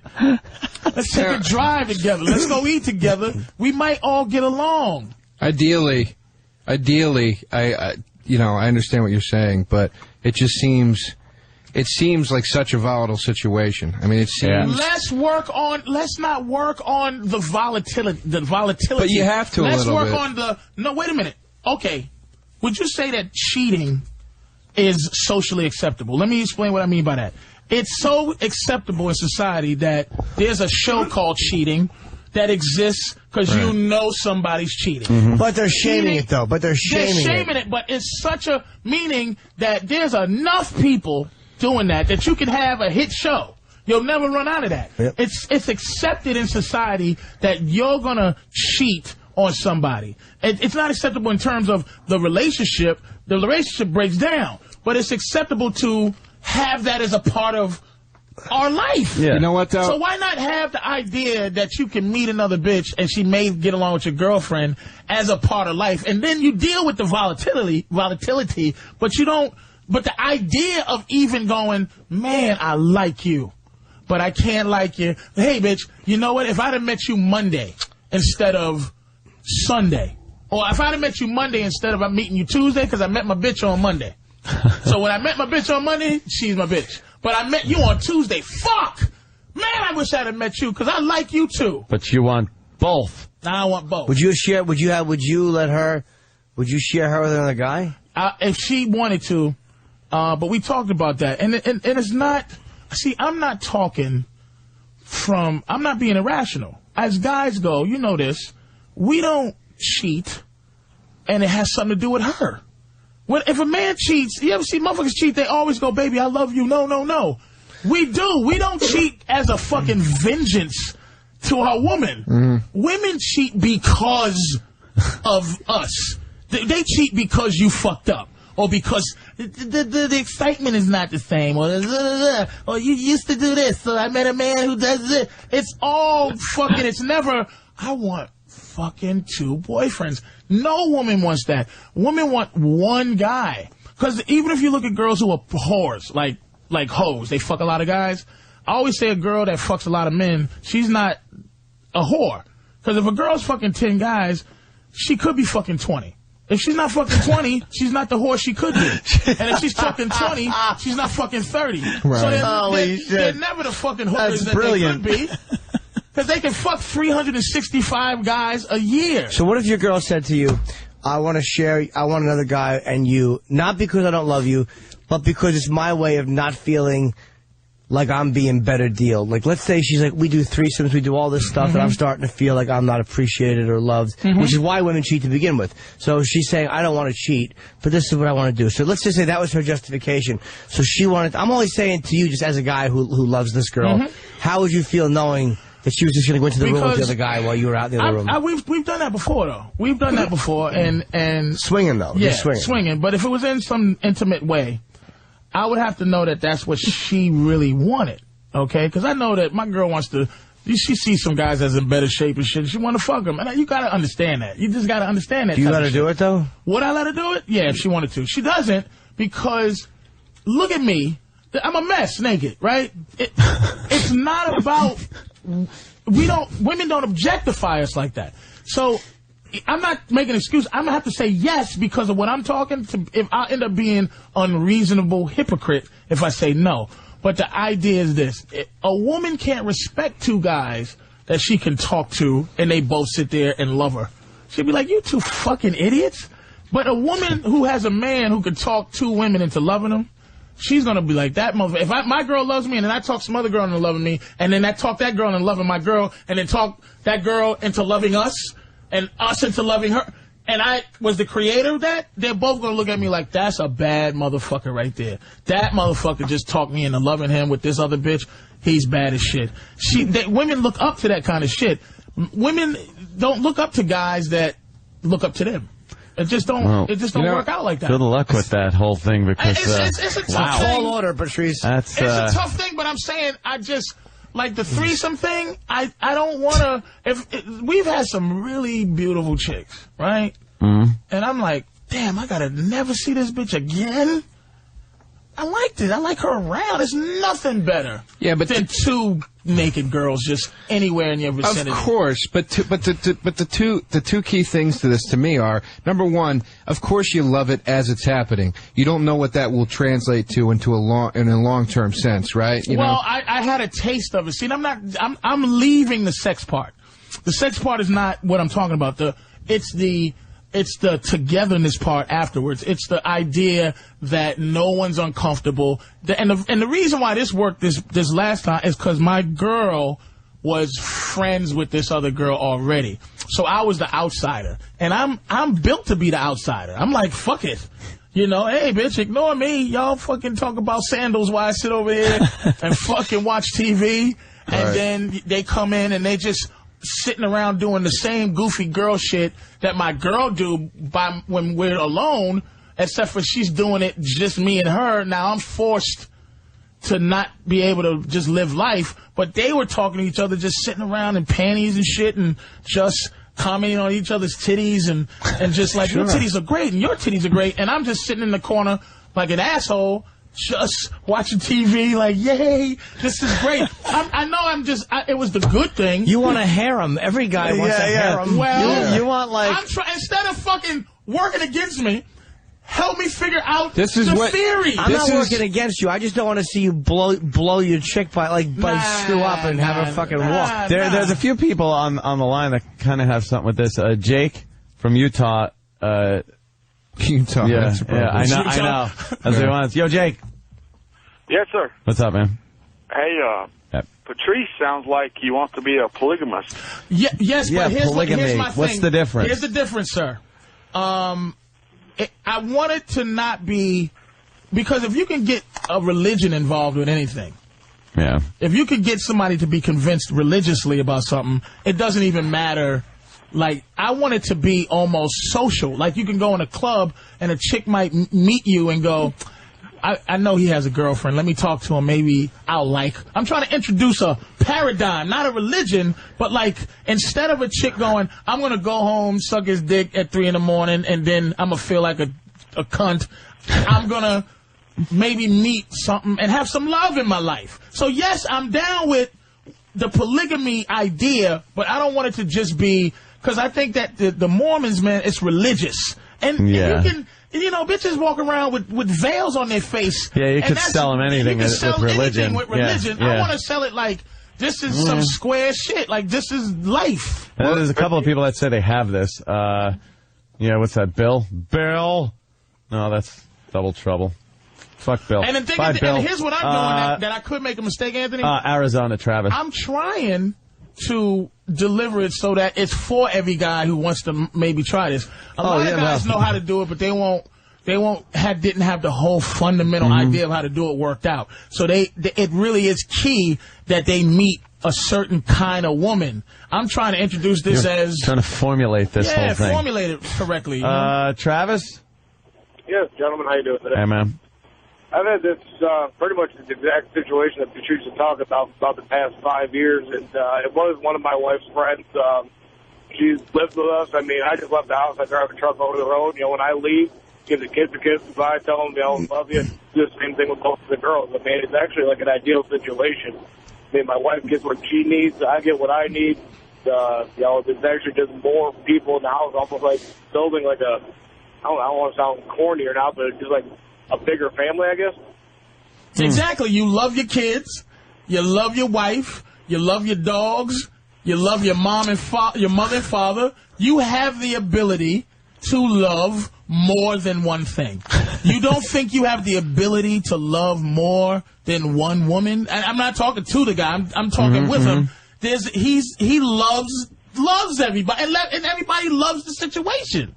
The only thing that would keep it from working is the people who are on the side. Like Norton says, what if your girl wants to love another guy? It would be up to me to say, okay, I'm going to let her love this other guy. It's up to my acceptance, but if she has the ability to love another person, I can't call her crazy because she could love somebody else. Now, Travis, is any problems crop up that don't normally pop up in regular relationships with this?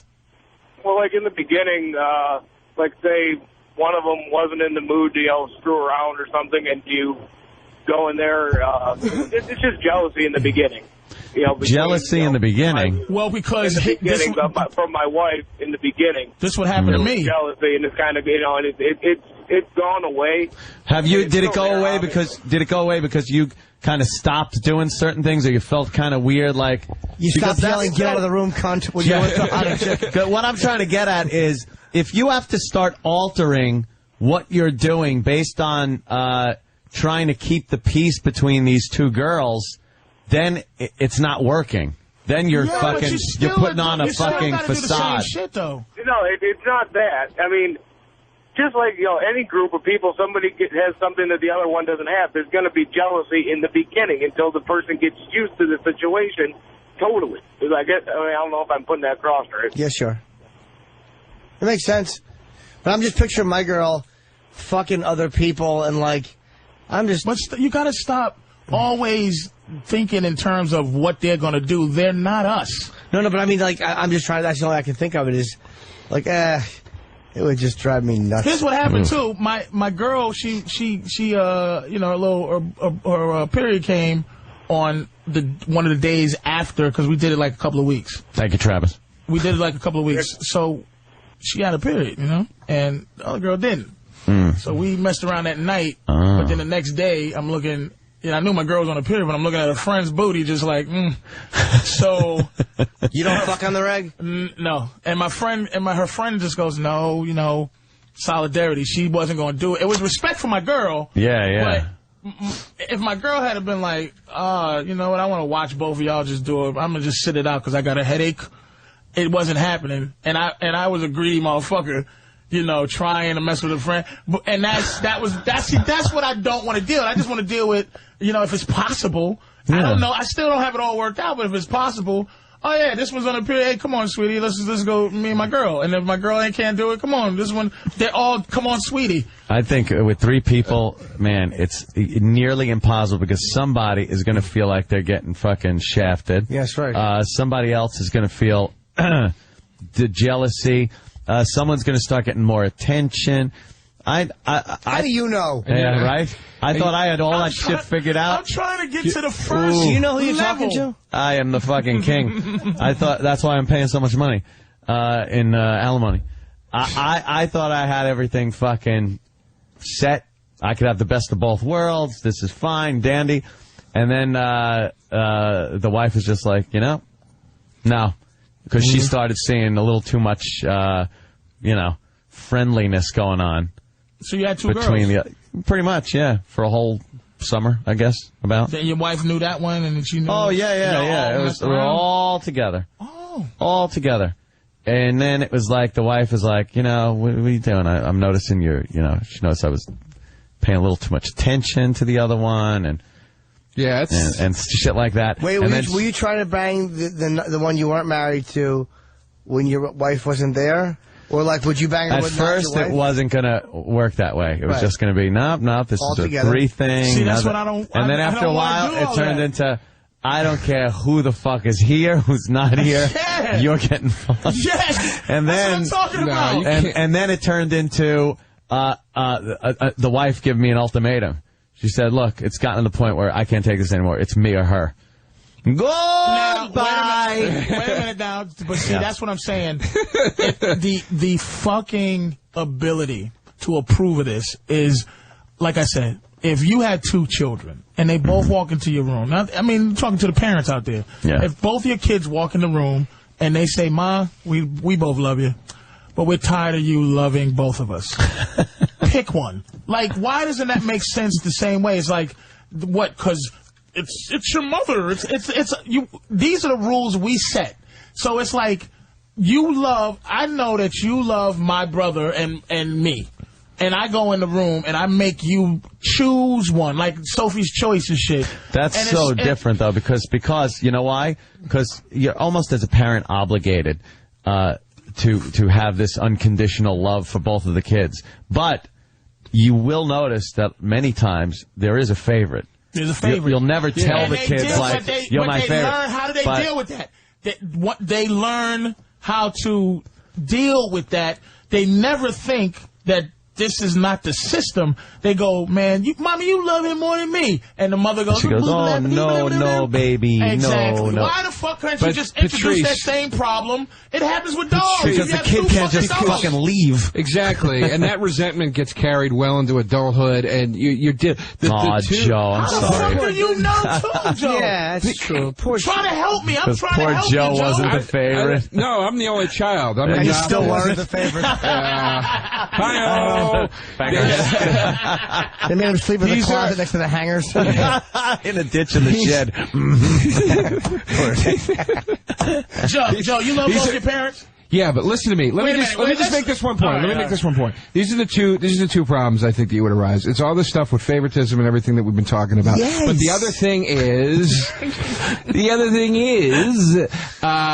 I think a lot of it has to do with geographical location, dude. I don't think you could pull something like this off very I'm looking at Norton. I don't think you can pull something like this off very easily living in a townhouse in New Jersey with normal, quote-unquote, shit all around you. I think you fucking Utah or someplace a little Davidian more... camp. You know, you're trying to do this Vicky Cristina Barcelona thing, but you're not living in a farm in Spain, That's you know? like something, but why would my neighbors need to know that's how I was living? It's not what your neighbors need to know. It's what the girls will start to bring into it, looking at the fucking neighbors and going, you know, this is weird and this is not normal. You gotta listen to what I'm saying in the beginning. I mean? There's things that we have brought into this society that we decided is normal or not. That's socially acceptable. Just like, you know what's acceptable now, and it wasn't? Lesbianism. Fucking Ellen is a raging dyke, and she's in the mainstream, and they love her with all their heart. That's what I'm saying is I'm trying to introduce a fucking a theory that makes having that a man with a girlfriend, that a woman, instead of fucking being talked to and she goes, you got a girlfriend? And he goes, yeah, but she's still interested enough to take her moral fiber down a notch, and by one, fucking someone else's man, and two, fucking someone else's man. For both reasons, because girls are loyal to other women like that. So ultimately, she has no I'm telling her that ultimately, look, there's about 5 to 1. About 5 women every guy. In terms of I believe that's jail, homosexuality, marriage, the whole thing. So, ultimately... Did you just make up that statistic? I love how he just threw that out there. 5 to 1. 5 to 1. Does that make sense? Yeah. But women you said that like outnumber a men. mechanic giving an estimate. Do you think there's more available men than available women? I honestly couldn't speak to it with any sort of education. There's a lot more available women than there are men. I would disagree. Absolutely. But again, it's geographic, dude. It's wherever you are, man. It's in New York City, maybe. But here's definitely not where I came from. Here's the not other issue, in Philly. though, Joe. The other issue is how men get love. We get love by trying to get pussy. We go out, try to find a bitch, and she likes us enough to fuck us, and then we like her enough to continue to stay until we love her. Women don't go out and get love. What I'm saying is I'm giving women an opportunity with what I'm saying is to go out and meet a guy that she really likes, and he goes, I have a girlfriend, and she doesn't have to go, fuck, I really thought this guy was cool, but I can't give him anything that I have to give because he got a girl. But you're assuming that women are going to be comfortable sharing, and most of them They aren't. should be. Most of them won't be. Look at Match.com. Look at this fucking Ashley. Look at Ashley Madison. It's just a bunch of people trying to fuck other people. Right. And for women, fucking other people means they're regressing. For a woman, it's not regressing. They're settling. Fucking for us, we want quantity. Women want one guy. Men want more than one girl. Guys don't want just one woman. That's not what we're after. We might just have one woman because we love her and we don't want to hurt her, but that is in our soul? No! But again, dude, again, I'm telling you, dude, the location of trying to execute something like this is such a key thing because the norm of the culture around so you this agree situation... if I move to where? Hawaii? I don't know. Yeah, I would say Venus. if you went to Hawaii, you'd probably have a better shot at pulling this off. I honestly believe that. Okay, because you're bringing up Ellen. What you're leaving out, though, is lesbianism has been something that's been around. It just wasn't as talked about. This is not something that's commonplace. It is commonplace. Or as commonplace as lesbianism. It's common thought. Lesbianism has been around. You don't think that motherfuckers these guys that have 50 wives polygamy's been around. This thought has been around. You know why it's been around? Because there's men around. Men want to fucking have more than one girl. Polygamy has been around, but do you see the way the rest of the country looks at Utah? People look at Utah and go, what the fuck are they doing out there? They're lunatics. They have, it's not socially acceptable. If there's a way to make it the idea of it acceptable, that people will accept it. Let me ask you something. Let's say you ever pull this off. You got 2 girlfriends. You got those 2 girls. Would it get to the point after a while where you would be like, I want to cheat on them. Bring a third bitch into this fucking... Two girlfriends and a side bitch. And I want to get a side bitch into this fucking thing. I don't know. I have no clue. That's a good question. Of course, this is the fucking... The sex fuck equivalent of I'll take a triple cheeseburger with 3 slices of cheese, 2 heavy pickles. I don't think I'm being unreasonable. I didn't say a harem. I didn't say 3. No. I just said another girlfriend. I think you would want another girlfriend for a little while. Then you break up with her. You're not disagreeing because you fucking don't want to do it. You're disagreeing because you're bringing in all the psycho babbleness of it. You're breaking it down. I'm talking about, look, the opportunity. Ready? Here's what's acceptable in life now. Pal Talk, MySpace, fucking the computer. Hello. Friendster, Facebook. It's all that fucking Twitter. What is it? It's all that shit where you get it. Social networking. Yeah, that's acceptable. And there's like when I go on those things sometimes, I'll go, all right, where's the titties? And, you know, it's like I get bumped out because this is not how we do this here. It's, you know, so what I'm saying is I understand what you're saying, the problems. What I'm trying to introduce or trying to figure out the fundamental how to make that an actual situation that could either be fucked up or not. Here's what you'd end up doing. Here's exactly what you would end up doing. You have your chick. She's your constant. You would always have her. That's your girlfriend. This other girl would be your girlfriend for time until you got tired of her. You'd keep your chick.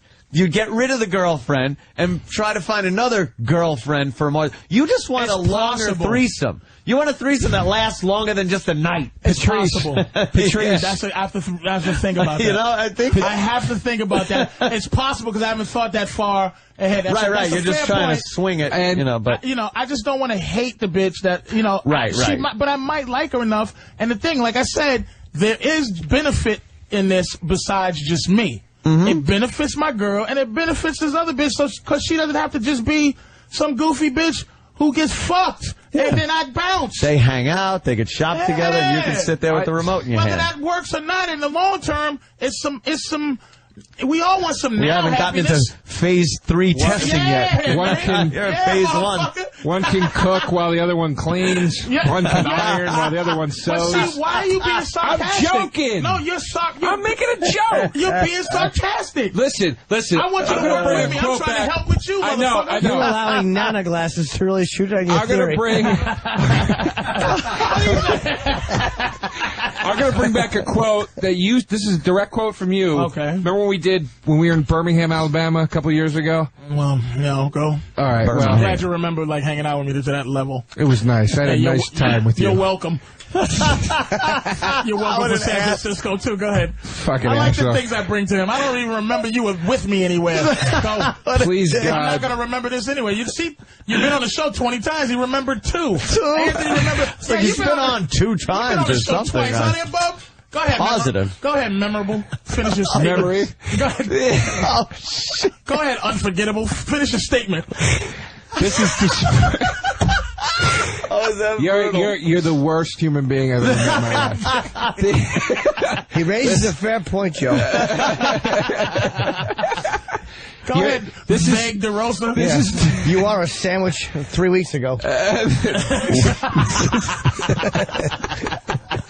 Now, this is to support what you were saying about how you're just going to keep wanting more. Yeah. You said to me a couple of years ago, dude, we were talking, you were telling me about your girl, and you said, man, I asked you, I go, do you fuck around on the road? And you said, no, because my girl lets me, she's down to have threesome here and there and this and that. And you said, if I can't deal with that, if I'm not happy with that, I'm just being greedy at that point. Yeah. But now you're moving a step further with me. But I might be able to say my girl, but that's 2 years ago.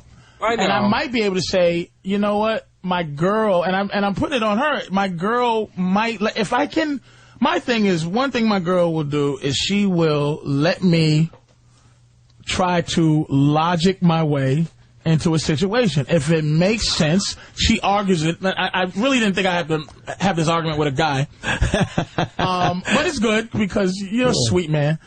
I'm listening. And you're built like a woman. Yes. You're built like Ellen. So, Why are you all tangled up there? What are you doing? I'm all tangled up. I'm not the only one disagreeing with I know, sweetie. Calm down. So, I'm saying my girl, if I can make... That's why I'm trying to find a fundamental point. The thing she wants is her friends. If her friends can just, you know... And you want to fuck her friend. Is Danny's boots just walking out the room? He's just done? Danny just like walk. Where you going, Danny? You just fed up? Yeah. Where's Linderman from my bodyguard shoes going? So he was laughing when it went off. So I'm just trying to figure out, you know, I'm trying to make it make sense. Yeah. So that I can, that it can be introduced without a problem. We try to figure out all the beginning problems. We didn't look into, are we both going to be on our period at the same time? All that. I'm basically going, man, I could just look into, and she can have a friend, and we can. It's just we love us. Just having them around and us. It's not a harem thing. It's a us thing. Like we love each other. One advantage is this.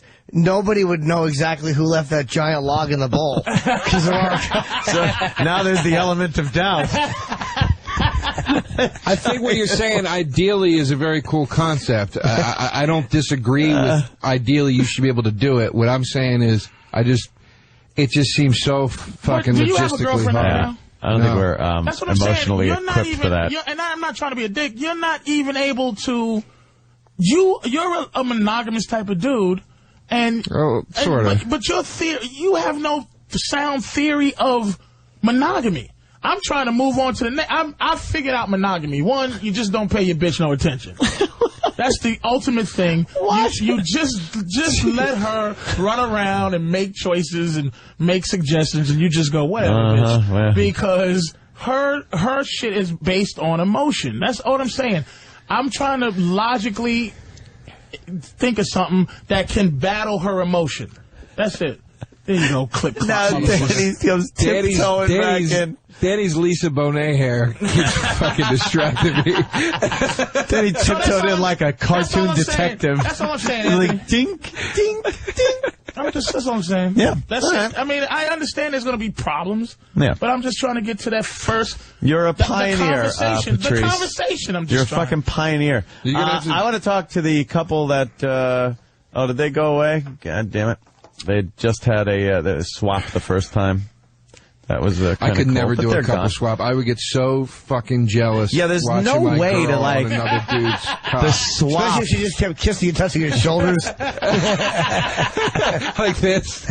All she's doing is feeling men's shoulders in the room.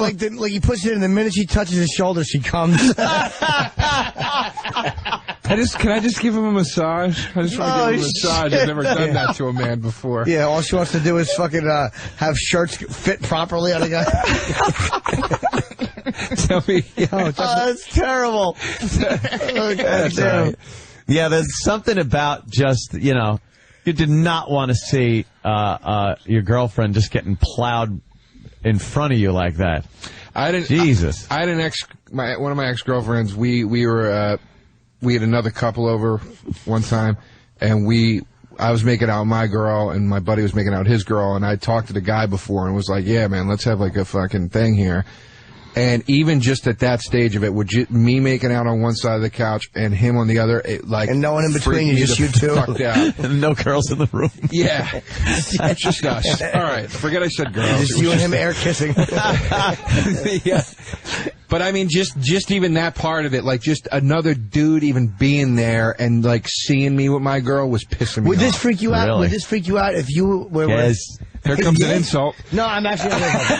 If you and your girl were 69ing, right? Uh-huh. And you're on the bottom, and she's on top, and he's fucking over your face, and his dick and balls keep brushing your nose. I find it more cute than irritating. How awful would that be? Just making that white milky stuff on his dick when he's pulling it out. Just smelling the man asshole stench just hovering over your fucking head. Brillo-y hair chafing your bridge of your nose. It all boils down to if somebody has a bigger dick than you smashing your girl. It's just... Well, that would, If you're slow. wrong to talk to your girl about one, like, I think it's sexy to talk about her fucking other guys. No. I would never want to do Let me that. tell you something. She will not. It's just like guys I who don't have do it. dildos and stuff in their relationship. Anything sexual that you do with a girl that loves you, she'll associate with you. Even if it's some guy with a giant dick smashing her, if it's in the midst of how she loves you, it won't. I'm telling you, dude. If you can just let it go, it's because property. It's possessiveness. Let it go a little bit. Let it go. There's something else to that. Just let it go. There's something else. There's You'll a feel better good. pleasure. You should watch a girl you're with, right? That you kind of like. Have sex fuck another guy. And just be around and see if you can deal with it. And I bet you could. Jimmy's an odd one because Jimmy is constantly obsessed with this thought of and how horrible it is that the girl would be thinking of fucking someone else. Yet you find talking about it with her a turn on. Oh, I absolutely But you do. are completely fucking upset about the thought of that even really happening. Yeah, I get jealous, but I do talk to her about it, and I make her tell me about other people. 10 minutes left, Danny? Is there another read? No, no read. Oh, good. Okay. And I just like letting everyone Danny know. is just counting down. Oh, shit. What the fuck is that? What's going on, Danny? His job is to let us know how much time is left in the show. He's got to be kidding. Damn. He's got to be kidding.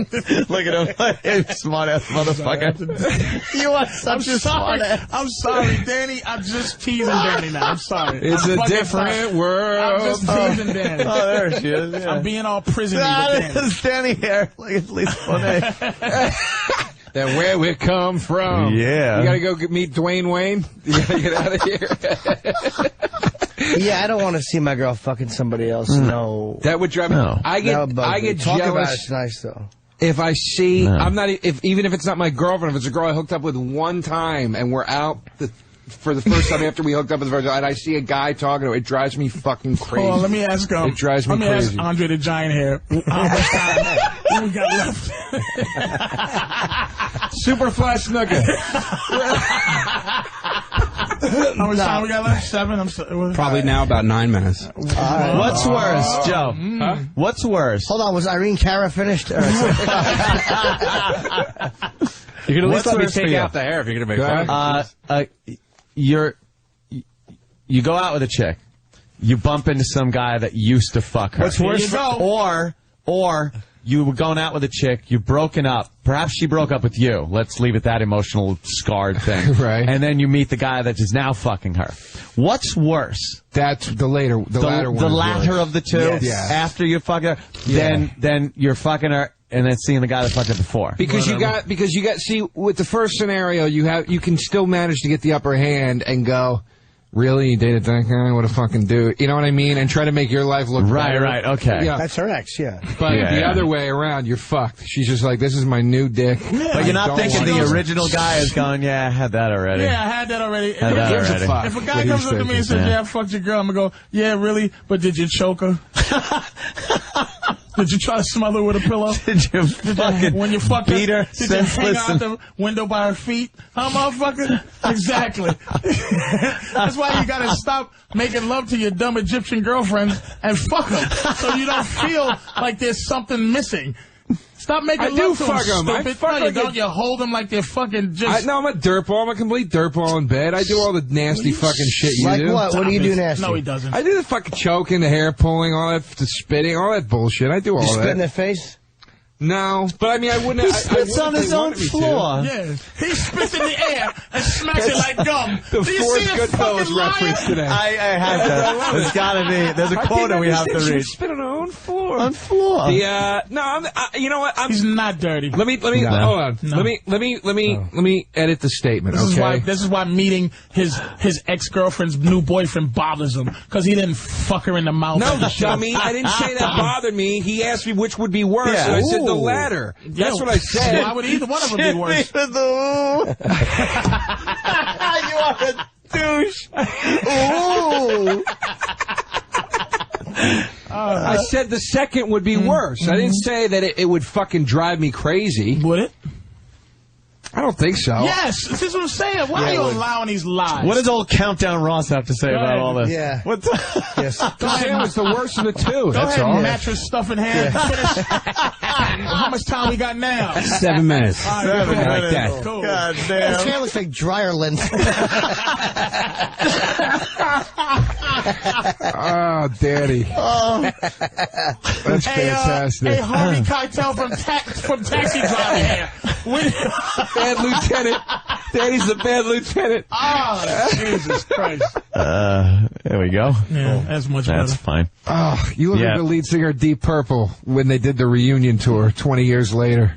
Okay. I used to freak the fuck out though, especially if like I remember a girl breaking up with me when I was probably 16 years old, and then she was two. Yes, exactly.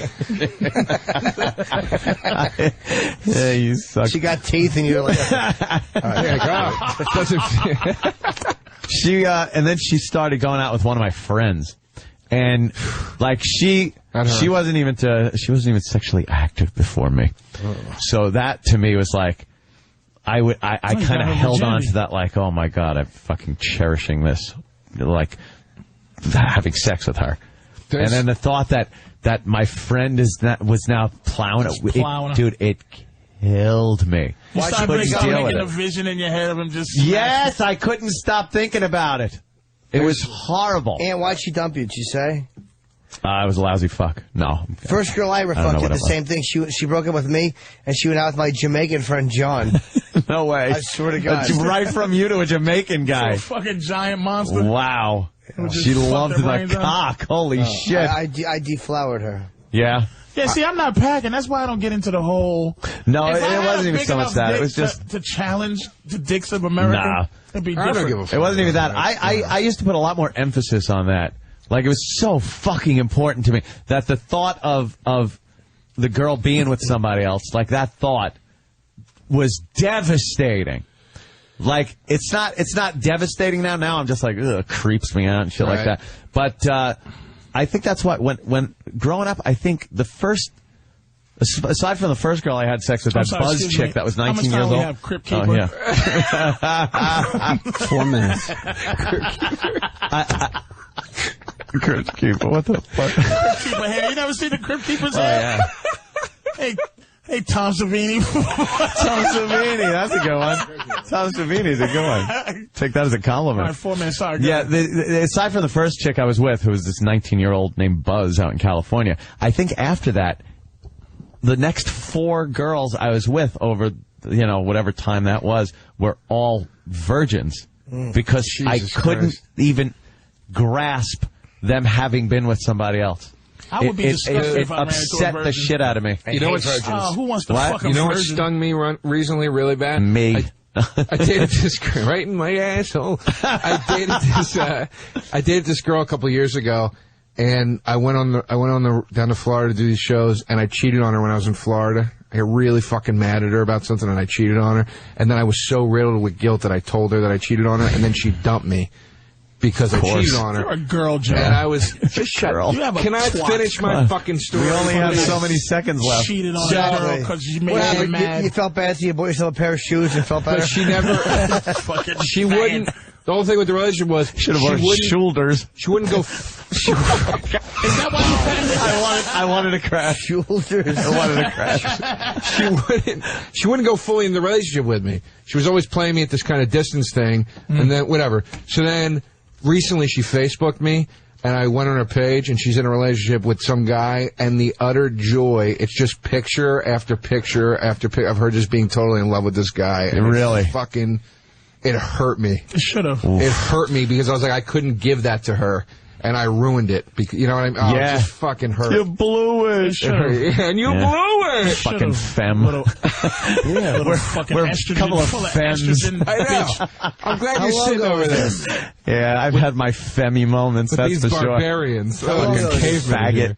Yeah. It's the How long reason was why you what? would do How long something. You ago don't this fucking happened? cheat on your girl. The Facebook thing just happened a couple cause weeks ago, something. but the actual Patrice, you don't 2 years, 3 understand years some of ago? the I do it, but it's like we don't understand some of the shit you come out. You're like like Obi-Wan Kenobi with some of this shit, you can't understand some of our level shit. For instance, I don't guys don't cheat because...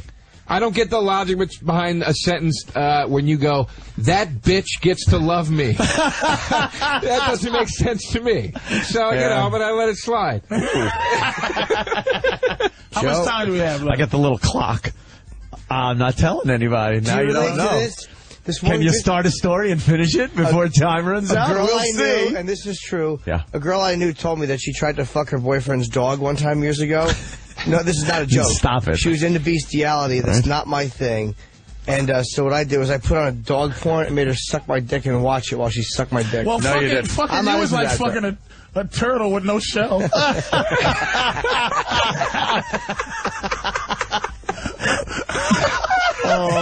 Or a clawless bug. Ooh.